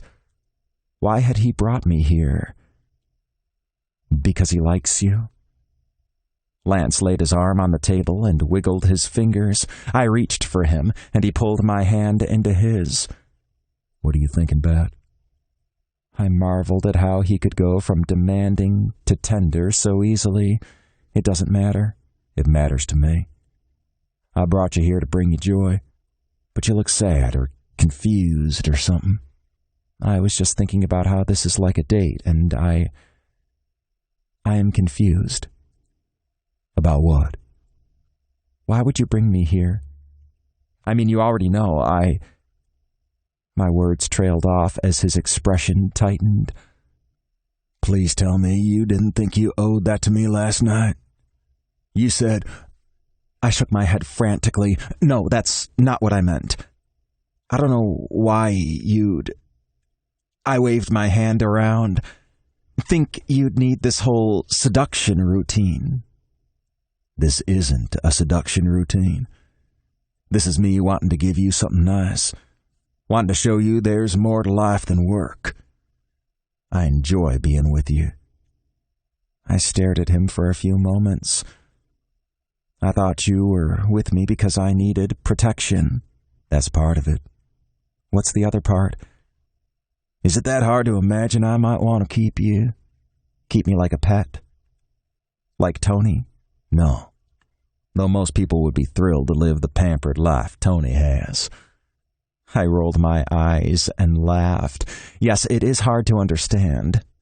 You didn't seem to like me much when we first met. I didn't like that you wouldn't give me what I wanted, but I thought you were sexy as hell. I stared at him, open-mouthed. What? Julian.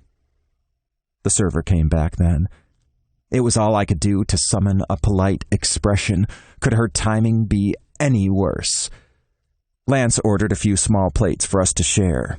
After our server walked away, I turned to him. What were you going to say? I don't remember. He wouldn't meet my eyes, so I was sure he was lying. Lance really was a puzzle. I'd fiddled with my napkin, finished my bread, and then, before the tension grew so thick it choked me, I spoke. What's going to happen to the necklace? Lance glanced around, and I realized I needed to be cautious. Most likely we will give it back. Back to the museum?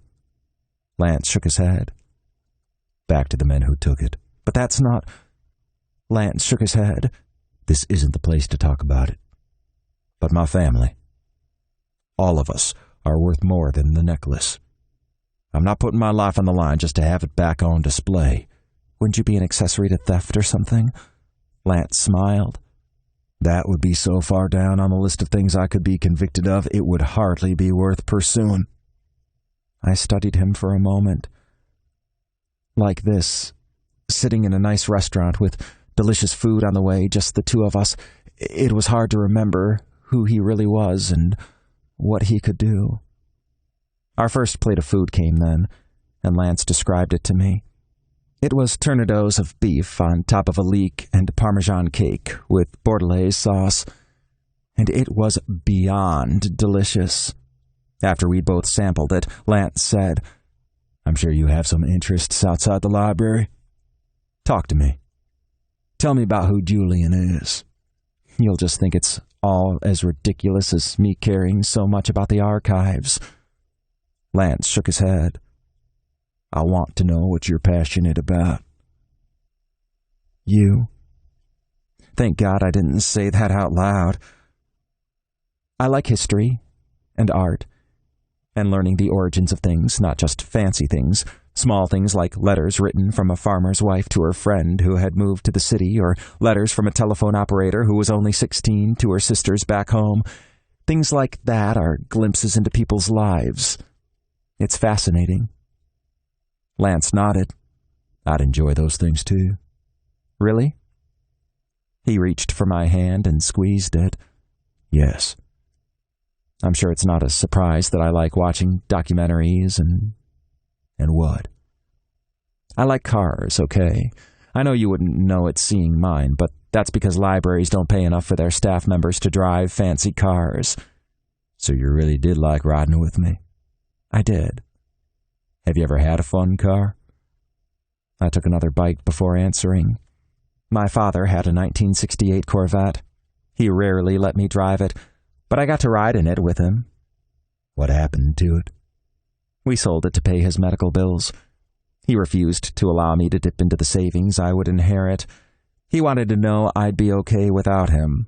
Along with my salary from the library, it's enough to keep me comfortable. Lance reached for my hand. I'm so sorry. Thanks. I'm in a much better place about losing him now. After a drink of wine, he had another question. What kind of cars are your favorite?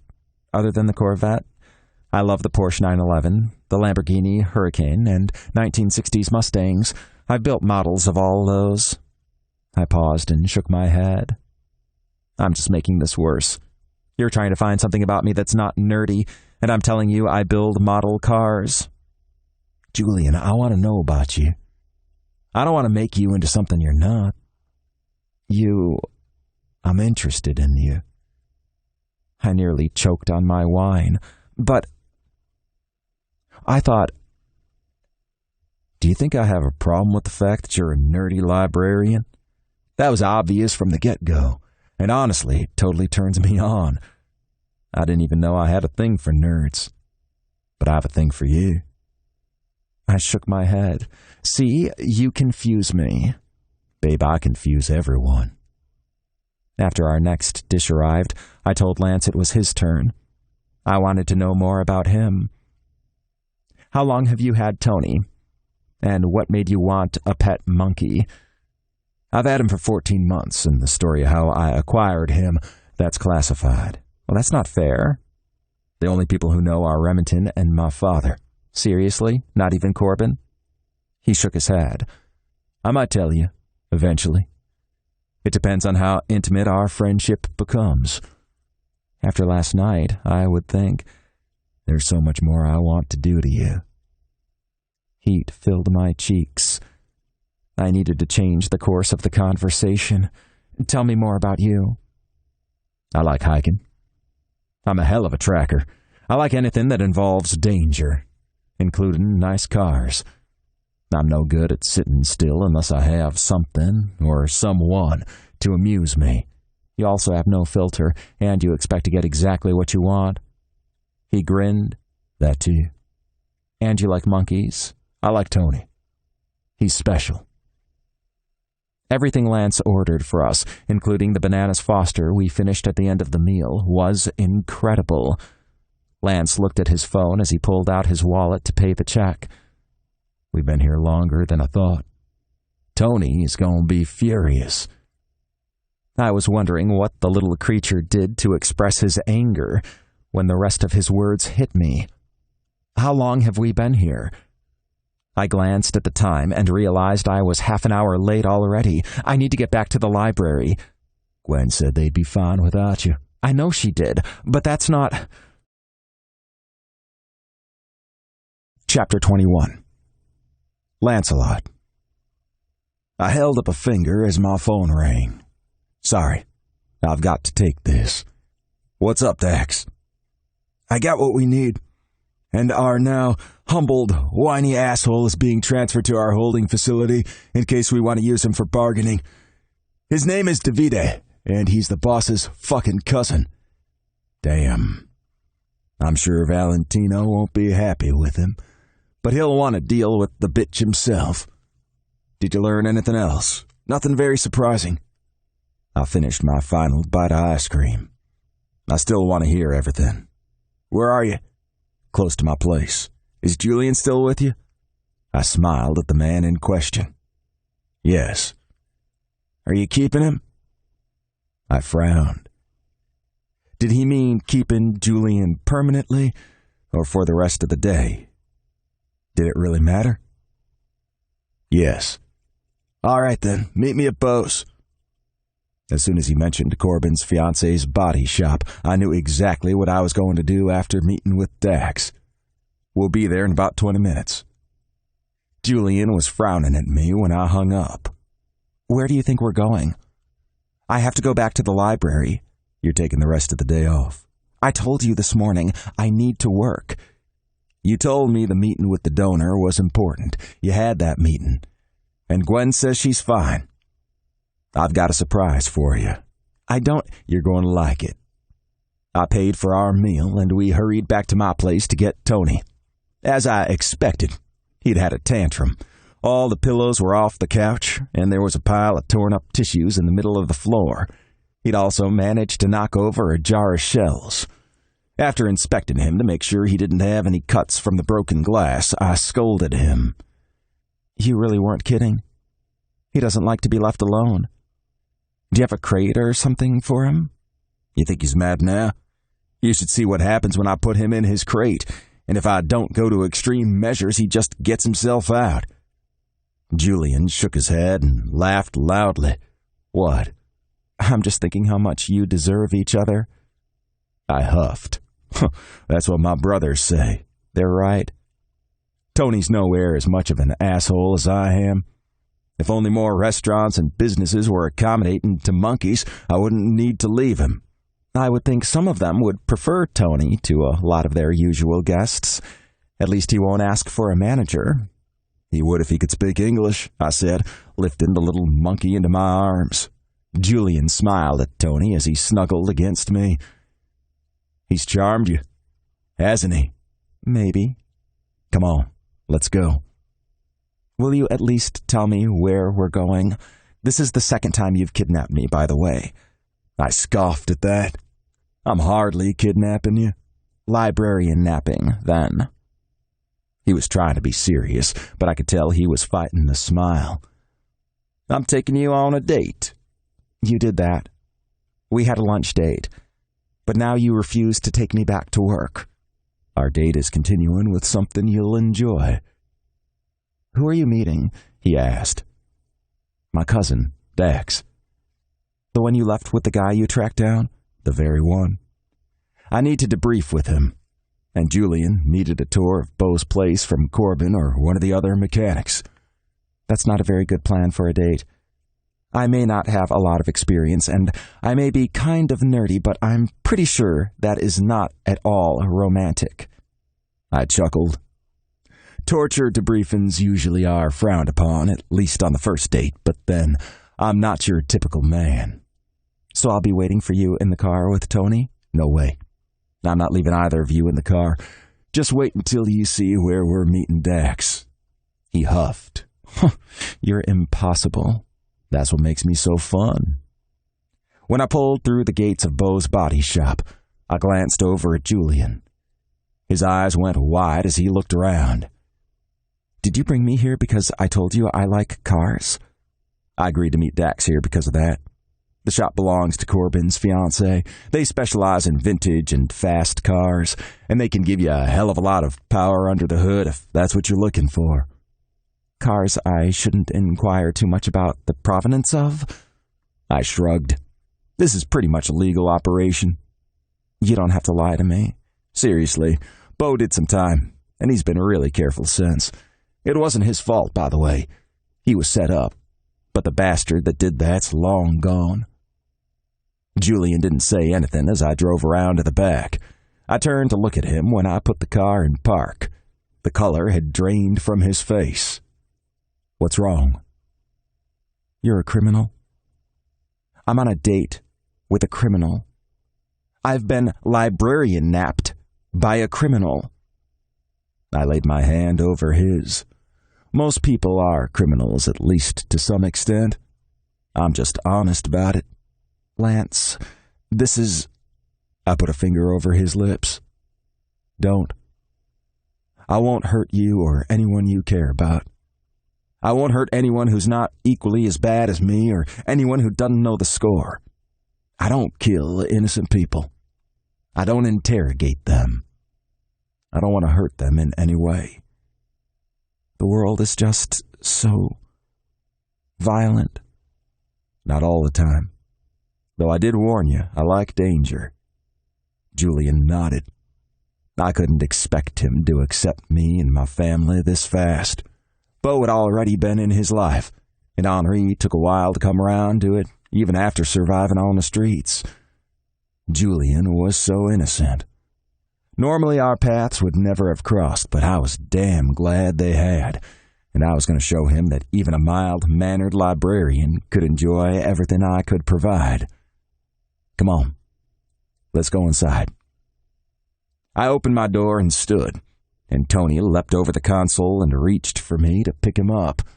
A moment passed before Julian opened his door. I'm really not sure. Beau's great, and so is everyone who works for him. Don't worry about it. We entered from the back, directly into the garage workspace. I watched Julian look around in amazement. There was a 1980s Camaro, a Plymouth Roadrunner, and a Porsche Boxster in the bays. I told you you'd like it here. Lance, did you just get here? Hey, Beau. Where's Dax? He's in the office waiting to talk to you. Has Corbin filled you in on what's up? Beau nodded. I suppose this is your librarian? The way he said, your librarian, made me smile. Julian was mine, even if he didn't know it yet. What had Corbin said to Beau to make him realize I wasn't just protecting Julian? Maybe it was obvious from the fact that I'd brought him to Remington's instead of sticking him in a safe house or at home with guards. I hadn't even liked being away from Julian for the morning. I'd put some of our best men in place to guard him, but that wasn't good enough. I put an arm around Julian. This is Julian. Julian, this is Beau. You met Corbin last night. Beau is his fiancée. Julian was looking at Beau with trepidation. The man was big and damn intimidating, but he was a good friend. Julian was in no danger from him. I'm not as mean as I look, Beau said. Oh, no, I didn't think. Being scary as hell makes it easier when the customers get out of line. I suppose you probably have some very, interesting customers. He laughed. Maybe not as interesting as you're imagining. Some of them are just little old ladies who need some dents taken out. They can be some of the scariest ones. Sam joined us. She was Beau's best mechanic, and the person he left in charge more and more these days since Corbin insisted he not work 7 days a week. I'm Sam. I would shake your hand, but... She held her hands up, showing Julian how they were covered in grease. That's okay. It's nice to meet you. I'm Julian. I've heard a bit about you from Corbin. I can only imagine the things Corbin might have told her. I hope you didn't take him seriously. Don't worry. I don't believe half the things he says. She focused back on Julian. I know this is a long way from the library, but you're safe here. Could you show Julian around a little bit while I talk to Dax? He enjoys cars, and he's a model enthusiast. Sam beamed. Awesome. You don't have to do that if you're busy, Julian said. I mean, you're probably busy. This is where you work and all, right? We couldn't run the place without her, Beau said. Sam grinned. That's the truth. Come on. I'd love to show you around. Chapter 22. Julian. My mouth hung open for most of the tour. I hadn't realized there was a second garage behind the first. The cars located there were just as exquisite. After she told me all about a 1979 Corvette they were restoring, she introduced me to Beau's younger brother, Travis. He was very quiet and reserved, but Sam clearly respected his skills. We were still talking to him about the Corvette when the sound of Lance's voice drew my attention. I turned to see him, Beau, and a man who looked similar enough to Lance that I guessed it must be his cousin, Dax. Travis stopped speaking mid-sentence, and I turned to him. I'm sorry, what were you saying? He nearly dropped the wrench he was holding, just managing to catch it with his other hand. Are you all right, Travis? Dax asked. Travis's cheeks had gone bright red. I'm fine, just fine. You need some help? Oh, no, I got it. Why don't we head on back to the office so Travis can work in peace? Sam suggested. Dax studied the young man for a moment before nodding. Right. Sure. See you later, Travis. Yeah, see ya. Yes.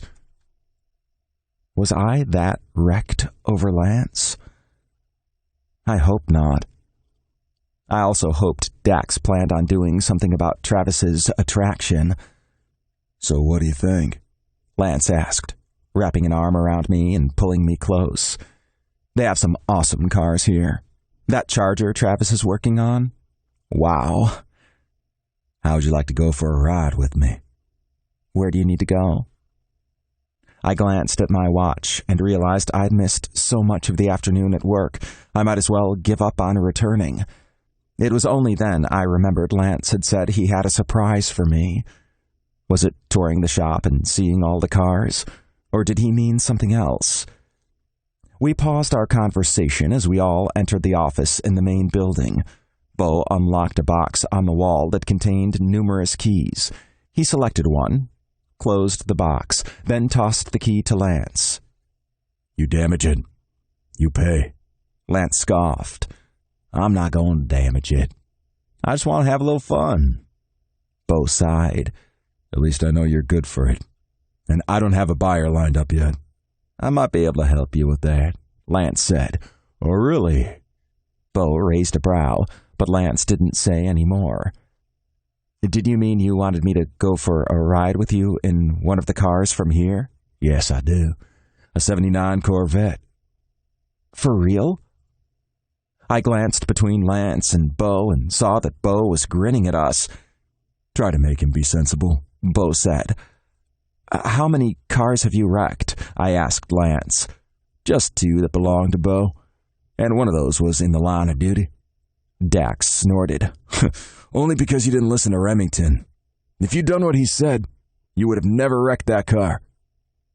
Lance waved a hand, dismissing him. I'm taking my man for a ride. We'll be back in a couple hours with a perfectly intact car. Maybe. Only if Julian's a better driver than you, Sam suggested. He certainly seems more responsible. Heat filled my cheeks. I don't have much. Lance laid a finger on my lips. He's a librarian. How unsafe do you think he'll be?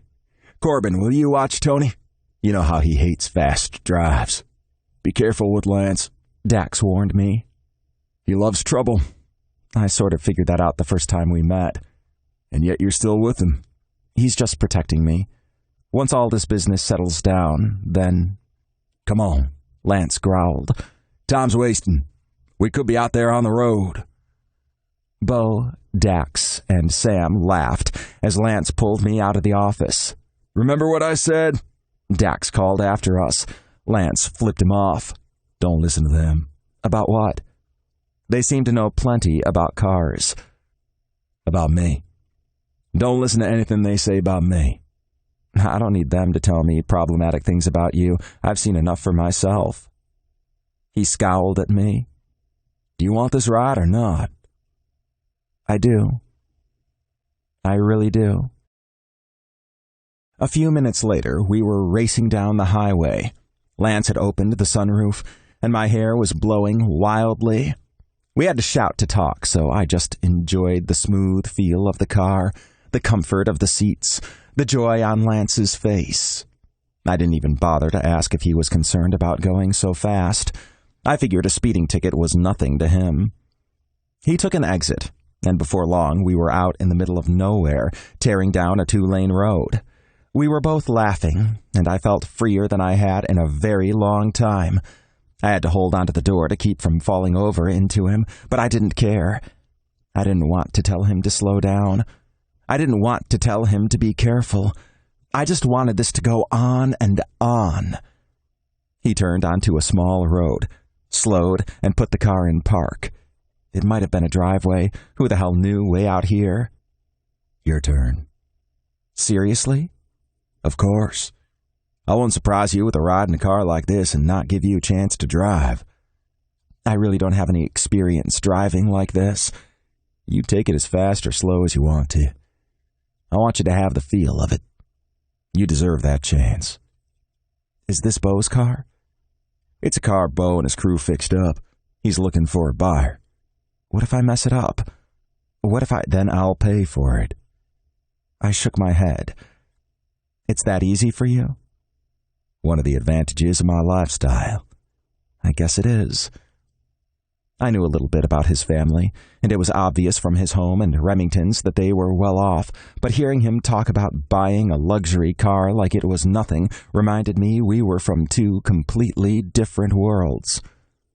I felt lucky to have the money I'd inherited that allowed me to live comfortably. Nothing flashy, nothing super nice, but I never had to worry about paying my basic bills. To me, that was amazing. To Lance, that would be nothing. Come on, Julian. I shivered at the way he said my name. It got to me every time. I opened the door and circled the car as he did the same. When I slid into the driver's seat, I flexed my hands against the wheel as I looked around, studying all the knobs and buttons. Are you sure?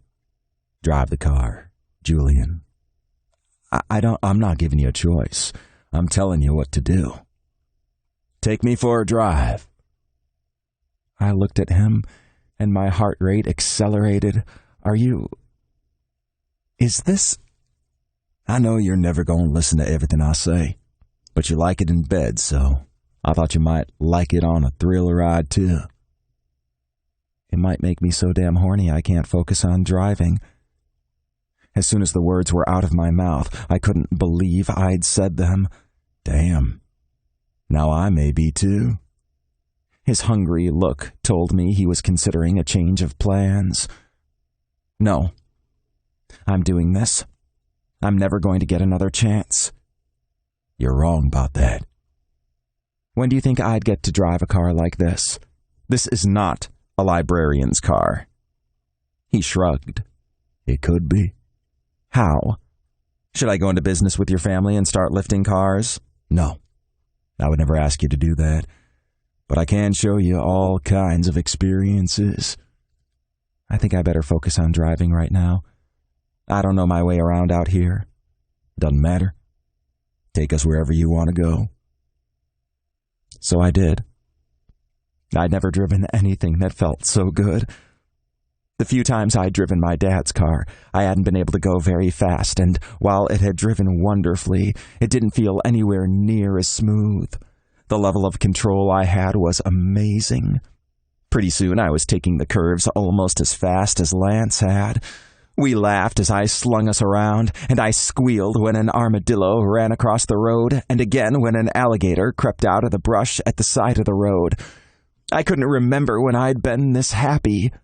As I slowed for a stop sign, I glanced at the time and realized I'd been driving for well over an hour.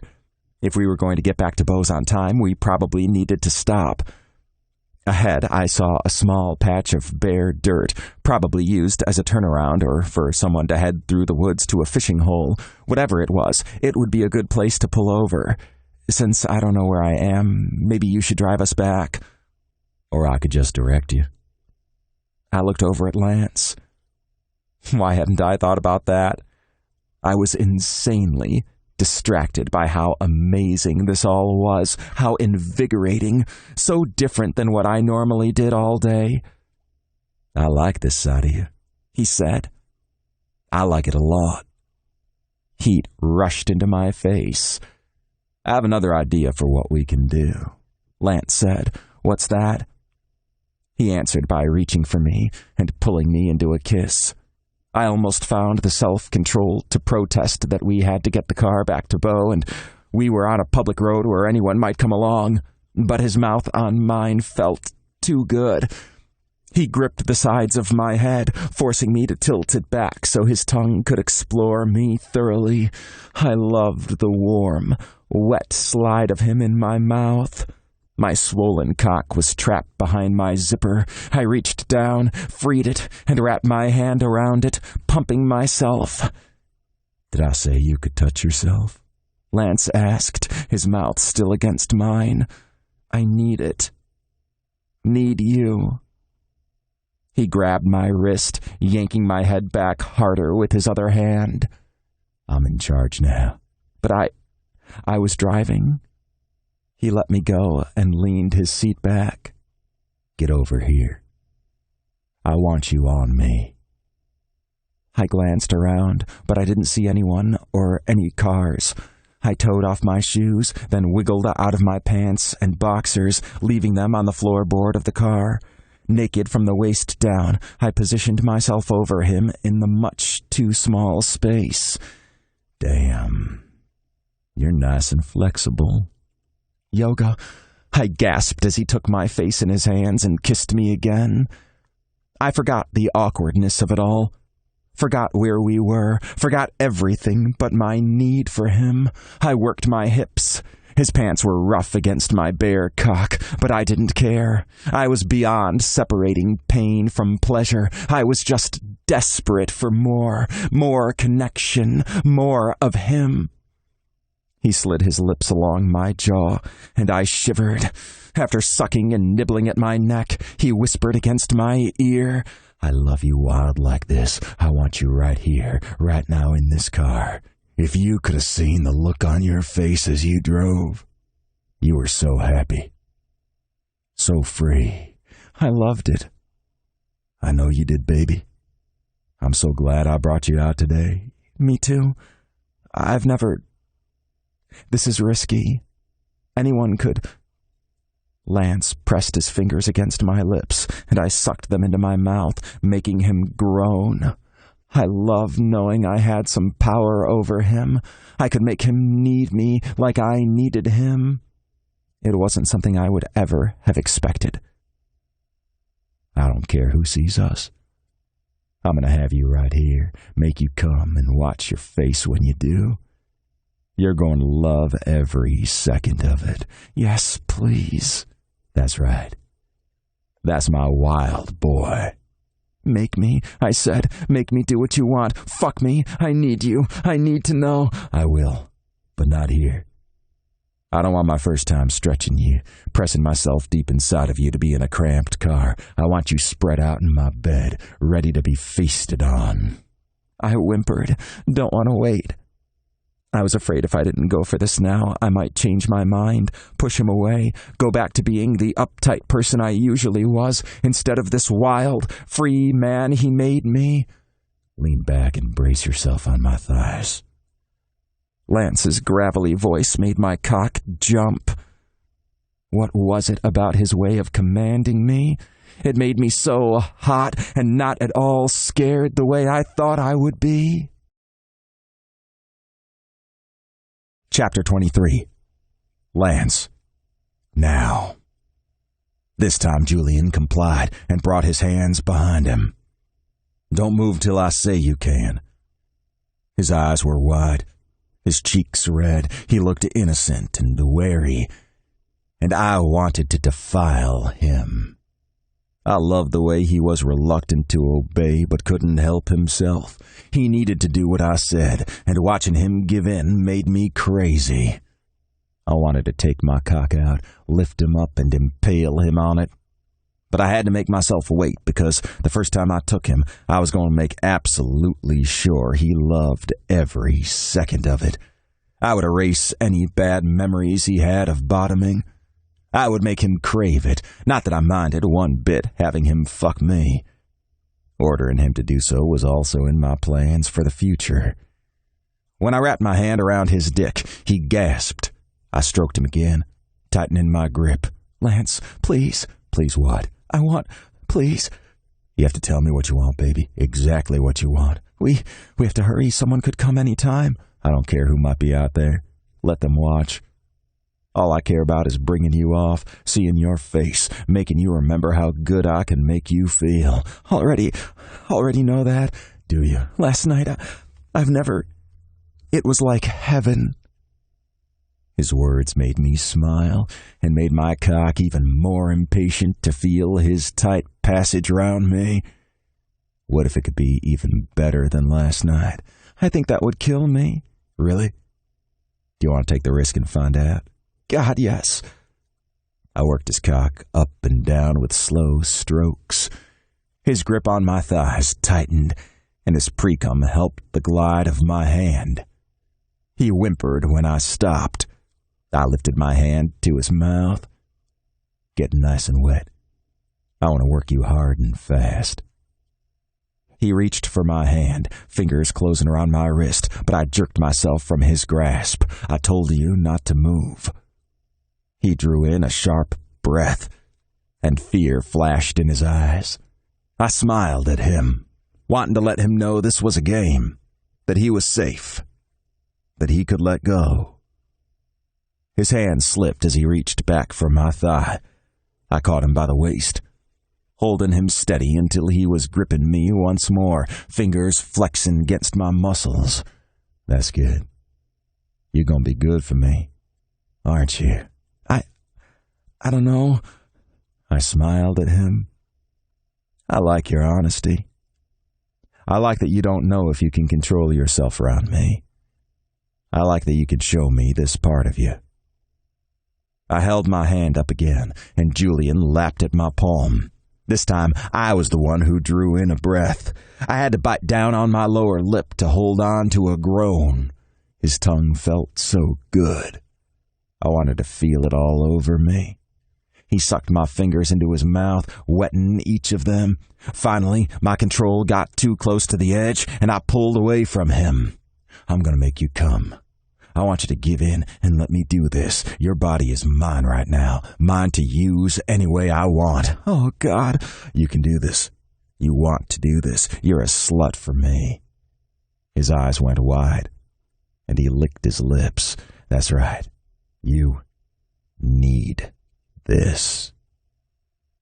I punctuated my words with slow strokes of his cock. He shuddered as I swept my finger over the top, capturing some of his pre-cum. Then I bent and licked it off, letting my tongue drag across his slit. "Lance, I'm not going to last like this." "I don't want you to last. I want you to give in. I want you to come hard and fast. I want to watch." I started jacking him off again. He let his head drop back, eyes closed, mouth slack. It was hard for me to decide whether to watch his beautiful face as he grew closer to release or my hand working his gorgeous cock.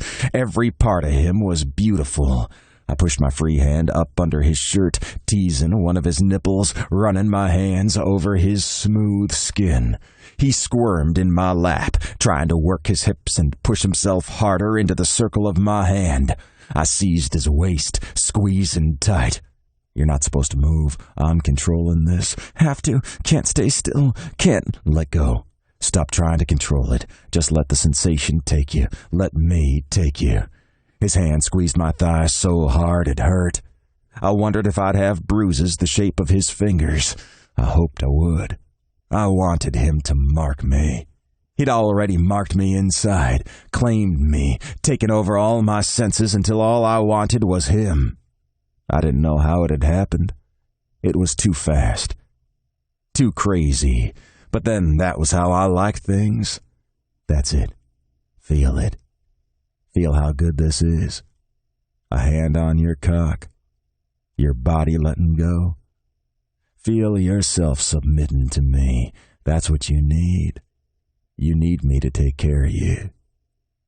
He shook his head, opened his eyes, and looked at me. "No, I can't. I can't need anyone." "You already do. Show me. Show me what you need." I moved my hand even faster, gripping him tightly, brushing my thumb over the head of his cock. Seconds later, he cried out, hips jerking wildly as cum spilled from him, coating my hand and splashing onto his shirt and the skin I'd bared. He struggled to draw in the air, and his hand slipped, but I caught him, wrapping my arms around his back and pulling him against me. As he clung to me, panting and shivering, my cock throbbed, desperate for attention. Chapter 24. Julian. For a moment, I thought I'd died and was floating somewhere in the clouds. But eventually I started to be able to draw air into my lungs again, and the solid form of Lance underneath me became real. I realized I was squeezing his shoulders hard, as if I thought I might fall. I almost had when I'd come. Then he'd grabbed me, pulled me against him, and kept me safe, just like he promised he would. I pulled back slightly and met his gaze. "What do you want me to do now?" Lance smiled and spread his legs until I started to slide to the floor. "Get on your knees." I nodded, mesmerized. That's what I wanted. Well, it was second on my list of things I was dying to do. If I couldn't find out right this minute if having Lance inside me would be different than my other experiences, I wanted to take him into my mouth, down my throat, to have him use me, let him choke me. I wanted to surrender again. No one had ever helped me drop my guard like this. He could make me addicted to the feeling of giving in. Yes, sir. I eased to the floor. The movement wasn't as graceful as I'd envisioned, but at least I didn't completely fall over. Lance held onto my shoulders to steady me. "Are you all right?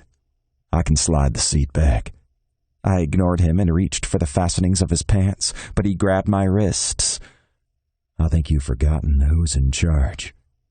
I looked at him and deliberately licked my lips. I loved the way his eyes widened. Hands behind your back. I don't have anything on me to restrain you with, but pretend you're tied there. My pulse sped up to the wild speed it had beat at when I'd come. I'm not... You don't need to think. All you need to do is give me your mouth. I'll take care of everything. His words made my cock twitch again, even though I'd just come so thoroughly. I wanted to reach down and take it in my hand, but I didn't dare. Open up. Lance pressed his thumb into my chin, pushing it down. I shivered as I did what he said. I really thought he could make me do anything and make me love it. You're so good for me. You gave me what I wanted, but that wasn't enough. Watching you has me so hard. I need the hot clasp of your throat. I need to use you. Need to take your mouth, hard and fast. You're going to give that to me, aren't you? I nodded as I tried to pull in a shaky breath. That's right. You're not going to fight me, are you? I shook my head. No, sir. Good. Now open up and let me in. Lance gripped the sides of my head and pulled me down onto his cock. He didn't go slow, but I didn't want him to. I didn't care that I gagged around him as he pushed deeper into me. Fuck, you feel so good, Julian. He pushed me back, sliding out and looking down at me. Do you trust me? I nodded, and he tightened his grip on my hair. Answer me. Yes, sir. He pushed back in, groaning as I swallowed him. He moved in and out a few times before pushing deeper, not stopping until my face was buried against the hair at the base of his cock. He held me there, and I squeezed my hands together behind my back. I tried to give in, but I struggled against his hold. I needed air. This was too much, way too much. He said to trust him, but I couldn't breathe. I couldn't... He let me go, and I sucked in gasping breaths as I gazed at him. I know what you can take, he said. You really can trust me. I nodded. More. Come here. He pulled me to him again. I took him down, sliding my tongue along his underside. That's right. Pleasure me. Show me what you can do. I worked him, bobbing my head up and down, licking and sucking. He was shifting in his seat, but he let me control things for a few minutes, even as his hips lifted, driving him deeper into my mouth. Eventually, he took over again, hands slipping into my hair, pushing me down, making me swallow him whole. Something was different this time. I didn't feel the urge to fight. I gave in and let him use my mouth. I stayed relaxed, even when I choked around him and spit ran down my chin. He wasn't going to hurt me. I wanted it. I wanted to pleasure him. God, Julian, you're incredible. I moaned around him and rolled my eyes up to meet his. He stared down at me, holding my gaze as his thrusts became harder, jolting me. I took it all. I'm gonna come in your throat, Julian. I expect you to swallow every drop. I tried to nod, but he was holding me so tightly I could barely move. He worked himself up into me with rough thrusts. Just as I started to grow desperate for air, he came, flooding my throat with his spunk. I swallowed again and again, drinking it down, my cock hard and ready again. I loved this, loved submitting to him. By the time he released me, the world had started to go fuzzy at the edges. I laid my head against his thigh and rested there, panting, covered in spit and cum. Lance soothed me, running his hand through my hair, over and over. You're perfect, Julian. You're just what I need. I wanted him to mean those words. I wanted him to truly need me the way he was making me need him. But I couldn't let myself believe that. I wouldn't be able to handle the grief when he was done with me if I did. But silently, I said, "You're what I need too." Chapter 25. Lancelot. Julian looked utterly wrecked, his lips red and swollen, his face glossy with cum, spit trailing down his neck. I wanted to lick him clean. I wanted to wrap him up and hold him. I wanted to keep him. I would keep him. He was mine. No one was going to hurt him, and I was never going to let him go. Are you all right, baby? He gave a barely there nod against my thigh. I wanted to pull him back onto my lap, difficult as that was in the confined space. I wanted to hold him. I wanted to tell him how I felt, but I didn't want to scare him. He wasn't scared when you stuffed your dick down his throat and wouldn't let him breathe. You think he's gonna be scared now? But there was a big difference between enjoying sex together, being well-matched in bed, or in a car you borrowed, and wanting to truly be with someone, to stay with them, to love them. I didn't know if he was ready to hear what I was feeling, and I wasn't going to misstep this time. I always dove right in and took exactly what I wanted. Hell, I'd been doing that with Julian from the moment I'd met him, but not with this. This time, I was going to have some restraint. I could wait until the exact right moment to tell him my heart was in this too. We should drive back. Julian's voice was no more than a whisper, roughened by the way I'd abused him. I wished I had a bottle of water with me. Remington would. He would have everything he needed at hand. He would have made a list before taking Henri out. But would he have had this much fun? Maybe now with Henri, but before that, never. Henri was good for him, and I was beginning to believe Julian was good for me. We should head back, but not until you're ready. How are you so calm? Baby, I'm nowhere near calm. I've just learned how to fake it when I'm in a dangerous situation. This is a dangerous situation? Because someone could catch us? No, babe. Because of you. Me? I'm so not dangerous. I couldn't even keep you out of my house, and when there was someone in the library, you're dangerous to me. To my sanity and my self-control. If I let myself go, I'm going to fuck you right here, and this isn't the right time. He sat up and looked at me then. Do you seriously want me that much? How can you doubt that after what you just did to me? He looked at me quizzically, and I wondered if he realized how close to losing all my control I'd been. He probably thought I'd let go like he had, but I'd been holding back to keep from hurting him. I want you more than I've ever wanted anything. I want you to. I don't know why.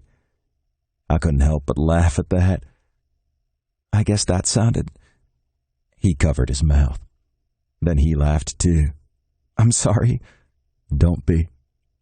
You've said it before. I'm an arrogant asshole. I get what I want. I don't listen to anyone.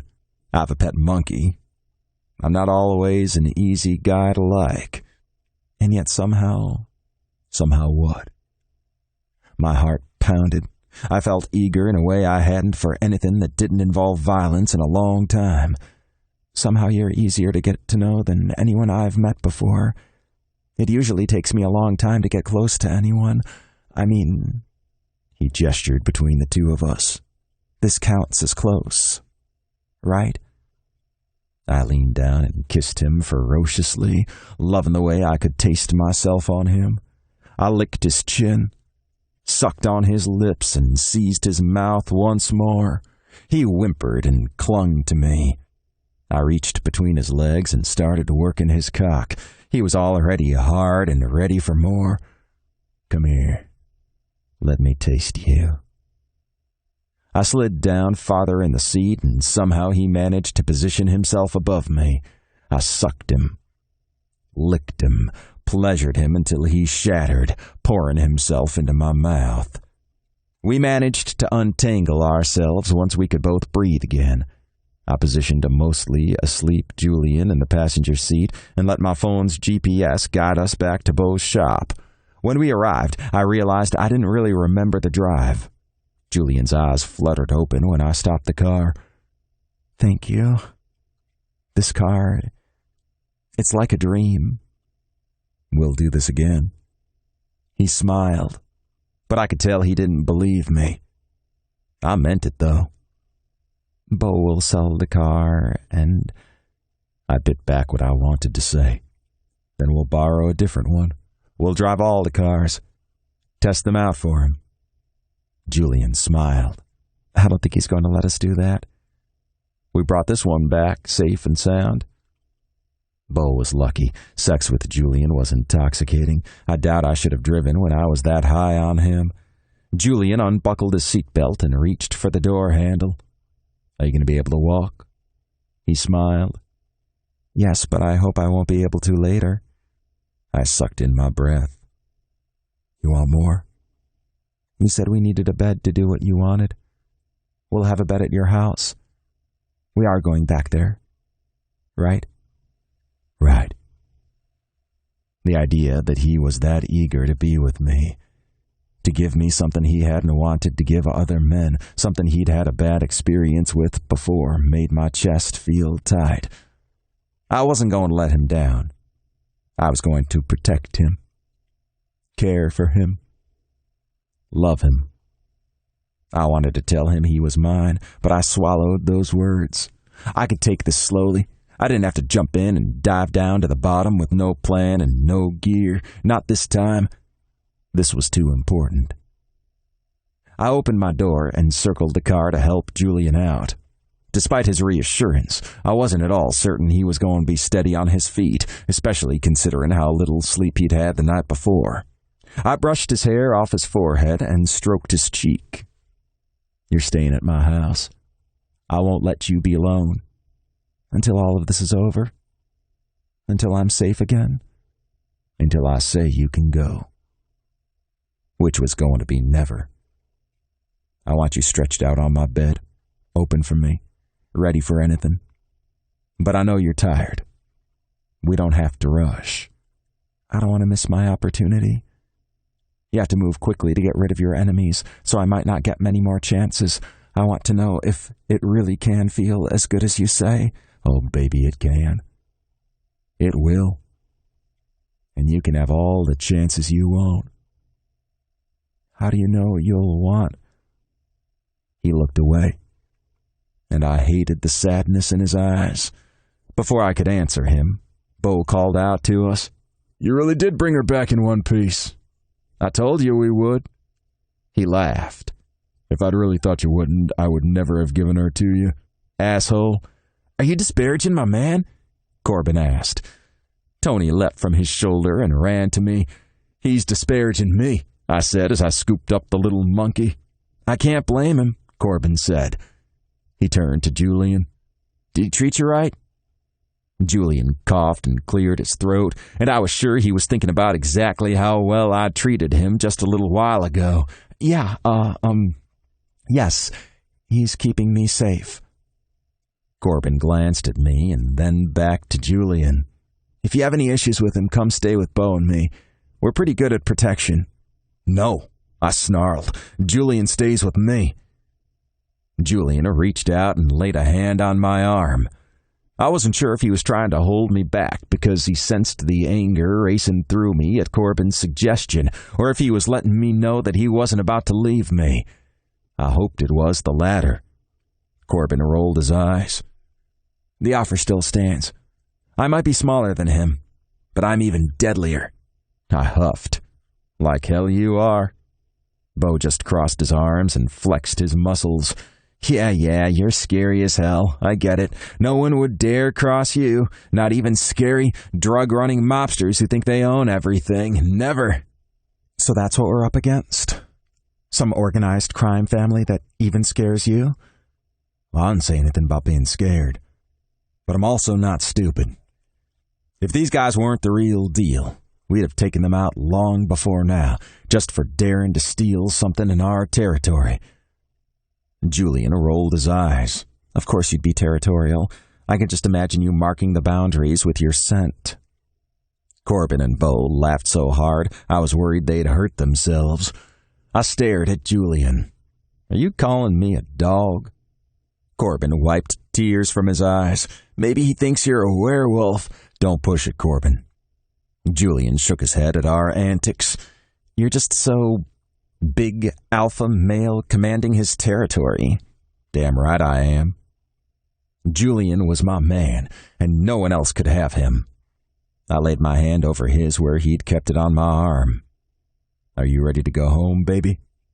I noted the way Corbin's eyebrows went up at the term of endearment. He's mine. I'm not fucking around about that. So that's how it is? Bo asked. Yes. I glanced at Julian.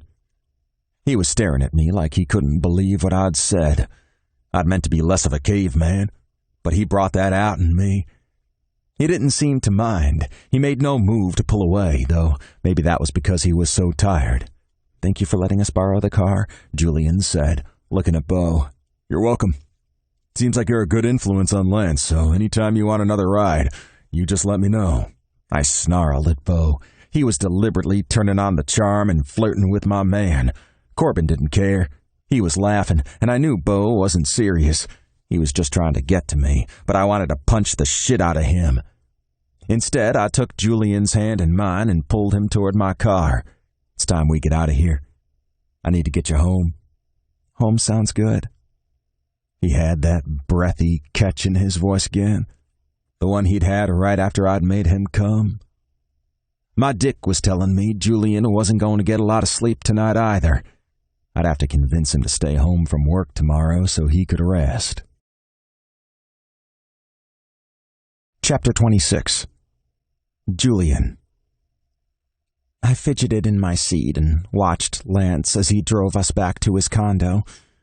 I'd been lost in a haze of lust when he'd insisted he fuck me immediately, if not sooner. Now I'd had time to think about what that really meant. Lance, inside me, forcing me to submit to everything. I was nervous as fuck, though I was also hard, despite having come twice already. What if it wasn't good? What if I freaked out? What if... Lance grabbed my hand. Whatever you're thinking. Stop. I really am a nerdy librarian. The way I behaved when we... No. Lance! No. You're not solely either one. Nerdy librarian or sex kitten. I choked at the term sex kitten, but Lance just grinned. You're both. I like it that way. I like both sides of you. But you said... I said I loved you like that when you were rubbing yourself against my dick and begging to be fucked. So I can't take anything you say during sex seriously? Right. He shook his head. No. Which is it? Go with your gut. My gut is telling me to jump out of this car and run. Then ignore it and listen to me. But you just said forget that. Tony jumped up and down in his little seat, and I would have sworn he was agreeing with Lance and telling me I couldn't leave. Don't worry, Tony. I'm not going to run. I know I can't take on whoever these men are that may be after me. Lance frowned. There's no may about it. But you don't know for sure if they've connected me to the hiding place. No. But now that you've been seen with me, you're most definitely in danger. What? He pulled into his parking spot, and neither of us spoke as we got out of the car. Tony settled on Lance's shoulder, and I seethed as we climbed the steps. By the time Lance closed the door behind us, I was ready to explode. You told me that by staying with you, I would be safe. You said this was better than me being on my own, that you could protect me. Now you're telling me you've put me in more danger? This is the safest thing for you. I wasn't going to take any chances. We had to assume they would connect you to the necklace and assume you were involved. But if I'd stayed away from you, if they never connected us, we don't know what would have happened. But we do know you would have been unprotected. I turned toward the door, and he grabbed my arm. You can't leave. Damn it, Lance, I'm not your prisoner. I'm not... He wrapped his hands around my biceps and pushed me back until I hit the wall. I struggled against his hold, but I knew I couldn't get free. I lifted my knee, intending to slam it between his legs, but he dodged the move and pressed against me, pinning me with the length of his body. I'm not letting you leave. These men don't care about anything but themselves. The things they would do to you. He shook his head as if trying to clear images from his mind. I looked into his eyes, expecting to see anger. But I saw pain and what I thought might be fear instead. It was difficult for me to imagine Lance being afraid of anything. I tried to draw in a breath, but my chest felt too tight. You should have told me. It wouldn't have made any difference. I would still have insisted you stay here. He rubbed his thumb along my jaw. I didn't want to like it. I didn't want to like him. I wanted to hold on to my feelings of anger and betrayal. I wanted to be afraid of him like any sensible person would be. But my body had reacted with desire from the moment he'd shoved me against the wall. He had me so mixed up. You need me. His voice was low and rough. Need your protection or need both? He was right. I wanted to go back to a time when I wasn't filled with these chaotic emotions, and yet I'd never felt pleasure like what he gave me. He'd made me come so hard I nearly blacked out, but what I felt was more than that. It was freeing to be with him. I didn't have to worry about all the rules I made for myself. I didn't have to keep up the facade I used to get through the day. With Lance, I could be interested in minute technicalities of historical document preservation while also longing for a man to pin me against the wall and force me to do what he wanted. I licked my lips and met his gaze again. I don't want to argue. He raised a brow. Are you sure? He was smiling now. The concern and fear had vanished.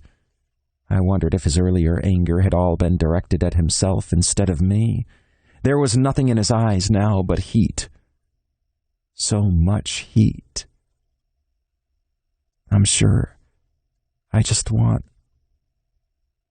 He shifted his grip down to my wrists, then dragged them over my head as he leaned against me, letting me feel how very much he wanted me. I was just as hard as he was, and I fought to stay still rather than rutting against him.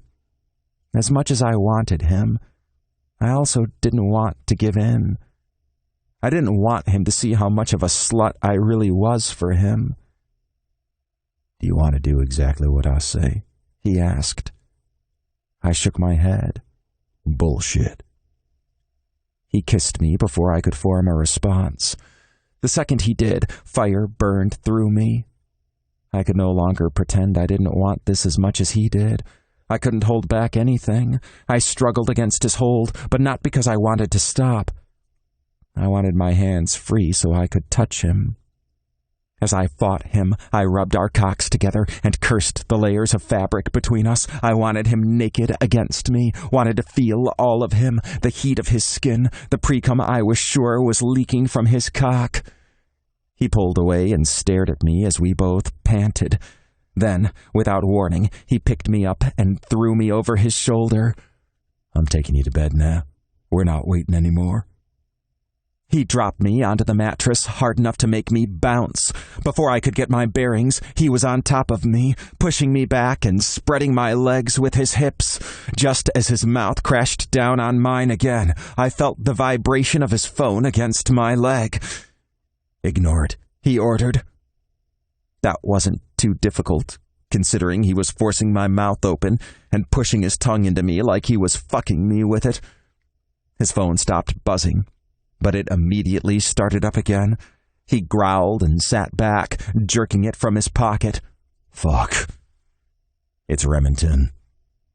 I dropped an arm over my eyes, closing them and trying to force my body to settle. Why the hell did Remington have to call now? Chapter 27. Lancelot. I wanted to wring my brother's neck for interrupting me. This better be good. Valentino Carlotti contacted me. He wants Davide back within the hour, or retaliation begins. Fuck. I need everyone here ASAP. I'm on my way. Julian dropped his arm from over his eyes. You're leaving? I'm so sorry. The men who are after us know about the guy Dax and I picked up. Things are escalating. I want to bring you with me, but I'm not sure what's going to happen, so I'm going to leave you here well guarded. Either I'll be back tonight, or I'll send Corbin or Dax. What do you mean you might not be back? Where will you be? Doing whatever is necessary to keep you safe. Lance, Please be careful. I hated the fear in his voice. I'm not good at being careful, but I am good at winning. Lance. I brushed the back of my hand over his cheek. Don't worry about me. I'll be fine. And I'm going to have your ass sooner or later. Remember that. He groaned, thrusting his hips as I kissed him.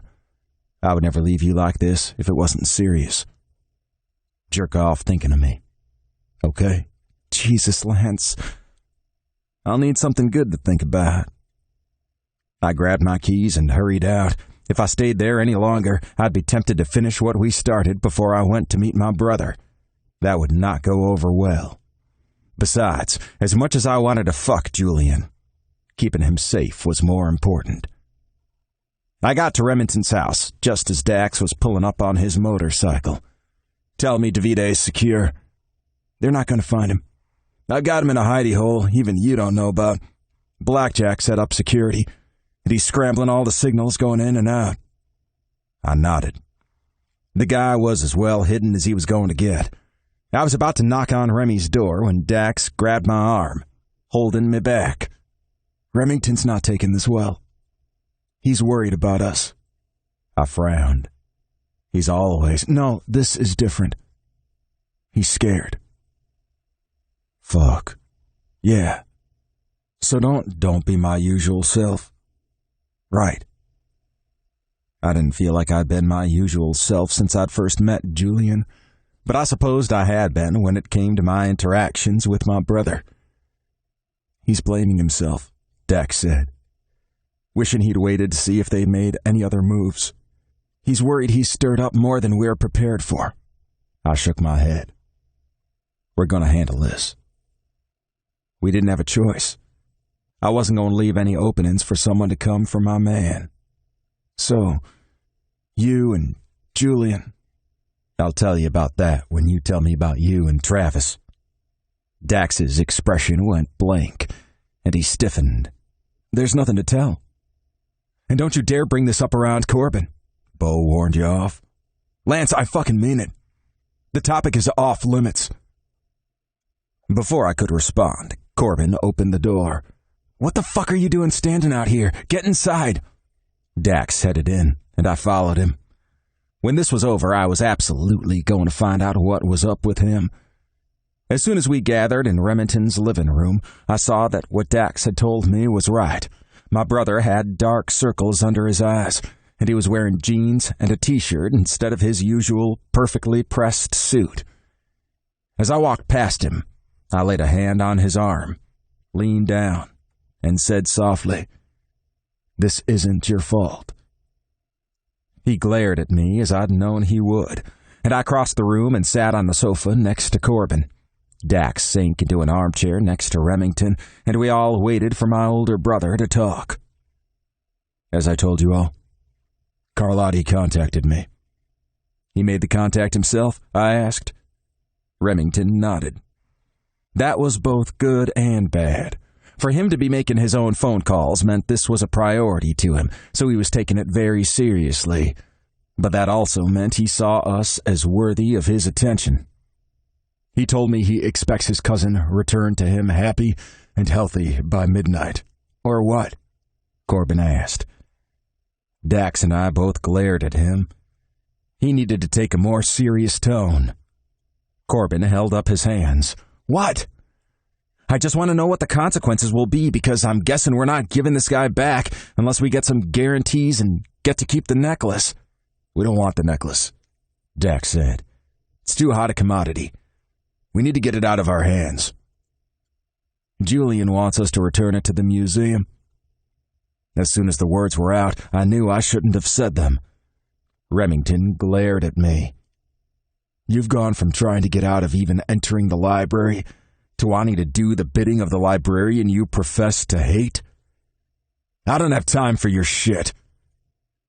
"The museum has a replica. We could switch them and give the replica to Carlotti instead.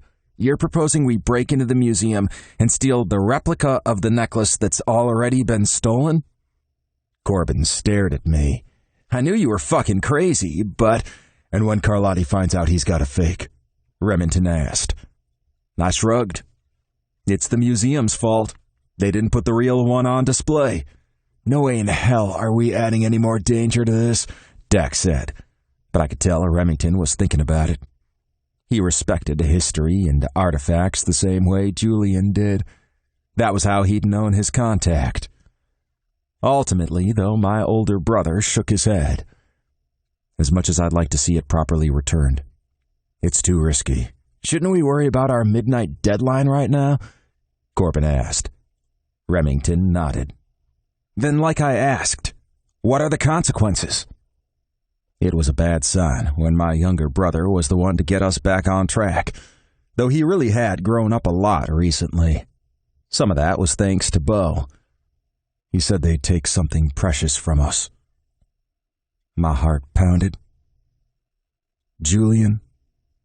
I knew he wasn't the only candidate for their revenge, but if they thought he had a role in this, that could be what they meant. They'd think he'd be easier to get to than one of us, and he'd have less chance to escape. Henri was nearly as vulnerable, though, and that had to be killing Remington. Now I knew how that felt. Shit. Did that mean I really was in love with Julian? "What did you tell him?" I asked. "I told him I'd be willing to meet to negotiate, and would consider returning Davide as well as the necklace in exchange for them staying in their own territory." Dax frowned. I take it he didn't go for that? His only response was to reiterate the midnight deadline before ending the call. "So what do we do?" Corbin asked. Remington ran a hand through his hair, messing up his usually careful style. "I don't know. If we give in, they'll encroach on our territory and do everything they can to bring us under their thumbs. But if we don't comply, we're in greater danger since they're likely to be more aggressive in their approach. It would have been better if we'd never called attention to ourselves." "No." I shook my head. "They did a job in our territory, one that is the focus of police attention. You were right to look into it, and your friend was a fucking bastard for setting you up like this." "Yes, he was. And if he weren't already dead, I'd think about killing him myself. But he is, and we're here, and we need a plan," Dax said. Remington scowled. "We're not giving in." "Damn right we're not," I said. "You know me. I'm always up for a fight." Remington looked at me with anger burning in his eyes. "You will not engage in." I held up a hand. "I know how serious this is. I'm not going to fuck this up." "You never think you're going to." "God damn it, Remington, Julian's life is on the line. Do you think I'd play games with that? I think I'm in love with him." It was a rare thing for me to shock my brother, but I had. Corbin tried to hold in his laughter, but failed. "Don't tell me you didn't see that coming." Remington frowned. "See it how?" "The way he looks at Julian all moony-eyed. And since when does Lance care about historical artifacts being returned to museums? It's obvious. Lance is in love." "Dax, did you know this too?" Remington asked. Dax nodded. "How the hell did this happen?" "It just did," I said. "Do you believe me now that I'm not going to jump in without talking to you or coming up with some crazy plan, not bother to discuss it, save the day, and force you to admit I was right?" Remington glared at me. "I'm going to be careful. plan things out and talk to you. We're going to fix this shit." "Damn," Corbin said. "That was impressive." Remington sighed. "I hope you're serious. Because this is nothing like fighting the Landrys. No, it's not. But we're going to win just the same." Remington nodded. "We'll continue to demand they negotiate with us and stand firm, no matter what they throw at us. If we stand down, we risk losing more than we will by fighting." Remington seemed more sure of himself now. Maybe he just needed to know he had our support. "Just tell me what you need," Dax said. Corbin took a step forward. "Same goes for me." "We need to be extra careful that we keep Julian secure," I said. Remington nodded. "He is a likely target." "What about Henri?" Corbin asked. "I've already taken him to Pop's house. He's going to stay there until this is done." I knew how much Remington hated to be apart from his man, but he was wise to send Henri to our family's estate. He'd be safe there. Maybe I should send Julian to join him. I smiled to myself as I imagined the fit Julian would pitch about that. If he wasn't staying with me, I wouldn't be able to make it better by fucking him like he'd suggested the first night. He'd shocked the hell out of me and totally solidified my infatuation with him. I didn't want him to be where I couldn't touch him. I doubted either of us would sleep well if he wasn't curled against my body, warm and safe. I'd be awake, waiting for a call. Waiting for somebody to tell me there'd been an incident. My father's house was one of the safest places in South Louisiana, but this was Julian. My Julian. When I got home, he was sound asleep. He didn't even stir when I climbed into bed. I wanted him. Hell, I always wanted him, but right then, I wanted to snuggle against him and sleep just as much as I wanted to make him come. I'd been up for 36 hours. And if I was going to be at my best to defend us against Carlotti, I needed some rest. I closed my eyes and listened to his soft, even breathing until I drifted off. The next day was hell. I spent every second on high alert. In the afternoon, I got a call from Remington letting me know our father had taken out 2 men who'd attempted to take my stepmother while she was out in the garden. How the hell had they gotten past the perimeter guards? At least everyone was safe, and I was sure Pop would plug any holes in his security. I focused my energy on calming Remington down. "Henri is there," he said, as if I hadn't comprehended that. "I know, but he's okay. And so is Marjorie. And now he'll be even safer because Pop will double or triple his security. We need to do something now. Hey, I'm the one that usually wants to rush in. We need to stay firm until they agree to negotiate with us. We should make plans to get Henri and Julian out of town. No way." I wasn't trusting Julian to anyone but family.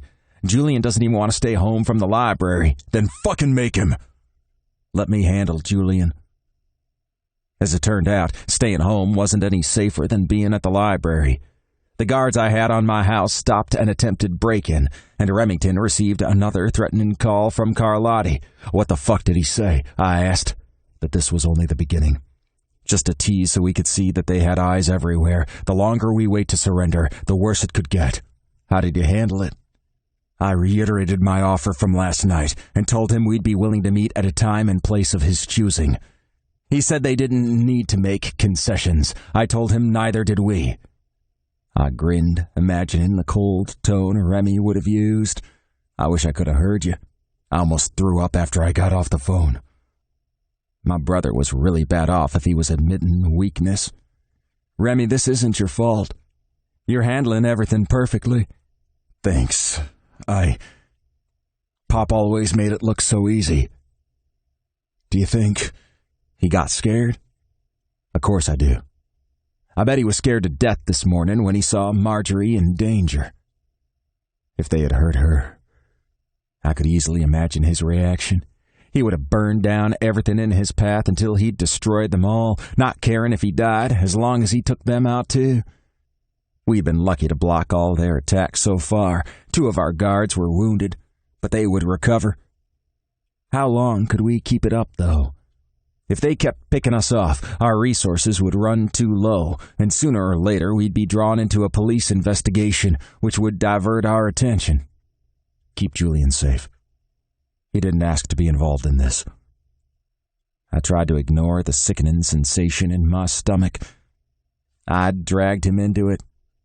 I'd put him in the spotlight. Stop blaming yourself, Remy said as if he could read my mind. You love to blame me for things. Not this. Are you really in love with him?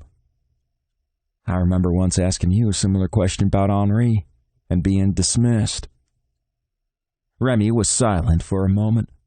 That was not different at all, and yes, I think... No, I know I am. But I don't know if he feels the same. Remy huffed. Then get off the phone with me and go find out. I didn't fuss at Remington's bossy tone the way I usually did. I was thrilled he sounded like himself again. He's still at work. And you're there watching over him instead of helping Corbin and Dax track down more of these assholes? I am. Dax called in Ambrose, and between that sneaky son of a bitch and Blackjack, they've got it covered. Dax and Corbin are just there for muscle. Remington snorted. Go get your man. Take him home. And tell him how you feel. But Lancelot Theriot. Are you actually hesitating to charge in and take what you want? Yeah. He laughed softly. Then you really are in deep. You seriously think I should tell him?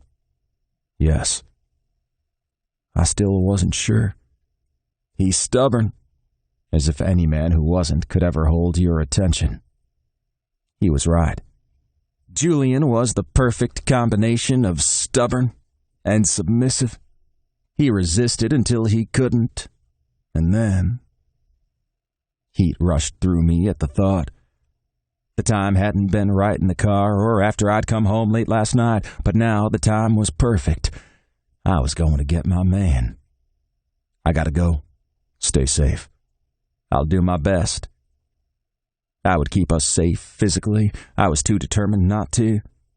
But my heart, it wasn't safe at all. Chapter 28. Julian.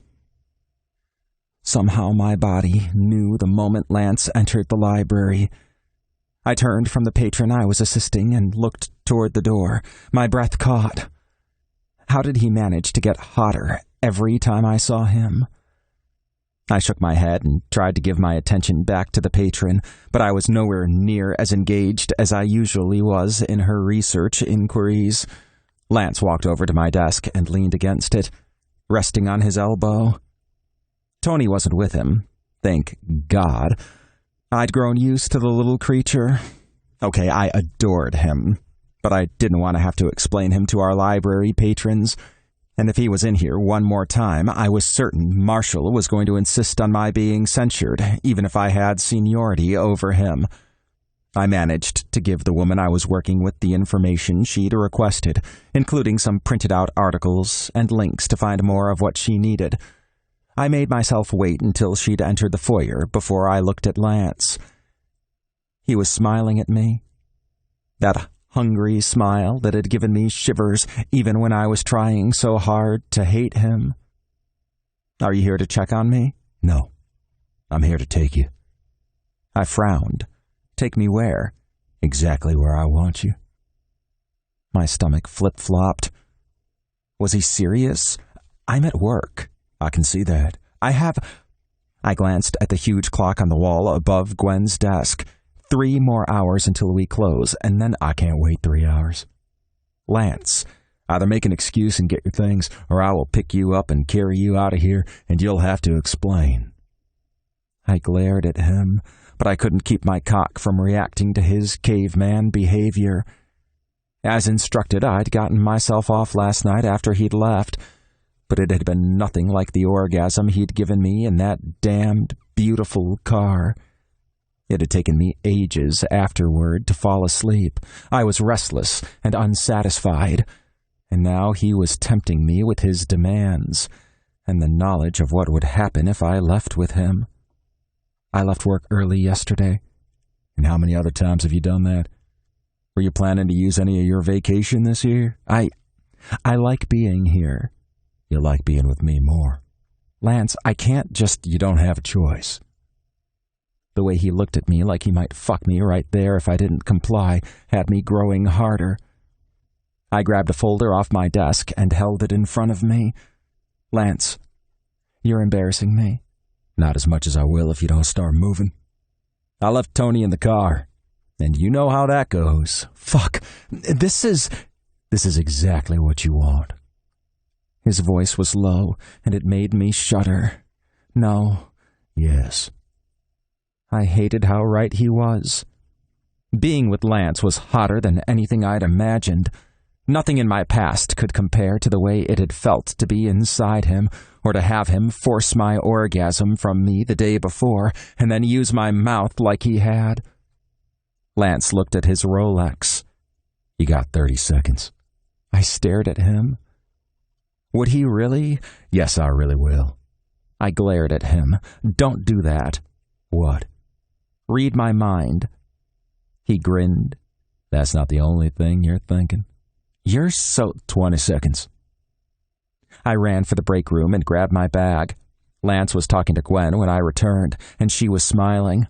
I'm sorry you're not feeling well, Julian. I'm sure Lance will take good care of you. I scowled at her, but I didn't dare contradict her since she'd spoken loud enough for the whole library to hear. Thanks. I'm sure I'll be back tomorrow. It's nothing serious. Oh, I think you're wrong there. Her voice was quieter now, so only Lance and I could hear. He stifled a laugh, and I took the risk of flipping her off. You need this, she mouthed. I ignored her and turned to Lance. I'm ready. His smile was even more dangerous than Gwen's. I know. That's why we're leaving. Fuck. I wasn't sure I was ready for him at all. Gwen snorted, then launched into a coughing fit, which served her right. The ride home was pure torture. Lance spent the whole time telling me exactly what he had planned. I'm gonna open you up slowly. Stretch you. Get you ready to take every inch of my cock. I'm gonna wait until you're begging to be stuffed full before I give you what you need. I was so damn hard. But every time I brought my hand to my dick to try to give myself a little relief, Lance slapped my thigh. It was sore and stinging already, but somehow that only made me hotter. I'm gonna watch your face as I take your ass. I want to see how much you love having my cock split you in two. Holy fuck. I don't know. Who's in charge here? When I didn't answer, he slapped my thigh again. You, I gasped. You're in charge. That's right, baby. And what do I expect you to do? I swallowed hard, not sure what he wanted me to say. You take whatever I want to give you. I was squirming in my seat, desperate for him to touch me. If he'd pulled to the side of the road and told me he was going to fuck me right there, I would have gone along with it. I was out of my mind for this crazy man. Say it. Tell me what you're going to do. Oh, fuck. I'm going to take whatever you give me. That's right. And you'll be so beautiful doing it. So gorgeous spread out for me with your ass stuffed full of my cock. Yes, please. I need this. How did he always get me to the state where I was willing to beg, to lose myself so completely? You're a gift, Julian. I'm not sure I deserve you, but I will never give you back. Lance, don't say things like that. Not if you don't. No more talking unless I say so. I whined, the sound desperate and mournful. Lance reached over and traced his thumb up the length of my cock. I tilted my hips, trying to get more pressure. I forgot everything but how good his touch felt. Then the car stopped, and I opened my eyes. We were parked at his apartment, and there was a woman getting into the car next to us. Had she seen what he was doing to me? Don't worry about anyone else. For the next few hours, I am your world. A few hours? Baby, I told you. I'm doing this right. We'd been interrupted last night. I didn't know if I could survive that again. But what if someone needs you? Don't worry about that. I don't want you thinking about anything but what you want. What you need. I'll take care of everything else. I turned to look at him. His eyes held so much emotion, and it hit me like a wave. Was it possible? No. I wouldn't go there. I'd just do exactly what he said. Pleasure, need, safety. That's what I had in the moment. It's time to go upstairs now. Yes, sir. The words felt so natural, and the way he smiled when I said them made me want to say them again and again. He picked up Tony before circling the car, opening my door, and escorting me up to his condo. Once we were inside, Tony ran off, chattering as if he knew we needed time alone.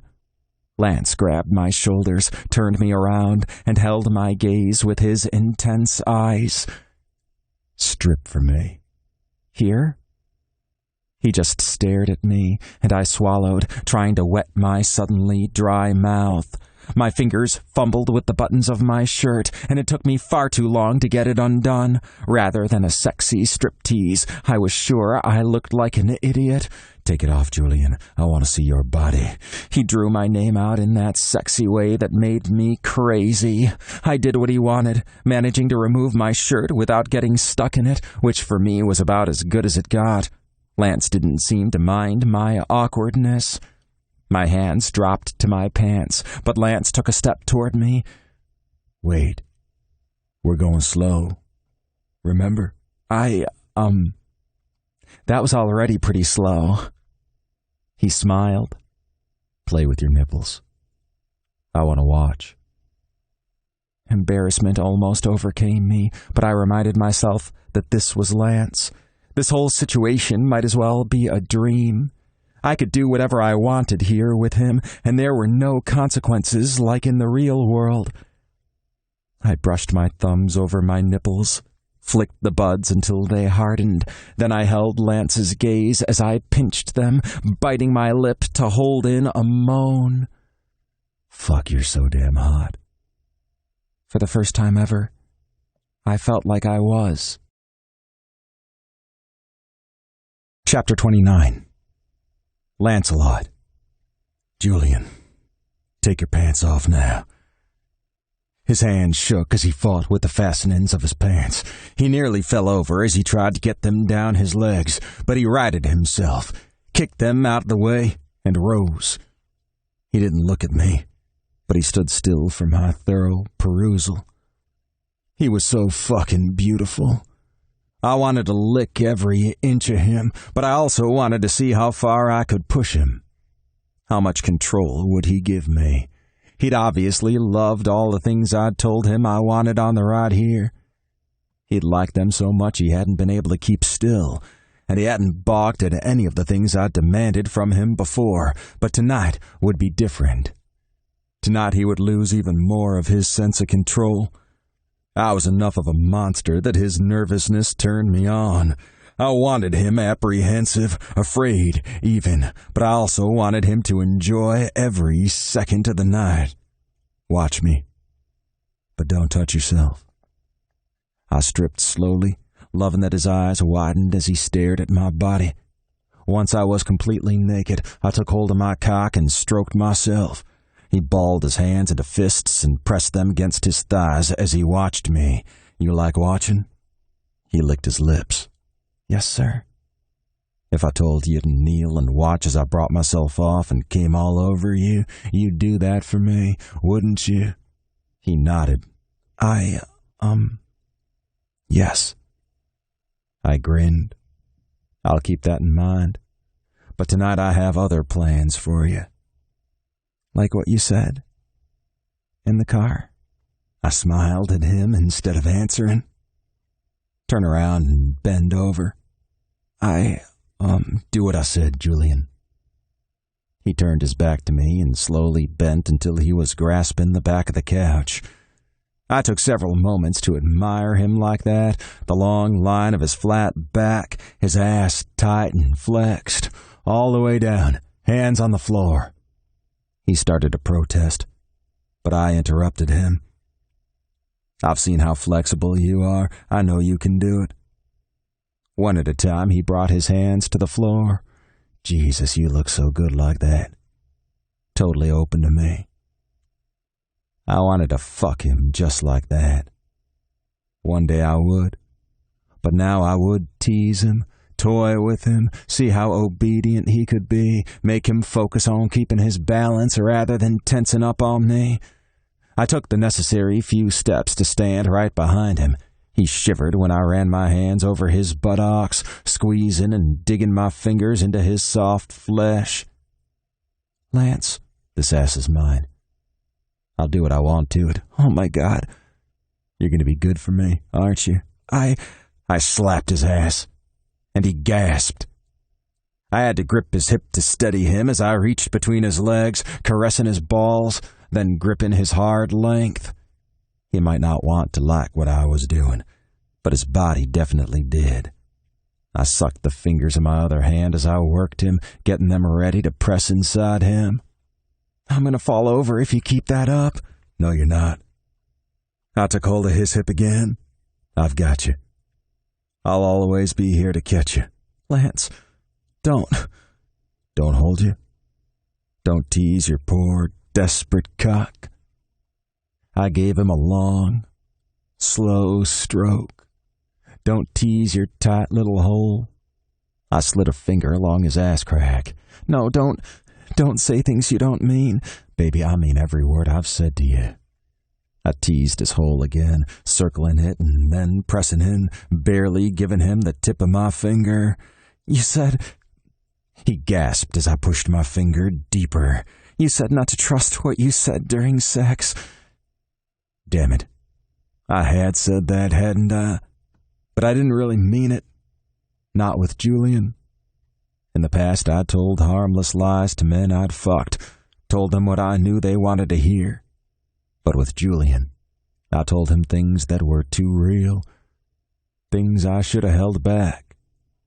Trust me tonight. Okay, baby? I don't know if I can. Trust me not to hurt you. You can do that for me, can't you? Yes, Lancelot. I normally hated anyone calling me by my full name, but when Julian did it, I loved it. I pushed deeper into him, watching his ass open around my finger. I love having you on display for me. I could do anything to you like this. Please. I slowly pulled out, then pushed in farther. The hot, tight grip of him was delicious. More, please, he begged. I pushed my finger as deep as it would go, and he clenched around me so hard I knew it was going to take a while to get him to the point that I wouldn't hurt him, that the stretch would be satisfying, that he would beg for it. I finger-fucked him slowly. Then I knelt behind him and used my tongue as well, licking and sucking, pushing into him until he was trembling. His cock was leaking, dripping pre-cum on the floor, and he needed the anchor of my hand against his hip to keep from tipping over. Lance, this is too much, too good. I can't. You can do anything you want. He shook his head. I'm not that strong. Yes, you are. You're incredible. I rose and helped him stand. When he swayed wildly, I pulled him back against me. Dizzy? He nodded, so I scooped him up and carried him to my bedroom. You do that like I weigh nothing. I loved the awe in his voice. It made the long hours at the gym worth it. I like carrying you. I like that I can take care of you like this. He sighed and looked at me, eyes dark with need. I never thought... What? No, It's too much. I wanted to force him to tell me what he was going to say, but I let it go. Tonight, I was focused on pleasure. There'd be time for deeper confessions later, once he was safe from Carlotti. I laid him on the bed and settled between his legs. Pull your legs up onto your chest and hold them there. He did as I said. Good. Now spread them wider. I pushed at his knees, opening him more. I want you as open to me as you can be." His cheeks went pink, and he looked away. "It was easier when you weren't facing me, wasn't it?" Yes, sir." "I don't want to make it easy. I want to push you to find your limits. I want to give you everything you can take." "Jesus." I pressed a kiss to his inner thigh. "You've known I was a challenge from the moment we met." "I didn't know you'd challenge me like this." "Don't move." I slid off the bed and retrieved the lube from my bedside table. By the time I was positioned in front of his exposed hole again, my fingers were slick and ready.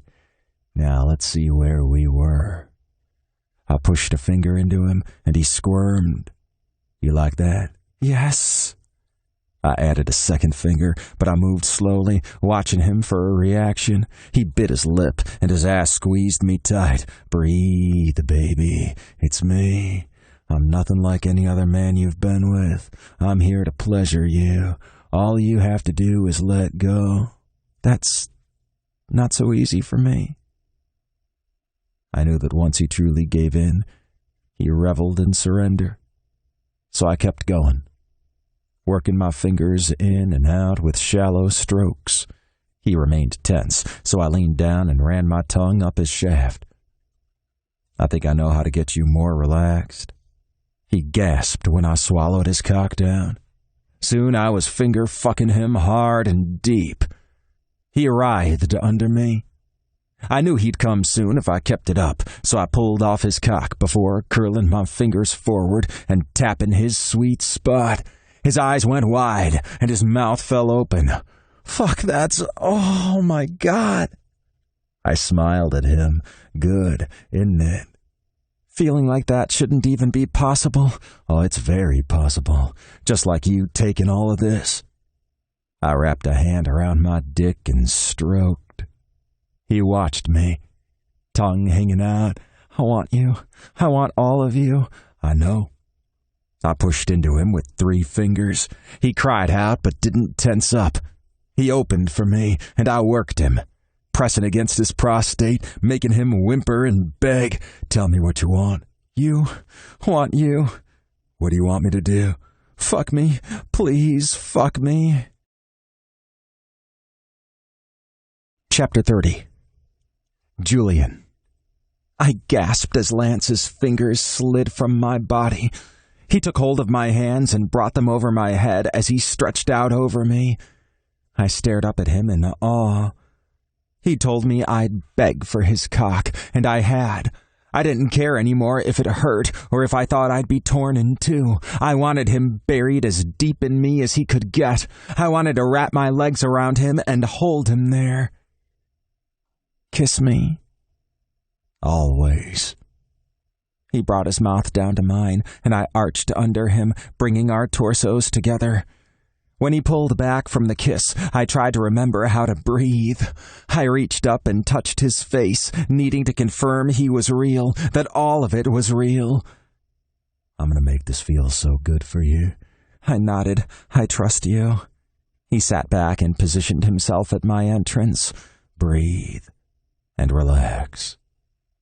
I exhaled as he pushed the tip of his cock inside me. I needed this. I'd been crazy to think I wouldn't like it. I was desperate to be his, to give him everything. More, please. "You'll get more. I'm setting the pace, but know that I'm going to take you, use you, mark you as mine."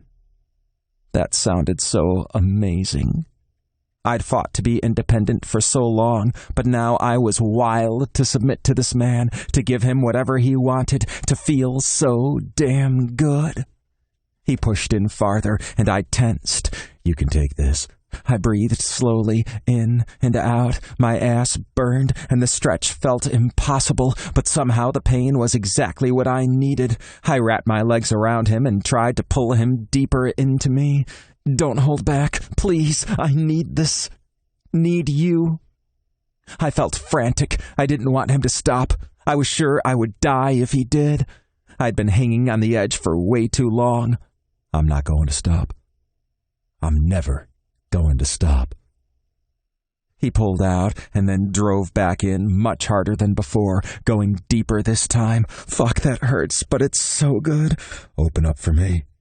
I strained to draw in air. I am. Not enough. Not yet. The slow slide of his cock as he pulled out had me groaning. I missed the fullness immediately. Please. He smiled down at me. I'll take care of you. I know what you need.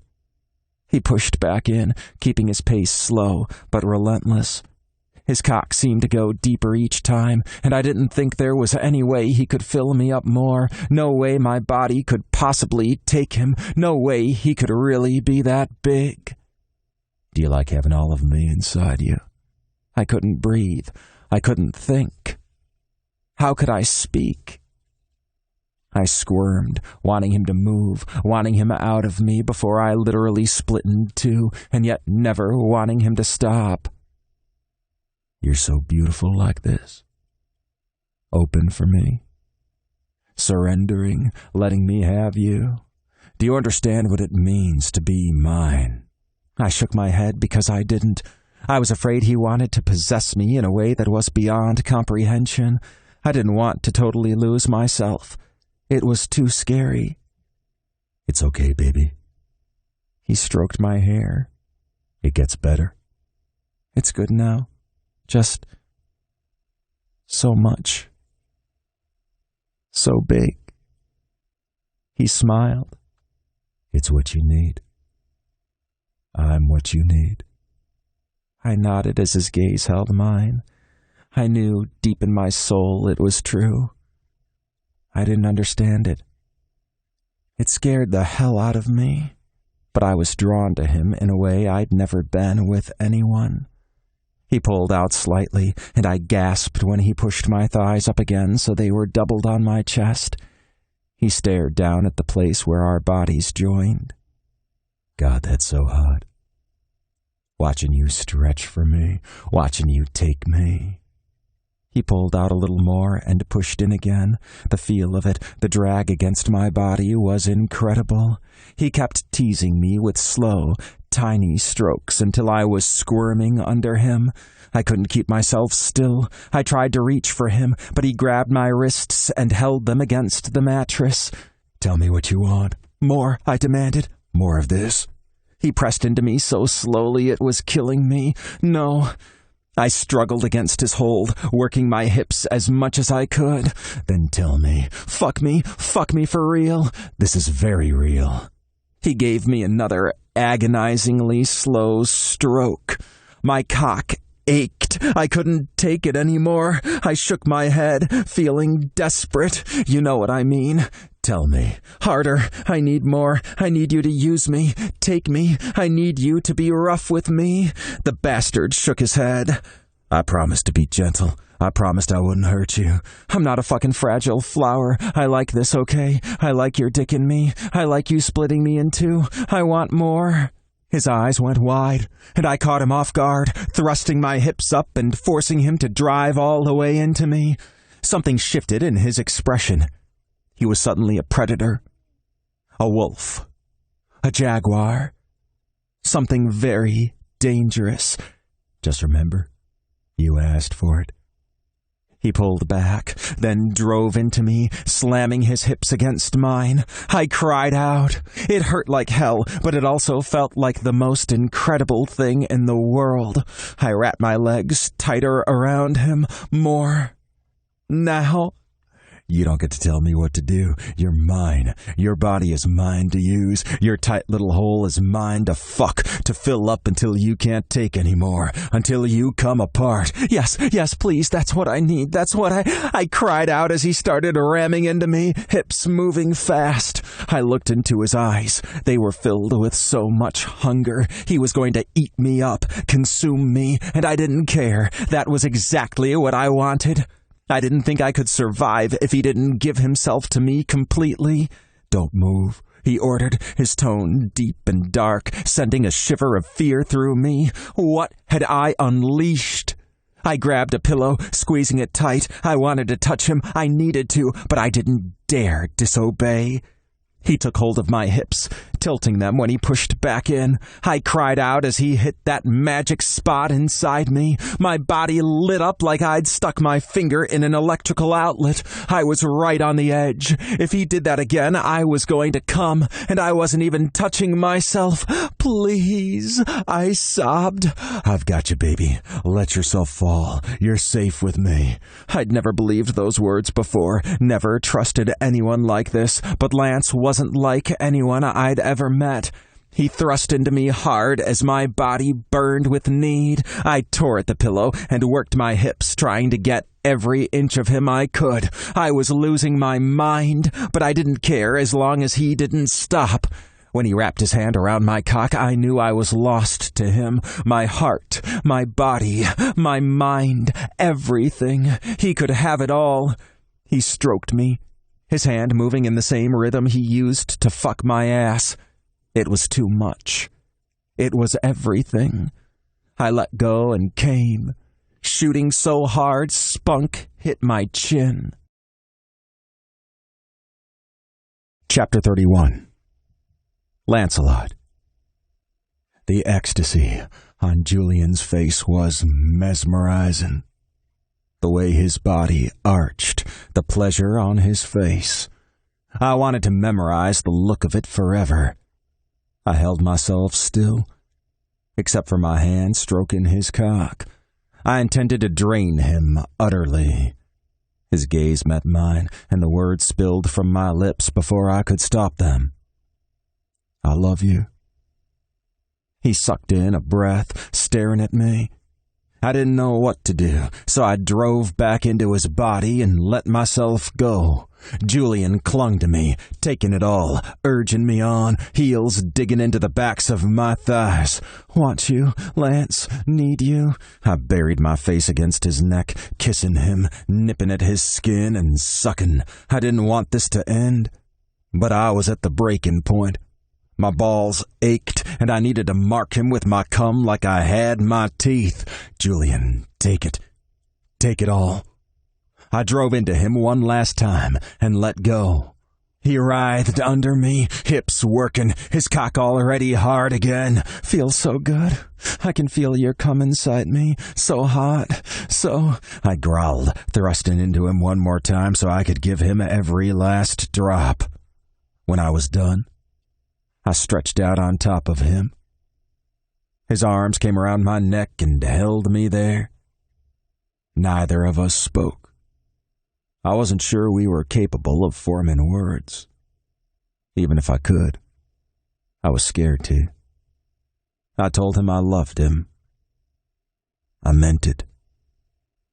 That wasn't the problem. The problem was what he might think, how he would react, whether he felt the same way. He'd probably just dismiss it, thinking I'd said it in the heat of the moment. He wouldn't think it was real, when it very much was. I wanted to convince him of that, but I wouldn't be able to now because he wouldn't trust my words. He trusted me with his body, but he wouldn't trust me with his heart, not with my cum running out of his ass. Finally, I found the strength to push up onto my arms. Julian winced when my cock slipped from his body, and I realized how rough I'd been with him. You're going to be sore. He shook his head. No. Yes. I don't care. I want that.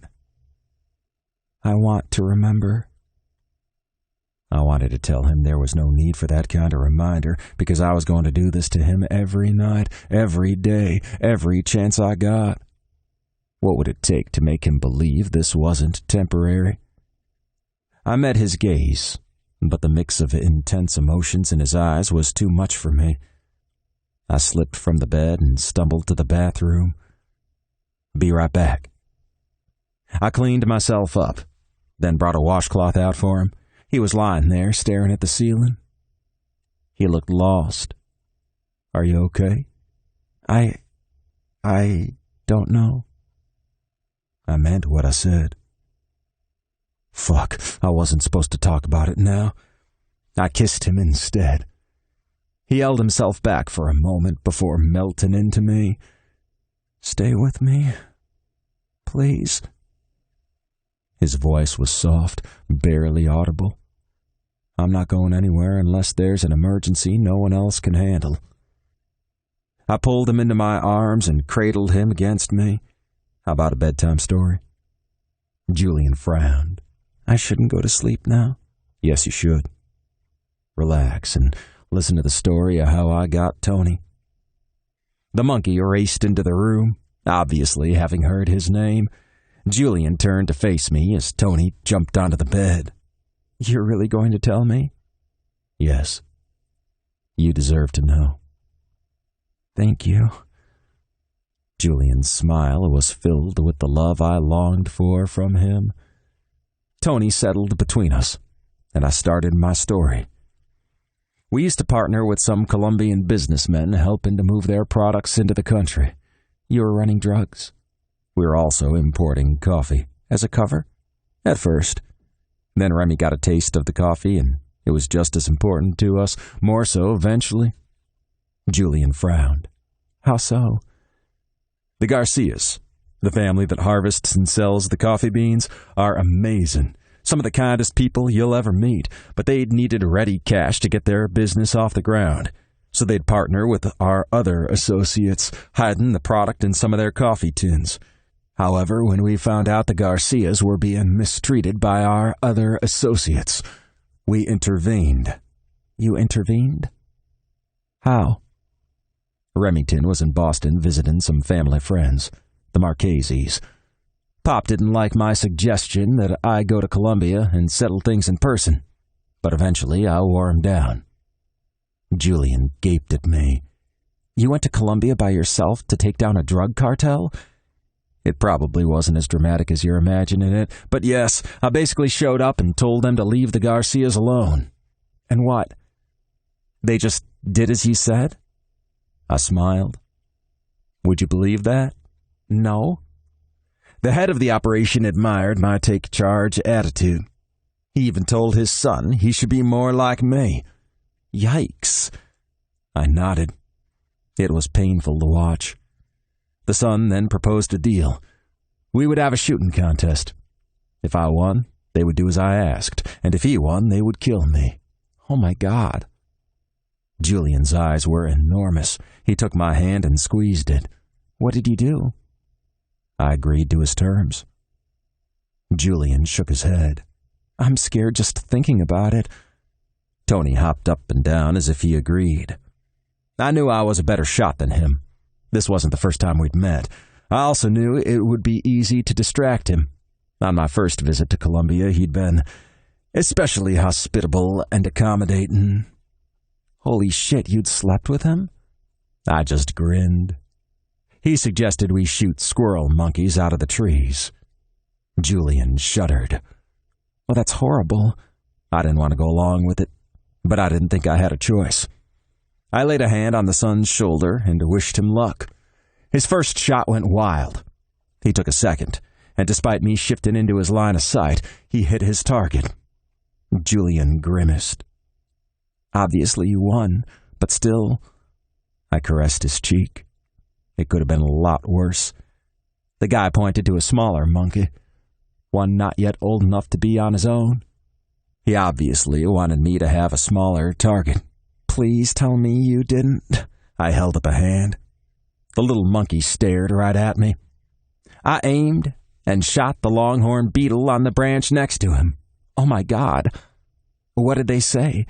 Well, they didn't believe me at first, but once I showed them the evidence, the leader declared me the winner over his son's protests. Then he aimed his gun at the little monkey, saying it couldn't survive without its mother. The monkey jumped before the shot came. I caught him, said I was keeping him as a reminder of my victory, and the rest is history. Julian hugged Tony close. I'm so glad you saved him. Me too. Or I am now. When I was bottle feeding him on the plane home, I wasn't so sure. You bottle fed him? I had to. I wasn't going to let him starve. Julian kissed me thoroughly. When he pulled back for air, he gave me a heart-warming smile. You're an amazing man. Lancelot Theriot. Not half as amazing as he was. Turn over. You need some rest. I really don't. Fine. I need an excuse to cuddle you. Julian laughed. In that case. He turned over and I spooned him. We slept for a few hours and woke up hungry for dinner. After we ate, he read Down by Lilac Creek while I spent a long stretch of time on the phone with various family members. Things were quiet tonight. Too quiet. We all sensed something was about to crash down on us. We just didn't know what. Even Blackjack couldn't get any solid intel on what the Carlottis were planning. If we'd had more time, we would have planted someone inside their organization, but this had all come out of nowhere. As horrible as it had brought me Julian. I wouldn't change that for anything, but I had to keep him safe. Things remained quiet all night. But early in the morning, Remington called to let me know some of our men had found a tracker on Julian's car, and Blackjack had prevented an attempted breach of my security system. I tried to convince Julian to stay home, but he was way too stubborn. I wanted to order him to do so, but after last night, after the way he'd been so unsure that there was more between us than just sex, I didn't want to argue with him. I absolutely wasn't going to leave his side. He was my assignment for the day. I could protect him best, and honestly, if somebody came for him, the library was easier to defend than my condo. People wouldn't question extra guards around a public building the way they would at my place. There'd be no reason for my men to stay hidden or for me to severely limit their number. I left a message for Remington, informing him of my plan. A few moments later, just as I stepped out of the shower, I saw his name flash on my phone. He didn't bother to say hello when I picked up. He just launched into a tirade. I knew how hard the situation was for him and how scared he'd been knowing Henri was at risk, even at Pop's house. So I excused the fact that he called to bitch at me for insisting I would stay at the library with Julian when he wanted me doing a reconnaissance. Remy, I'm plenty useful to you at the library. If anyone on the Carlotti's payroll shows up, I'll take them down and torment them every way I can think of until they tell me what we need to know to get the family off our backs. Is fucking Julian on your lunch break part of this plan too? I jabbed at my phone, ending the call. What's wrong? Julian asked. I shook my head. Nothing new. Just Remington being an asshole. He loves you. You sound so certain. I could tell when we met. He cares so much for you. He just doesn't know how to show it. I'm not sure any of us do. The family business doesn't lend itself to emotional expression. We stared at each other and time seemed to slow. I heard the tick of the clock in the kitchen. The air grew thick. I needed to say something. But I didn't. Where's the necklace now? Julian asked.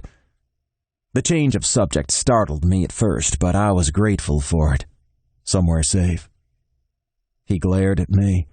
You're never going to tell me, are you? No, baby. The less you know, the safer I am. I know you're right, but are you sure there's no way it can be returned? Just the thought of these people, these evil people, having the necklace is sickening. I stroked his hair back from his face. It's what has to happen to keep you safe. To keep Henri and the rest of my family safe. It's just a necklace. Julian nodded. I know. It's just that there is a reproduction. A plan started to form in my head, but I didn't say anything. I wasn't going to give Julian false hope, and if I even mentioned it to Remington, my brother might kill me. I spent a restless morning prowling the perimeter of the library and stalking around inside. I was clearly driving Julian crazy. If he hadn't been at work, I'm sure he would have told me off. Gwen provided some distracting chatter, and when Julian had his lunch break, I ordered us food, took him into the storage room, and relieved a good deal of our tension. By mid-afternoon, I was all keyed up again. I hated this kind of waiting. I knew someone was going to make a move somewhere. It would be so much easier to fight than to sit there not knowing what would happen next. An hour before the library closed, my phone rang. It was Dax. Someone had set fire to a bar we liked to use for private business meetings. Our ownership was widely known, and Remington wanted me on the scene to lay on the charm for the first responders. I started to insist he sent Corbin, but while my younger brother had learned a lot and was becoming a more valuable part of our team, I was best equipped to handle the situation. "What's Remington got you doing right now?" I asked Dax. "Working my network. Learning all I can." "I need you here. Come watch over Julian. Take him to my condo when the library closes and stay with him." "It'll take me half an hour to get there at least." "Hurry." "Will do." Until Dax could get there, I'd have to trust the men I'd put in place. I headed back to Julian's desk, not about to leave without explaining the situation, or at least what I could of it, to him. "I've got to go handle something that's come up. Dax will be here soon, and he'll take you home and stay with you." Julian frowned at me. "What's wrong?" "Just some family shit to take care of." "Bullshit." I couldn't help but remember how he wouldn't say that word the first day I'd met him. "As far as I know, no one's hurt, but I've got to go smooth things over with the local law enforcement." "You really can't tell me more?" I wanted to tell him everything. About the Carlottis and about the rest of my life, but this wasn't the time. Not now. "Be careful. Don't trust anyone." "You've got 3 men here. I'll be fine." "Will you keep Tony for me?" Julian reached for the little creature, and my heart skipped a beat. I loved this man. I bent and gave him a chaste kiss. I thought he'd push me away since he was working, but he pulled me closer and kissed me back, teasing my mouth with his tongue. I felt a lot lighter as I left the library. Chapter 32. Julian. I had to pretend my feet were glued to the floor as I watched Lance walk away. I understood why he didn't want to give me details, especially here where anyone might come in and my colleagues might overhear. But I needed to know how serious the situation was. How much danger was Lance in? When would I see him again? Lance had put his number in my phone days ago. I had to resist the urge to text him. I didn't want to disturb him. He needed to focus on whatever was going on. Dax would arrive soon, and I only had another hour of work before he would take me back to Lance's place. Dax was scary as hell, but I knew Lance wouldn't leave me with anyone he didn't trust, and his cousin definitely looked like he could take down most of an army single-handed. The library was quiet, which was typical for the time of day, but inevitably several people would come in close to closing time, usually requesting something complex and demanding we find it for them. About 10 minutes after Lance had left, I heard the door open and looked up. A man with a pointy, pinched face in an expensive gray suit paused for a moment to speak with Gwen, then headed for my desk. I doubted this would be a pleasant interaction, but he was a library patron, and the more people who used the library, the better our chances of keeping it open. I pushed thoughts of Lance and the danger we were in away and put a smile on my face. "Good afternoon. How may I help you?" "I'm interested in letters written by Shirley Ann Grau to her children." Grau was a Pulitzer Prize-winning author and a New Orleans native. I knew we had some first editions of her work, and was fairly sure we also had some of her correspondence. "Just a moment. Let me check my records." As I thought, the materials he wanted weren't in the main archive. They were stored in boxes in a storage area located behind it. "Follow me, sir. I have some documents that will be useful for you. You can have a seat here." I gestured to the work table in the primary archive room. "I have to step into the back. It'll take me just a few minutes to locate the items." "They're not stored here?" "We have more documents in a different room. We keep only the most frequently used items in this part of the archive." "I'd like to come with you to see how they've been preserved." I preferred to get the materials from the storage room myself, but technically, we did sometimes allow patrons in there, Usually researchers with special requests from a local university, not just to anyone who walked in off the street. "I'm sorry, sir, but—" "I promise I won't disturb anything. I was a professor at Tulane with your father." "Oh. Did you use the archive when my father was here?" "I did. He was a good man. He really knew his stuff." I nodded. "He did." "You must miss him." The man's expression softened, and I wondered if I'd read him wrong. Maybe he just had a bad day. He seemed much friendlier now. "I do. Every day. If you'd like to come with me, we can look for the letters together." "Thank you. I'd appreciate it." I unlocked the door, propped it open, and we headed inside. The boxes we needed were in row D, which was on the far side of the room. I walked along the first rows of shelves, turned into the center aisle, and that was as far as I made it. The man grabbed me, and his arm came around my neck, cutting off my air. I tried to scream, but I couldn't get the breath to. I kicked his shin, but it didn't seem to faze him. As I clawed at his arm, trying to shift his grip, the room began to go dark. How could I have been so stupid? Why had I let this man come to the back with me? Why had I trusted him? I knew better. Lance was going to be so mad. Where was the guard from the archive? Surely he'd heard the scuffle. I shifted my weight, forcing the man into a shelf and sending boxes falling to the floor. I had to get someone's attention. I didn't know if anyone in the main area could hear, but I was sure the closest guard could. I pushed back against the darkness. I would stay conscious. I would. Then I heard a noise. Was someone finally coming to rescue me? I tried to turn, but my legs didn't seem to work. Out of the corner of my eye, I caught a glimpse of a small, brown form. Tony. No, if he got hurt, he needed to run. This man would kill him, and then Lance. Lance. Darkness closed in. I tried to fight it, but I had no more strength. The world went black, and I doubted I'd ever see Lance again. Chapter 33. Lancelot.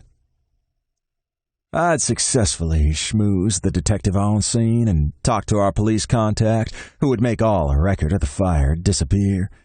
Telling myself Dax would take good care of Julian, I made a second stop at the Musée des Trésors. As I was leaving the museum, my phone rang. It was a local number, but not one I recognized. Usually I ignored any unknown calls, but something told me to take this one. Lance, it's Gwen. You have to come. Julian, I think he's been kidnapped. My heart skipped a beat, and the world went dark at the edges. What happened? I asked as I threw the car in reverse and hit the gas. Tires squealed as I pulled out of the parking lot. A patron came in and talked to him. They went into the archive. They'd been in there a long time, so I went to check on him. Julian and the man were gone. What about Tony? He's not here either. Fuck. My vision threatened to darken again, so I blinked and focused on the road. What about the guard? Ralph should have been in the main archive room. Oh God, you're right. I don't see him. Shit, I'll look. No, get out of there. Lock the archive and go back to your desk. Act like everything is normal. She paused to sniffle. I don't know if I can. Gwen, you have to. My voice was harsh, but she needed something to shock her out of her panic. Right, I can do this. Yes, you can. For Julian. Tell the guards who are out front, but no one else. We need this off the radar for now. Make an excuse. Say Julian's sick. Say he left early for something. Anything believable. I'll be there in 5. After I hung up with her, my own panic threatened to overwhelm me. Julian had to be okay. He had to be alive. I had to save him. I promised I would protect him. And Tony. Those bastards would kill him. Why had I left them? I should have taken them both somewhere secret and secure. Why did I give in to Julian's pleading to go to work? At least Julian wasn't alone now. Unless Tony was... No, I couldn't think that way. I wouldn't. I called Remington. He didn't answer, so I tried Dax. He was already on his way to the library, which was good because if I got there on my own, I might kill the guards with my bare hands. How the hell had they let this happen? Hadn't they been patrolling? I'd trusted them. I tried to slow my breathing. I knew the last thing Julian needed was for me to lose it. Dax was pulling up on his motorcycle when I reached the library. I wanted to run in and tear the place apart, but I knew I couldn't use my standard tactics this time. We didn't need the other employees freaking out. We didn't need any patrons realizing what had happened. I longed to walk in and see Julian standing at his desk. I wanted this to be a nightmare. My stomach churned, and I had to fight the urge to vomit. Dax placed a hand on my shoulder. We'll find him. But what if he... I didn't have to say more for Dax to know what I was thinking. They're going to keep him alive. They're going to want to suggest a trade. We have time. But what will they do to him? If they hurt him, they will pay. We will make them suffer. Connor, one of the men I'd placed out front, signaled to me and Dax as we headed for the building. I charged toward him, ready to tear him apart. But Dax restrained me. Not now. We need to focus on Julian and Tony. You can punish our men later. Start talking, I ordered. Ralph is dead. We found him with his throat slit in the closet. He's been dead for hours. Long enough for rigor to set in. How the fuck did this happen? My best guess is that someone killed him and switched places during Julian's lunch break. Oh, God. This was my fault. If I hadn't insisted on dragging Julian somewhere private, if I hadn't been so fucking horny that I put getting off ahead of his safety, breathe, Dax ordered. I ignored him and charged toward the door. We have to find Julian and Tony. Now. We can't. Dax wrapped his arms around me, holding me back. Lancelot, you want to keep this quiet? I shook him off, but I got myself together and looked at Connor again. Tell me what else you've learned. There were signs of an altercation in the back room of the archives. The man who posed as a patron must have followed Julian in there, and Julian struggled with him. The surveillance cameras at the back of the building went offline around the time we estimate he was taken, so we have no fucking leads. We have the man on camera from when he was inside, and we have a black sedan on camera leaving at the right time. Blackjack is tracing it now. Is there anything else we can do here? Dax asked. I need to look inside myself.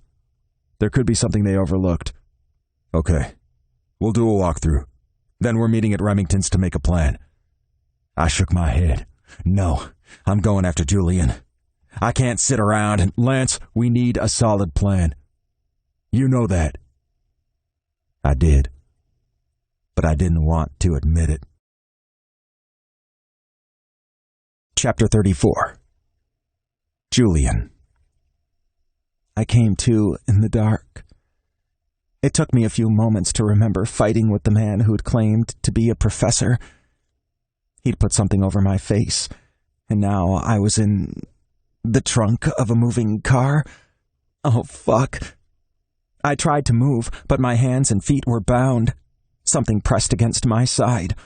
I flinched when a small hand caressed my face. Then I realized it was Tony. How had he managed to get into the trunk with me? Had they taken him on purpose? Had he gotten in without them noticing? He whined at me, and I wished I could pet him to reassure him. It's okay, little guy. But how long would that be true? Lance had assured me his enemies wouldn't hesitate to kill me. I doubted Tony would fare any better. Before I could formulate any kind of plan, the car stopped abruptly. I heard voices. Then the trunk popped open. What the fuck? A man was looking down at me. He wasn't the one who had pretended to be a professor. He was far larger in height and girth, but he looked vaguely familiar. There's a fucking monkey in here. Tony bounced and screeched at him, which was the worst thing he could do. I'm sure he thought he was defending me. If you untie me, I can get him. The order came from the pointy-faced man who'd attacked me. I expected Tony to cling to me, but he jumped down and ran. Fuck! Pointy Face yelled. "He's getting away." "He's a monkey. What's he gonna do? Talk?" As the second man spoke, I realized why he seemed familiar. He looked startlingly like Ralph, the guard Lance had posted in the archive. Oh shit. Had this man been there instead? Is that why Ralph hadn't come to my rescue? "Fine," Pointy Face snarled. "Just get this little bitch inside." The bigger man grabbed me and slung me over his shoulder. I tried to turn my head to look for Tony and ended up banging it against a door frame as we entered a building. The man just kept walking. I hadn't been able to get much sense of my surroundings. We'd parked behind a multi-story building next to a dumpster, but it could have been a million places in the city. For all I knew, we weren't even in New Orleans anymore. I had no idea how long they'd driven while I was unconscious. The Ralph lookalike set me on the floor harder than necessary, but at least he didn't just drop me. I was in a room the size of a walk-in closet. The walls were cinder block, the floor was tile, and there were no windows. "Watch the door," the man who'd taken me instructed. The second man grunted and stepped out. That man was posing as a guard, wasn't he? Pointy Face smiled. "You aren't as dumb as I thought. My man was there for hours before I came in." "Then why didn't he take me earlier?" "Because unlike your lover, we know how to be patient. Plans work so much better that way." "Where's Ralph?" "He's not going to be rescuing anyone else, ever." My stomach churned. A man had died guarding me. That wasn't right. I never meant for anything like that to happen. I should have stayed home like Lance asked. Pointy Face pulled out a knife, and I sucked in a breath. Why would he bother to bring me here if he was just going to kill me? They'd killed Ralph right away. "Please, He slashed through the bonds, holding my ankles together. "Turn around." I rose to my knees and did as he said, praying he wasn't going to drag that wicked knife across my throat. He freed my wrists, and I turned to face him as I got to my feet. For just a second, I thought about trying to make a break for it. But with him armed, I knew I'd never make it. "Where are we?" "You don't need to know that. Just hope someone finds you soon." He backed toward the door, and I glanced around the empty room. "What are you doing?" "Leaving you here. Don't worry. You're quite safe. Your only enemy now is time. 3 days without water, that's what most can survive." He gave me a critical once-over. "You don't look particularly strong. Let's hope someone moves quickly. You can't just... I can do anything I want. I could slit your throat right now. I could torture you until you begged me to kill you. I can't promise my boss won't change his mind and order me to do just that. We'll have to see how obedient your boyfriend and his family can be." The room swam around me.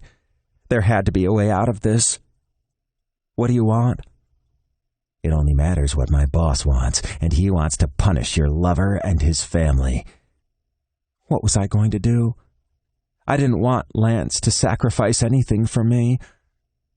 Okay, he could give these men the necklace, the real one.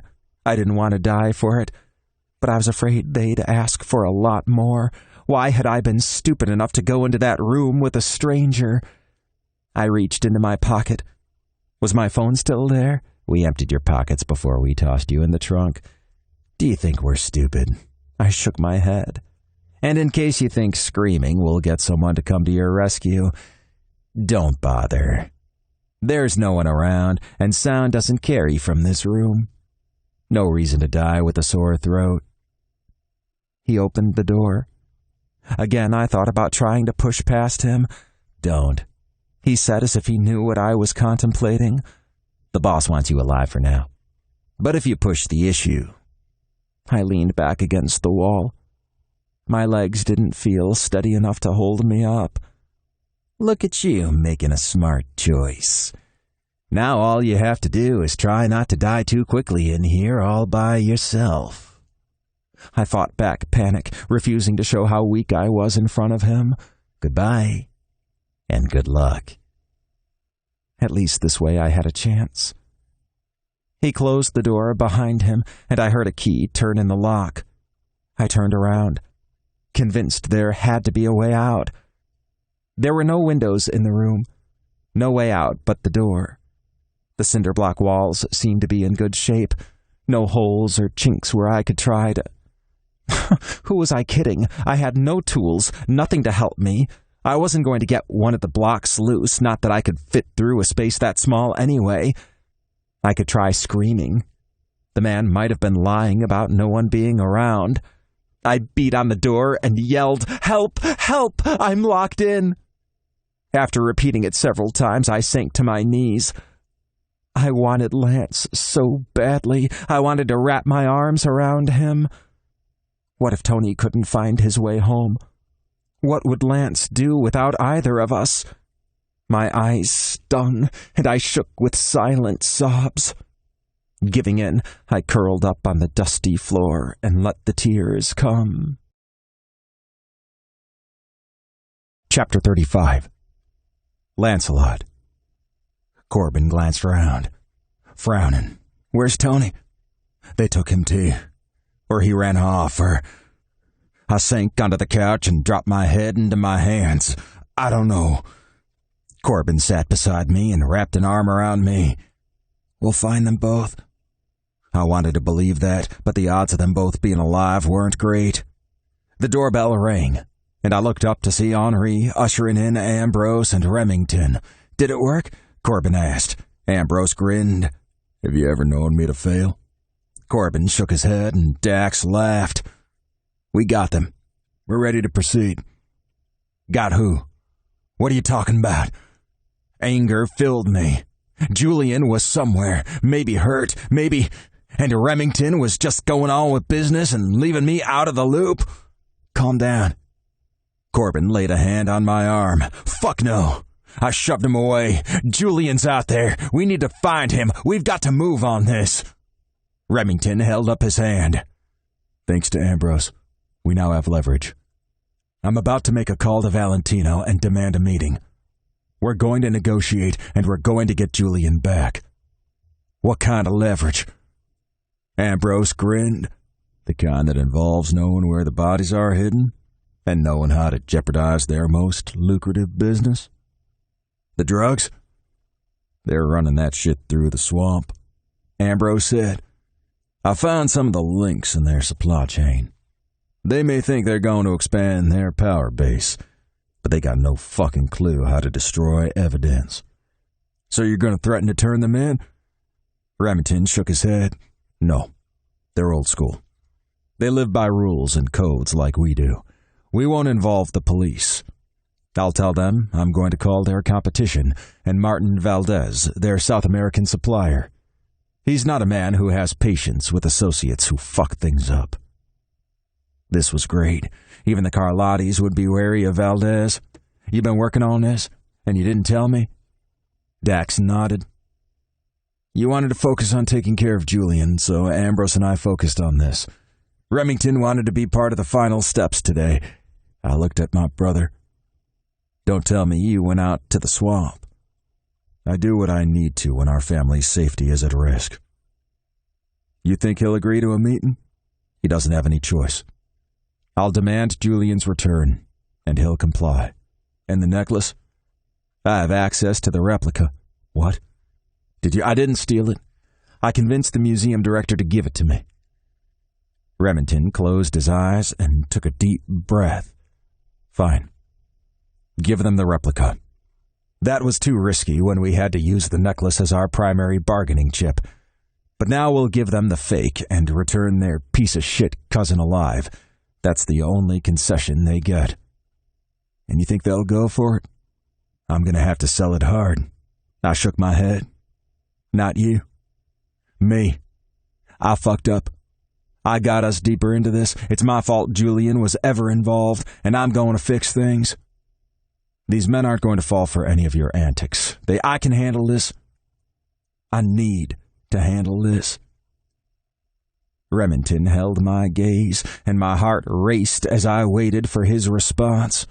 I couldn't sit still and watch someone else negotiate for Julian's life. It had to be me. He laid a hand on my shoulder and squeezed. I trust you. My heart stuttered, and my knees threatened to buckle. You do? Remington nodded. I do. We don't approach things the same way. But while you might break something in the process, you always sort it out in the end. I won't break anything this time. Unless we somehow got the advantage and I could break the fucking necks of the men who'd taken Julian. I wanted blood. But I was going to have to be satisfied with a truce for now. When Remington returned from making his call, his expression was grim. My heart slammed against my chest much too fast. If I stood up, I'd likely fall over. What did he say? Dax asked. He agreed to the meeting, but it wasn't easy to get him there. He tried to brush off the seriousness of the information we have, but the more details I gave, the faster he talked. He's nervous. You damn well better be nervous, Ambrose said. I don't bluff, and I know exactly how to get the message where it needs to go. I had no doubt he did. My cousin might be a recluse, but that didn't mean his information network wasn't top-notch. Then what's the problem? I asked. He wants the meeting to be one-on-one. Our representative and him. No way will that bastard show up without backup. Remington nodded. I told him that was unacceptable, that I wasn't foolish enough to come to him on my own. You told him it would be you? He assumed it would be me. Remington better not be trying to push me out. I'm doing this. I know you are. Sending you in will help them see they can't call all the shots. We agreed 2 guards each. So I will... No. Remington's brows rose. You can't be part of this. If things go south, they're not taking you out along with me. That's a reasonable concern. So Dax will go. No one should. This is not a negotiation. Remington glared at me, and I knew I'd pushed him far enough. Dax and Ambrose will go with you. Corbin and I will be outside. I don't want you near the meeting place. That's how it's going to be. Or I'll go in instead. I wanted to argue. I didn't want any of my family members in danger. I was more than willing to go in on my own. I knew there was a damn fine chance I wouldn't make it out of there alive. I just hoped Julian and Tony would. Did he say anything about having Tony? Remington shook his head. We'll find him. You'd probably be glad if... No, Lancelot. You love Tony. I want him returned to you safe and sound, ready to cause all kinds of trouble. I would happily go in there and face this motherfucker to get Julian and Tony back for you. Tears burned behind my eyes. Thank you. But this is my mess. I'm going to clear it up and prove I can calmly negotiate when it's required. I can't let you keep thinking you're better than me, asshole. Remington pulled me into his arms and squeezed me tight. When's the meet? I asked when we finally let go of each other. 1 hour. And the prisoner? You're to bring him along and return him after they meet our demands. Then Valentino will have 3 men there on his side. Remington blew out a breath. You know he's going to bring more than that, even if they're not visible. And we're going to do the same. I took a deep breath before entering the building. A warehouse at the docks in neutral territory, where Remington had arranged for us to meet Valentino. Dax and Ambrose were right behind me, and while I didn't want them risking themselves, their presence was comforting. Dax was holding Davide, who was in cuffs. We had no intention of handing him over until our negotiation was done. I did a countdown in my head, then pushed open the door and stepped inside. Valentino stood from where he'd been leaning against the wall on the far side of the room. He looked me up and down, a scowl on his face. You're not who I was expecting. I have full authority to negotiate on behalf of my family. Was your brother afraid to face me? I would not rise to his bait. My brother is busy. He has other things to attend to. I kept my voice even, channeling calm, trying to act just like Remington did. His ability to stay reserved in all situations had bothered the hell out of me as a kid, and much of the time it still did. That didn't mean I wasn't aware how useful it could be at times like this. That's unfortunate. So sorry to disappoint you. But let's get down to business. We've got your cousin. I turned to look at the son of a bitch, sure his balls still ached from my kick. We're prepared to hand him over and to keep the information we've discovered to ourselves if you agree to our terms. You're not the one who gets to make demands. Did I sound demanding? I apologize. As far as I'm concerned, this is a friendly business negotiation. He's adorable, you know. Your librarian. I haven't had nearly enough fun with him yet. Burning hot rage kindled in my gut, but I pushed it down. He wanted me angry. He wanted me to lose control. Remington had coached me on this. I'd never listened before, but I had to do it now. You will return Julian to me in perfect condition, and you and your associates will stay out of our territory and our business. I held his gaze the entire time I spoke, and was pleased with how even my voice stayed.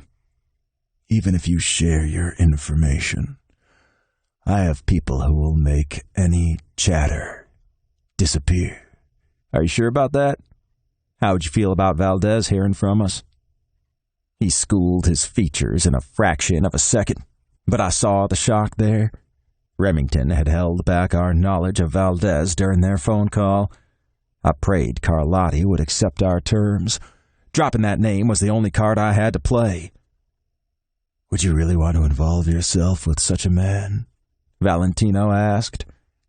He's way above your pay grade. Perhaps you've underestimated us. He laughed, and I dug my fingernails into my palms to keep from reacting.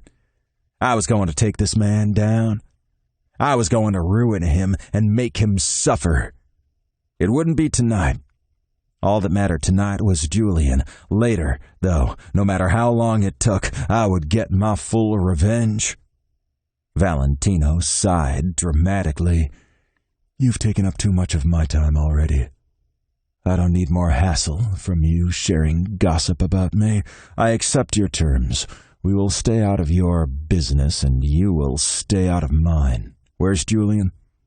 The deal's off without him, and I expect Tony returned as well. My voice shook just the slightest bit. I wanted to believe he hadn't noticed. He raised his brows. Tony, don't play games. You've done your research on me.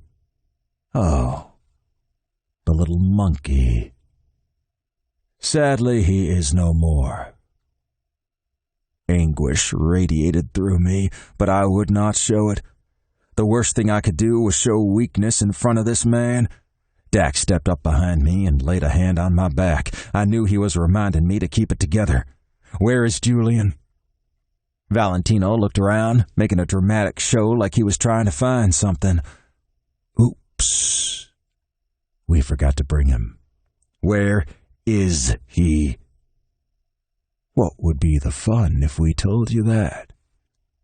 Find him, and he's yours. I would make him pay. I would make him beg me to kill him. But right now, what really mattered was Julian. I've had enough games. Tell me where he is. I'm not going to do that. I promise you, he's unharmed. You've got 3 days to find him. That's about how long he can go without water. My hands ached to reach for Valentino's throat. I didn't care that I wouldn't survive an attack on him as long as I could choke the life out of him before I died. No. Julian needed me. If I sacrificed myself, I couldn't help him. I swallowed hard, forcing my rage back down. I'll even give you a hint. Valentino smiled, and I hated him even more than I had before. I didn't respond. I wasn't about to ask him for any more help. He's closer than you think. I refused to acknowledge the hint, simply glaring at him. He held his hand out. The necklace. Once I'd handed over the box, Valentino inspected it, then waved a hand to his entourage. Time to go. Dax shoved our prisoner at them. Aren't you forgetting something? Valentino lifted his gun and shot his cousin through the head. I don't have any use for men who fail. Don't worry. I also hate men who break their word. I never do. I'll stay out of your precious territory. But if you set one foot in mine, you're as dead as Davide.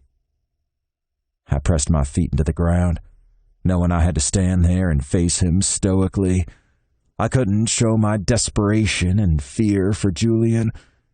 This was as good a deal as we were going to get. We were walking away with our lives and a promise the Carlottis would stay out of our business. Our sources all said Valentino was a man of his word, but I knew we hadn't seen the last of him.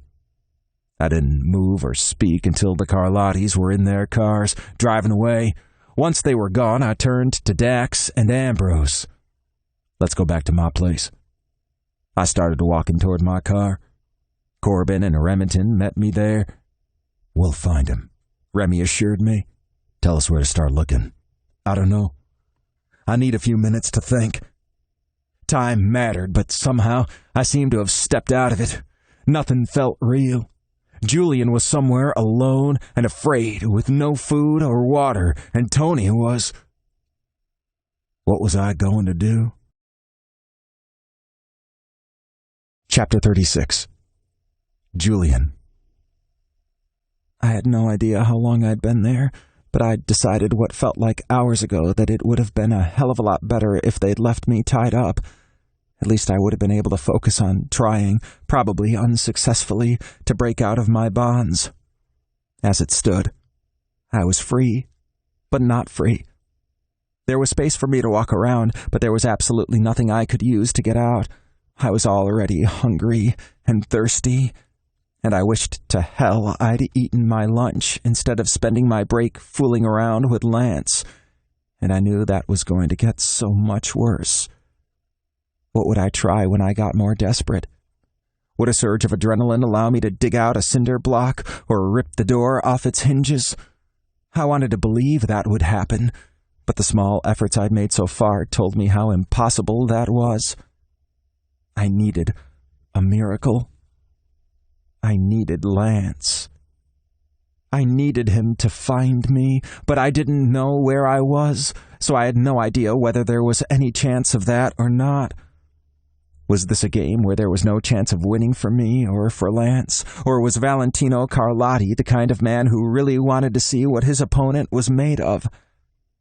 I heard footsteps, or I thought I did. Maybe it was wishful thinking. Maybe I was hallucinating. Wait. Voices. Someone was out there. I banged on the door. Help! I need help! I'm trapped! When my voice gave out, I listened again, but heard nothing. Maybe I'd imagined someone there, but the voices had sounded so real. I hadn't been able to make out any of the words, but the low rumble had to have been someone talking. I called out again as loud as I could, even though my throat was raw, but there was no response. No movement, no voices. I didn't regret trying. The man who'd kidnapped me was wrong. I'd much rather die with a sore throat than die without making an effort to save myself. Chapter 37. Lancelot. I climbed the stairs to my condo, and everyone else trailed behind me. I felt numb, and my head was spinning. I had to find a way to think. Time was ticking, and I had to find Julian. I heard something as I ascended the last few steps. It sounded like... No, it couldn't be. But there he was. Tony, running toward me. That bastard had lied to me. He'd never had Tony. My little guy must have escaped from the library. I scooped Tony up, and he wrapped his little arms around my neck, chattering happily. Oh, thank God.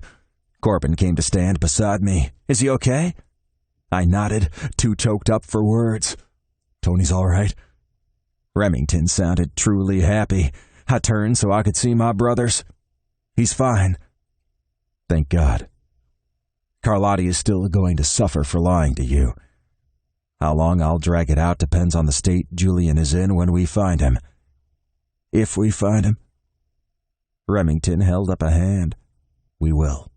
I'm messaging with Blackjack right now to see what we can come up with, Dax said.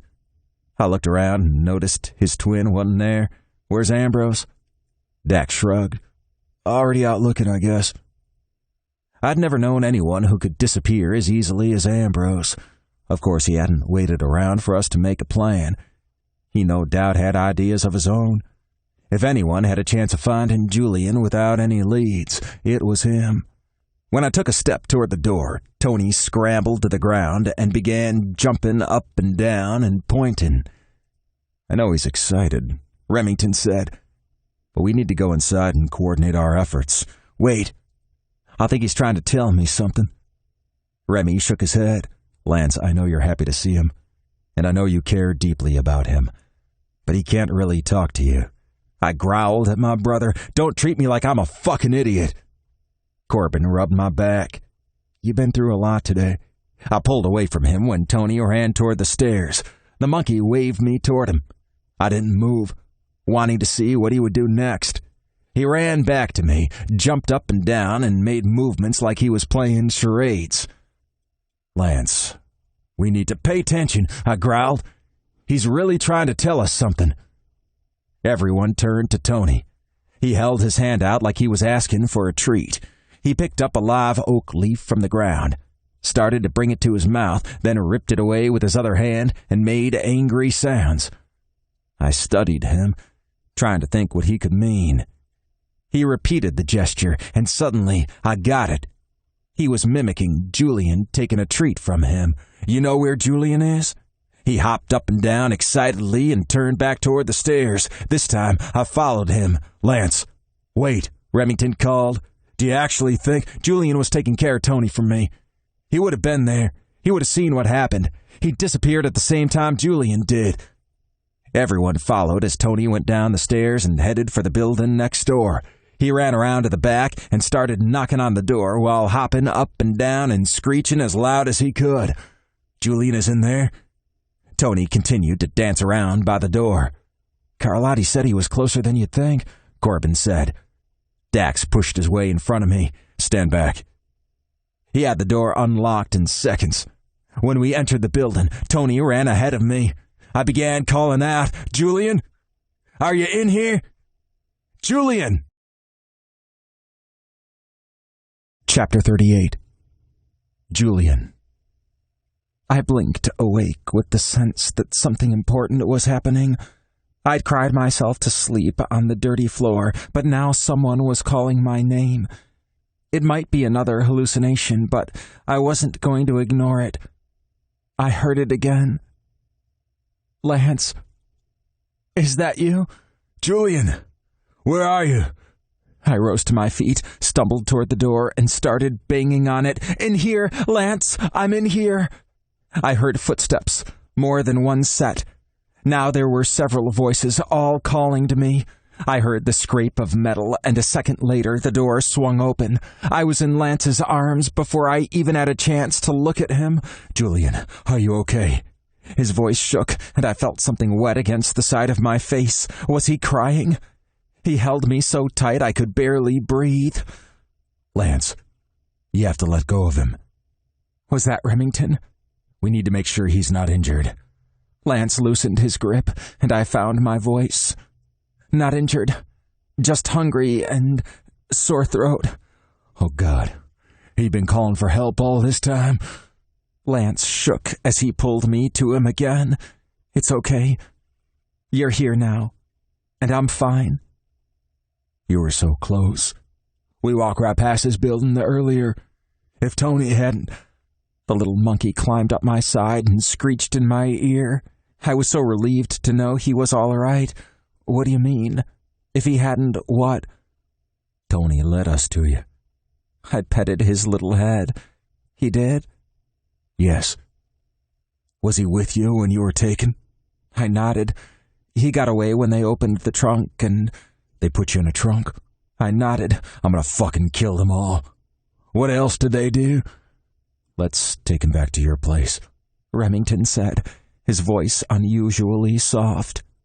Lance glanced around like he was seeing his family members for the first time. "Right." His earlier words finally filtered through the fog in my brain. "You walked by here earlier? Were you talking? I thought I heard someone, but I convinced myself I imagined it." "It was us. I'm sorry. I'm so sorry." Lance picked me up and cradled me in his arms. When we stepped outside, I realized we were in the building next to his. "I can't believe you were so close, and I didn't know it. Fucking Valentino refused to tell me where you were, and just said you were closer than we thought." "Refused to... You talked to him?" "Get inside before you say anything else," Remington ordered. Once we were in Lance's condo, he put me on his lap, and Tony snuggled with us. I'd never been happier to have the little monkey close. I kissed him on the top of his head. "Thank you. I'll give you all the treats as soon as Lance lets me up. Here." Corbin handed me a bottle of water, some crackers, and a bag of mango chips. Tony began to chatter happily. "Sip slowly," Lance said. I wanted to drain the bottle of water, but I knew he was right. After a few swallows, I told my story, feeling Lance grow tense under me. Next, he gave me a very brief description of what had happened with Carlotti. I couldn't believe he'd faced the man down like that and made demands. He could have been killed so easily. "Look at me," he demanded. When I did, the intensity in his eyes made me shiver. "I love you. And I will take their organization down. I will ruin them, torment them, then kill them with my own hands. I swear to you." I shook my head. "You don't have to." "Yes, I do. It's what you deserve." I knew there was no point in protesting. "Thank you." The doorbell rang a few seconds later, and I tensed. "It's okay," Lance assured me. "That should be Dr. Bennett. I had Dax call her." "I'm fine. I don't need a doctor." "I want her to look you over. I don't want to take any chances. The bastard chloroformed you and tossed you into a car, and I have some bruises and scrapes, and I was really thirsty. That's it." "You're probably dehydrated." "Not severely. I wasn't actually there for that long." "You never drink water during the day, and you hardly touched your lunch. Julian, please do this for me." How could I deny him? "Okay." Lance led me into his bedroom for the examination. I submitted to being poked and prodded. Thankfully, the doctor agreed there would be no lasting physical effects from my ordeal. She encouraged me to rest, drink more water, and eat a good meal. But I didn't need further care. Chapter 39. Lancelot. I couldn't stop touching Julian. He'd fallen asleep while I showed the doctor out and sent my family on their way. He needed a rest, but I needed to talk to him, to make sure he knew how I felt about him. I stroked his face and neck and played with his beautiful hair. When his eyelids fluttered open, I smiled. "I love you." He blinked and then tried to speak, but his voice was a croak. I handed him the cup of water by the bed, bending the straw so he didn't even need to reach for it. After he swallowed a few sips, he gestured for me to set the cup down. Then he took my hand in his. "We're not fucking right now." It was the last thing I had expected him to say. Lying there, he looked very much like an innocent librarian. "Dr. Bennett said you need to rest. Otherwise we would be." He smiled and shook his head. "You said I love you, and it wasn't while you were fucking me." "I meant it when I said it before. I think I've loved you since the first day I walked into the library. You're mine. I meant that too. I'm not letting you go." "It's really all over? You gave them the necklace, and they'll leave you alone?" "You're safe. But it won't completely be over until I get my revenge. The bastard wouldn't tell me where you were. But you did give them the necklace. I smiled. I gave them the reproduction. I was able to convince the museum to give it to me, telling them they could either lose it or lose the real thing. Seriously? They went along with it? The director may have been under the impression I was working with the police. Under the impression? You know how good I am at charming people. So you gave Carlotti the reproduction, and in exchange for that, they agreed to stay out of your territory? It wasn't quite that easy. We found some information we could hold over them and used it for leverage. Is that going to cause you trouble later? It doesn't matter because I found you, and I'm never going to let you go. I held his gaze, my heart pounding. Our conversation about how things had gone down had distracted me from the fact that while Julian seemed happy I loved him, he hadn't said the words back. What if he didn't feel the same way? Lancelot? Yes. I forgot the most important thing. I mean, I didn't forget it, but I just didn't say it. My head's still a little fuzzy. That's okay, baby. You can take as long as you need to recover from all this. I'm fine. But I'll be better when you know I love you so much. I don't know how to describe it. I never expected this. I'd given up on finding love, and I never thought I'd meet someone as amazing as you. I don't want you to let me go. I won't. You're going to stay right here with me, preferably in this bed.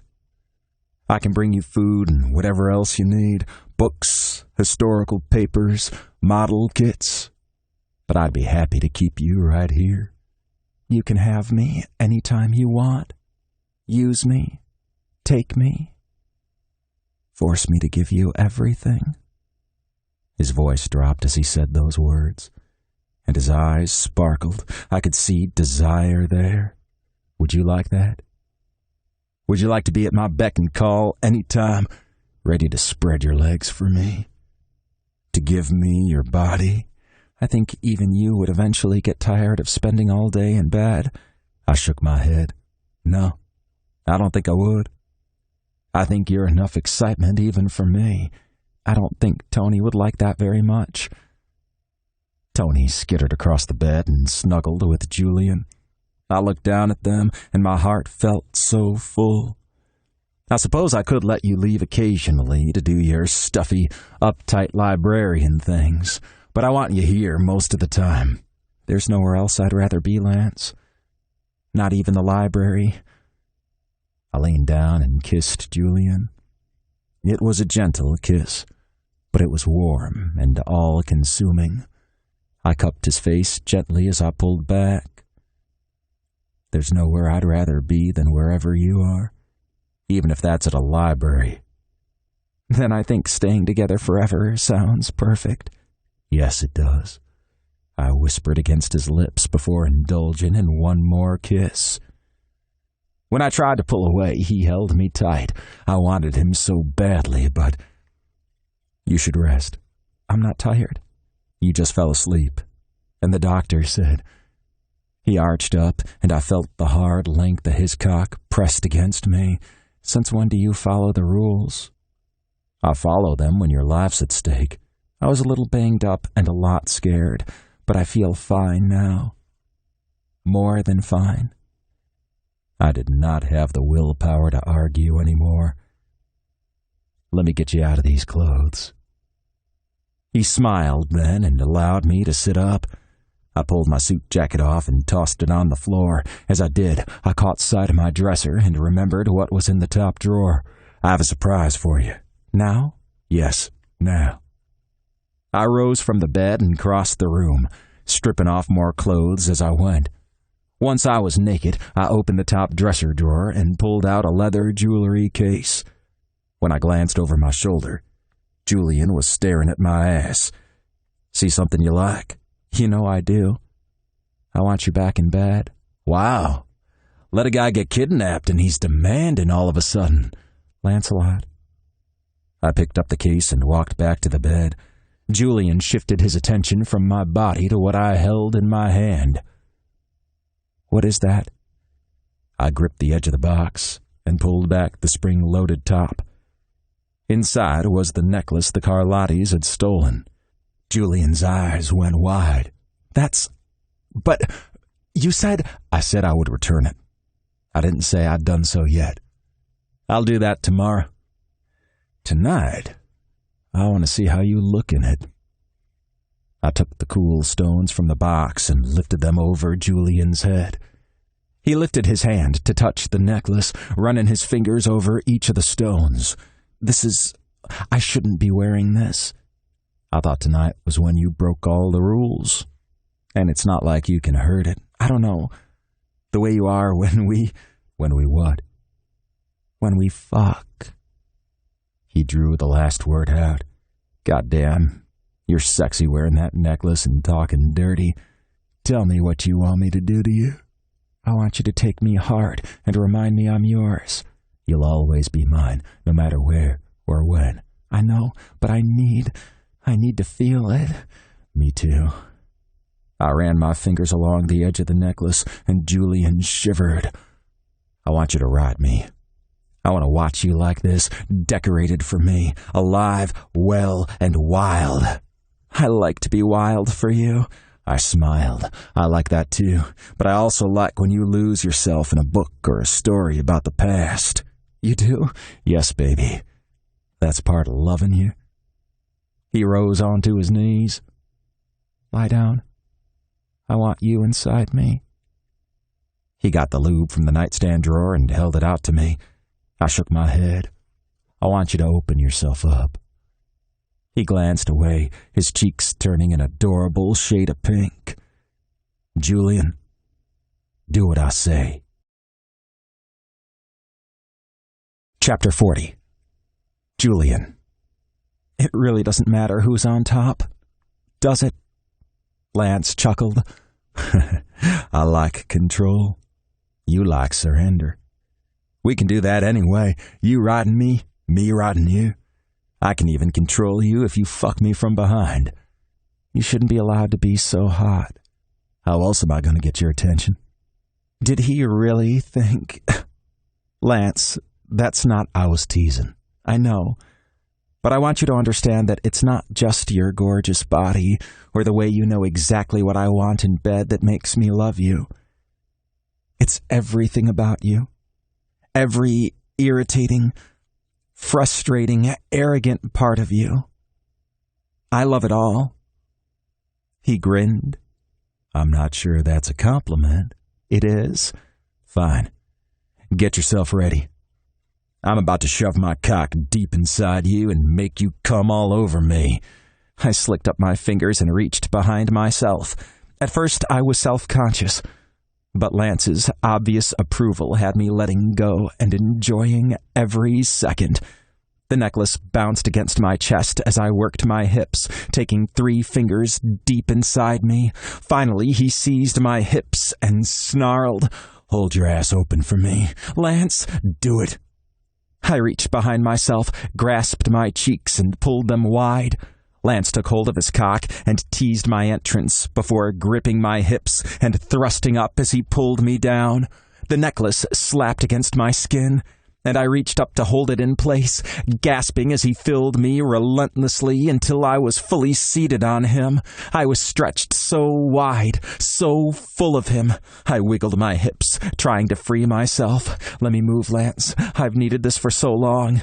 It hasn't been more than 12 hours since I had you in the storage room. "I don't care. It feels like days, like a week, like forever. I was alone, and I didn't know if I would..." "Shh."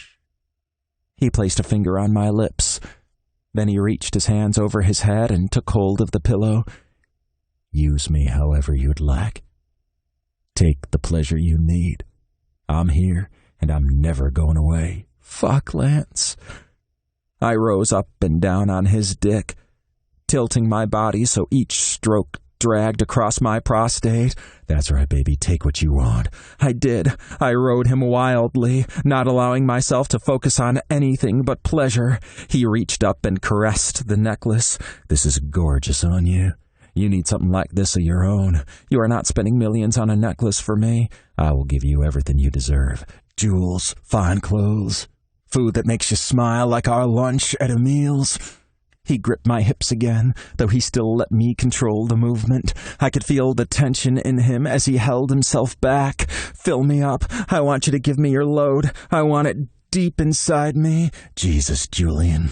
Does anyone else know how filthy you are? I shook my head. I'm only filthy like this with you.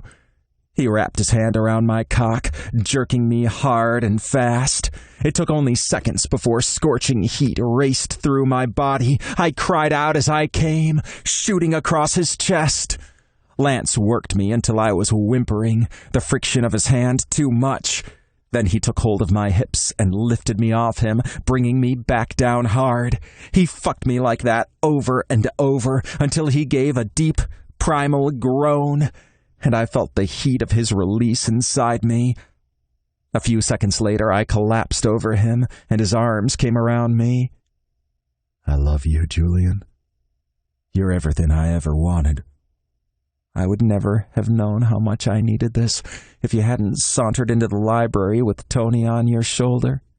You didn't give a damn what anyone thought. You expected to get your way no matter what you did. And it was sexy as fuck. I'll walk into the library like that every single day if you'd like. I don't think that would be conducive to me keeping my job. Maybe not. But it would be fun as hell to watch your reaction and to drag you into the... I shut him up with a kiss, which was sweet and soft and full of the love that overflowed from my heart. Epilogue. 3 weeks later. Lance. Wake up. I got a surprise for you, I whispered in Julian's ear. He mumbled something, mostly incoherent, but I caught the words, horny bastard. It's not my dick this time. Your mouth? I chuckled. No. You have to come outside to see the surprise. He stretched, and I ran a hand along his beautiful body as he rolled to his back and looked up at me. I've already told you I'm not fucking you in the courtyard. Was I really that bad? I swear this is a real surprise.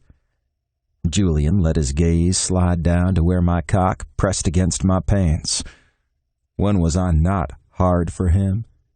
He grinned. That's very real, too. I pushed him, rolling him over. Get out of bed so I can show you this. You're gonna love it. I need coffee first. And food. Yes, princess. Take a shower, and I'll have food for you. He turned and studied me more closely. You've already showered. And you're dressed. It was rare for me to get up before he did. I am. Now get moving. I had a travel mug of coffee and a breakfast sandwich for him as soon as he was ready. When he'd finished eating, I took his hand and led him downstairs to the parking deck. He stared at the spot where I usually parked my car. In its place was the car I'd purchased from Beau, the Corvette we'd driven a few weeks ago. It had taken Beau some time to finish the final touches he wanted to put on the car. He didn't like to sell anything he hadn't perfected, saying it was bad for his reputation. Julian looked at the car, looked at me, and then went back and forth again. Is that really the car I drove?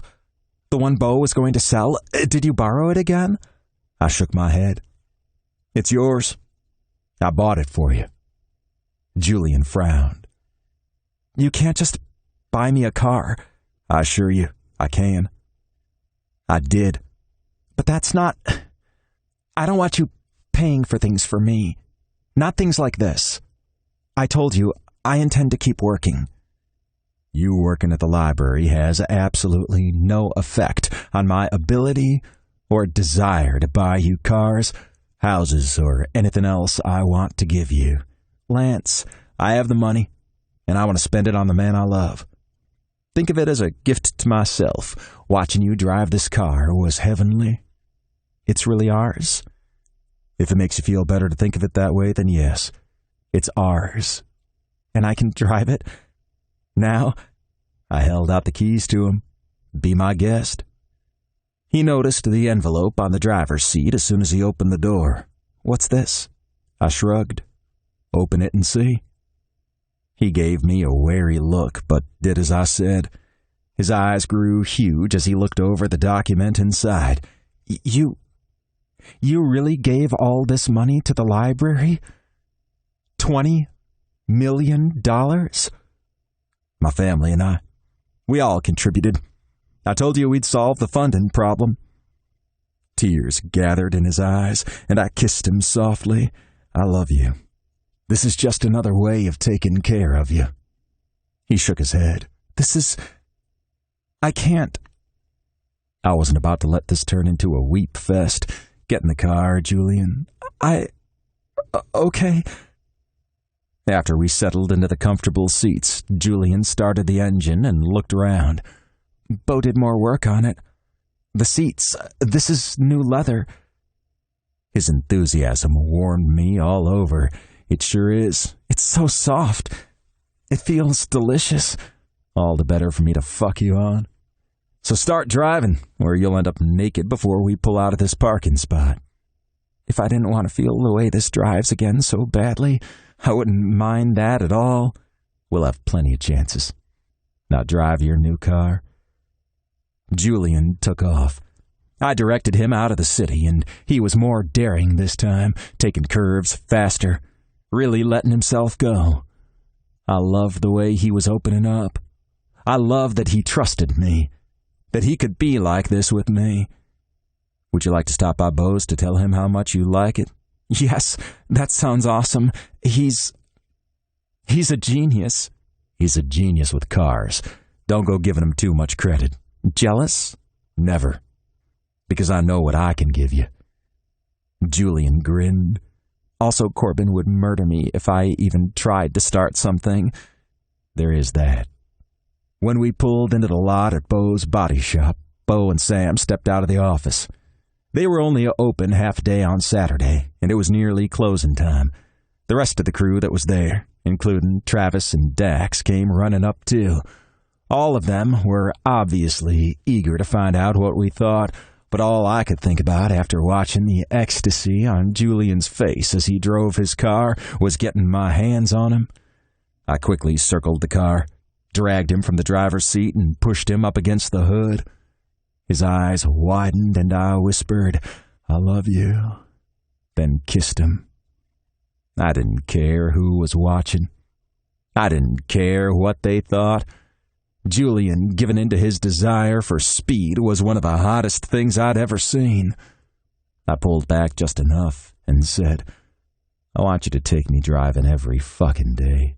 Lance, everyone is watching us. I don't give a fuck. We do, Travis said. At least use the storage room like they do. He jerked his thumb toward Bo and Corbin. I don't want to hear Corbin bitching about how scarred he is from seeing you fuck his new friend.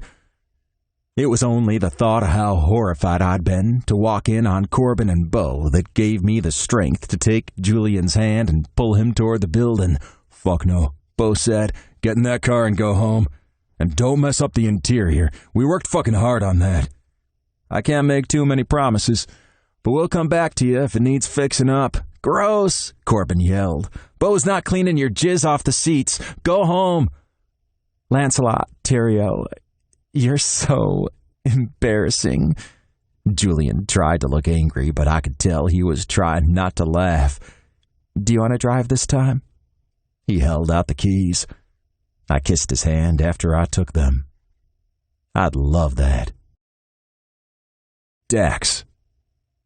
I watched Lance peel out of the lot and wondered how long it would be before he got a ticket. Maybe Julian would have the sense to keep him in check. Or maybe not. He seemed to like Lance's wild side. They were an odd couple, but it was clear they fit. I was glad my cousins were happy, even if I couldn't imagine settling down. Who would want the guy who specializes in torture, the one who knows countless ways to make a person bleed but not die? I wasn't a good person. I never had been. I'd always been the one willing to do the darker stuff.